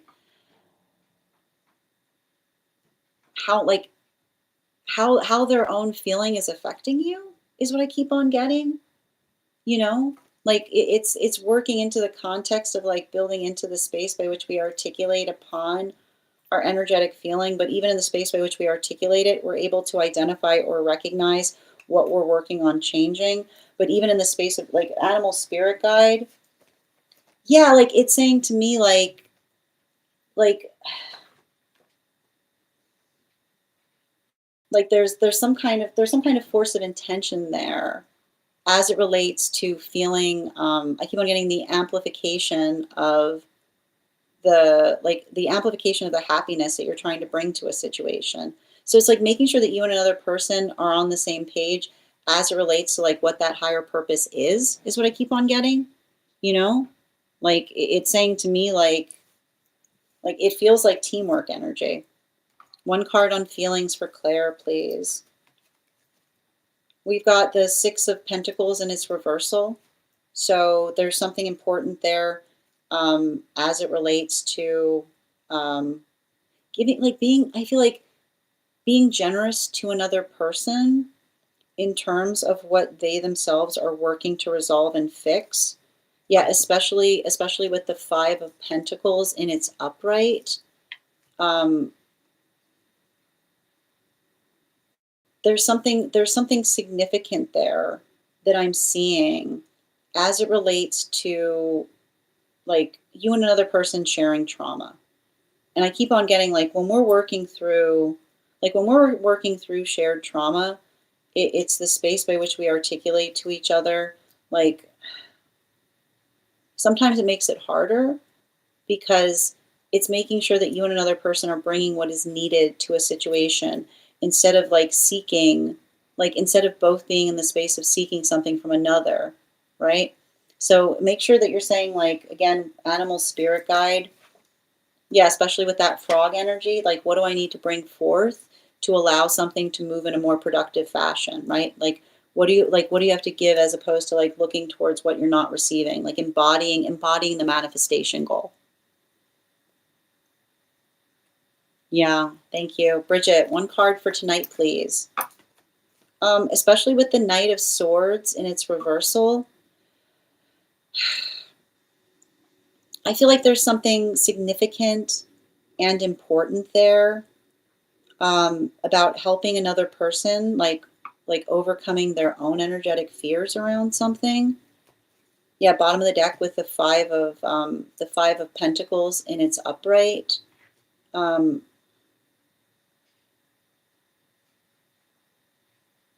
It almost feels like you and another person. Like, I feel like this is you,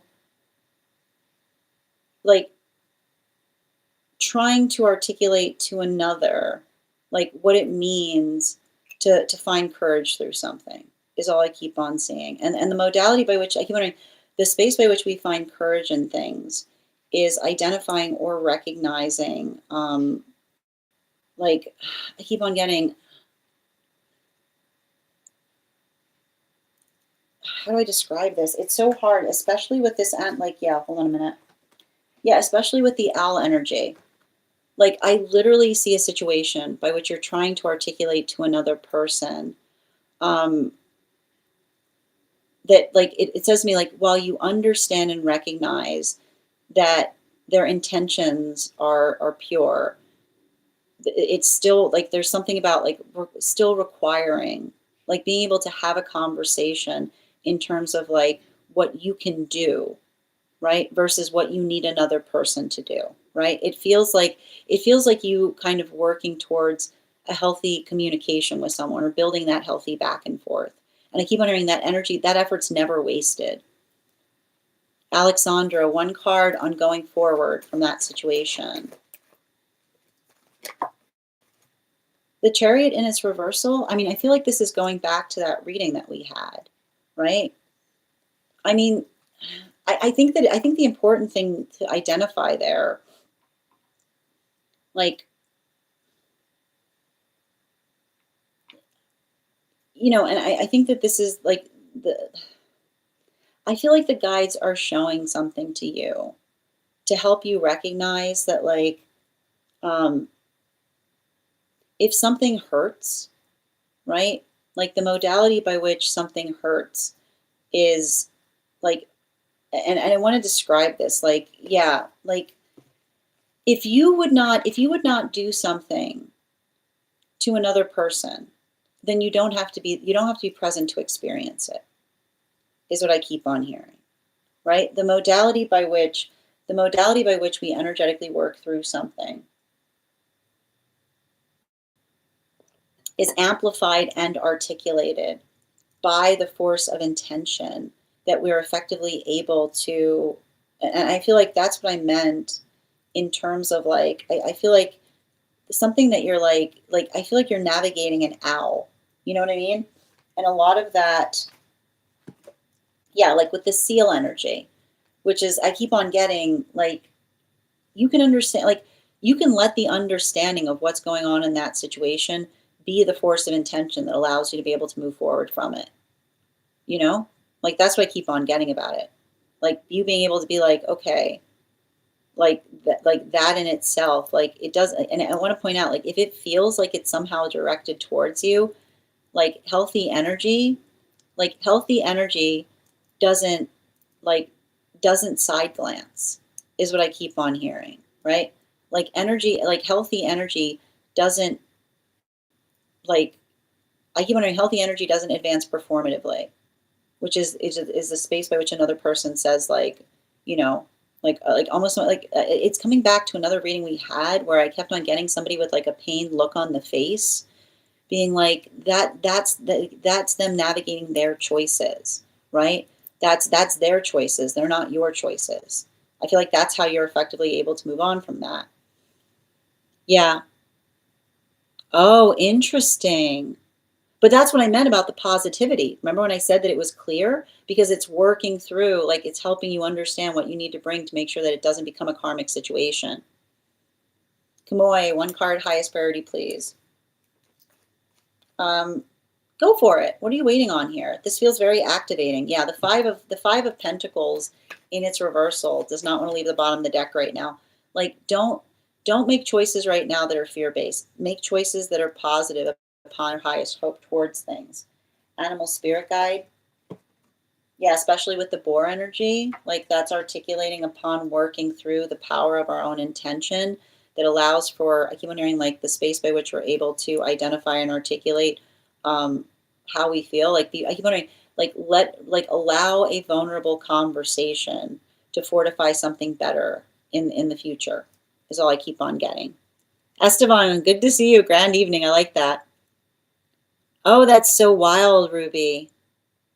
Excellent.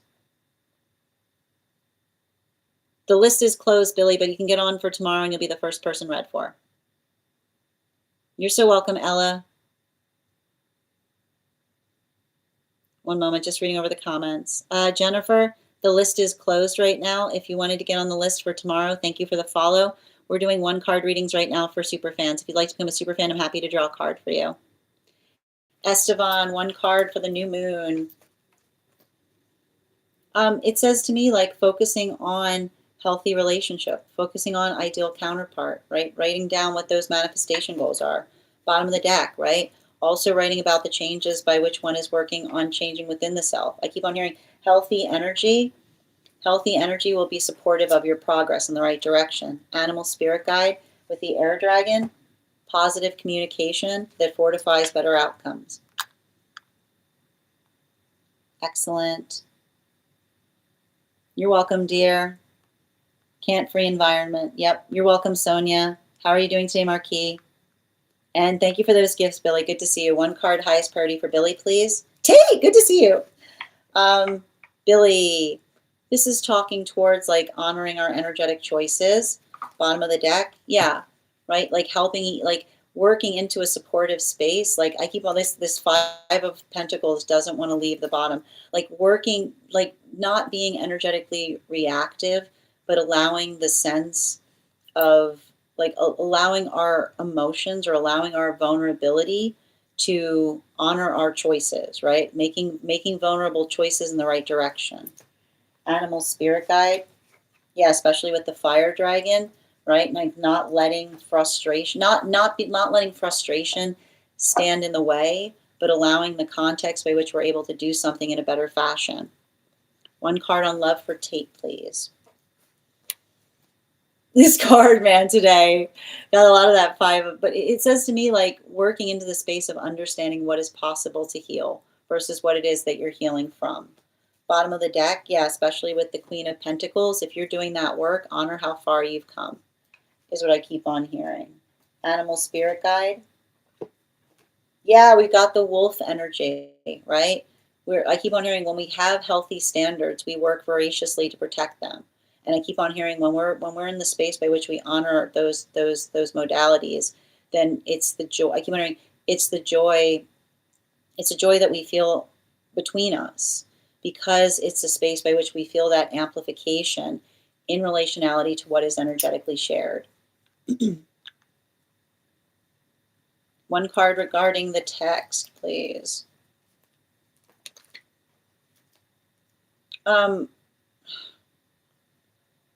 It feels like somebody who's like trying to communicate the fact that like it's like building into the context of someone. It almost feels like somebody trying to apologize in a way, like in a like.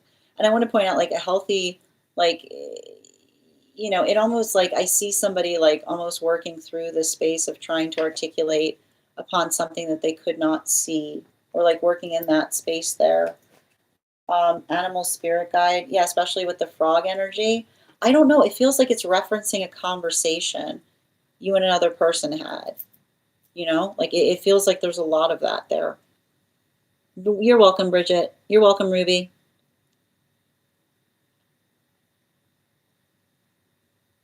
Yeah, I'm sending you support on that journey, Alexandra. Yeah, Billy, I pulled it. Yep. Per 1 card, please, General. Yeah, like it has to do with the dream, right? The dream is saying being able to tell the difference between obtuse and intentional. Yeah, right. And that's why I keep on hearing, I know is the modality by which you recognize someone trying to do something in the right way that feels like it's getting energetically better, right? Like that modality or experience. Animal spirit guide. Yeah, especially with the stag energy. right? Like working into the context of being able to articulate and identify what that force of intention is. Oop, hold on a minute. One card for Yaz. Oh. Um, I mean, I can't make this a medical reading. So, but I feel like there's something about, I don't know, like it's speaking towards nourishment right now. Yeah, have you been more energetically stressed? Is what I keep on getting, making sure that you're nourishing properly through through a stressful cycle. Yeah, especially with the boar energy, you know, energy wise. Thank you. Oh, that's so wild. Yes, we all have that card. You're so welcome, Guy Per. And yep. All right, my friends, we've reached the conclusion of our reads for today. I want to thank you guys so much for being here and receiving these messages. Interesting. You know, but like it's saying, I don't know why, but it's like it's articulating like everything I was reading there, Yaz, is like I feel like I don't know why, but it feels like an energetic lightning is what I keep on getting, like something that feels like it's getting lighter. So I feel like there's something in relationality to that, but it's a hard thing to do with a one card. Like it's a heavy question for a one card, if that makes sense, is what I keep on seeing. Um, Specifically because I also see it might have something to do with the energy around you too. Like there's something to be said there as well. You got that card last night? Oh, that's wild. Oh, wow. Let that be confirmation. Excellent. No problem, dear. My friends, we reached the conclusion of our reads for today. I want to thank you guys so much for being here and experiencing them. Thank you to those who are joining us. Oh, and thank you as well, Dustin and Angel. We will be back on tomorrow at our usual time to do our reading. If you would like to get on the list for readings tomorrow, you can do so today and be added to the list tomorrow. You can also, if you became a subscriber today, I would encourage you to head over to our subscriber-only Disco channel and introduce yourself to the collective. You'll also find in the Disco channel a special coupon code to our tarot class subscription program. Our next class is going to be on Thursday, February 19th at 6 p.m. PST, 9 p.m. Eastern. We'll be continuing our studies into the tarot with studying the Sword Court Suite. I want to thank you guys so much for being here today and sharing in these messages. Huge thank you to my followers, old and new. Thank you for being here and receiving these messages. Huge thank you to my subscribers. Your ongoing support means the absolute world to me. And the biggest thank you to my mods. I hope you guys have an absolutely beautiful day. Please take care of yourselves. Please take care of one another. And we'll do this again tomorrow. Have a great day, everyone.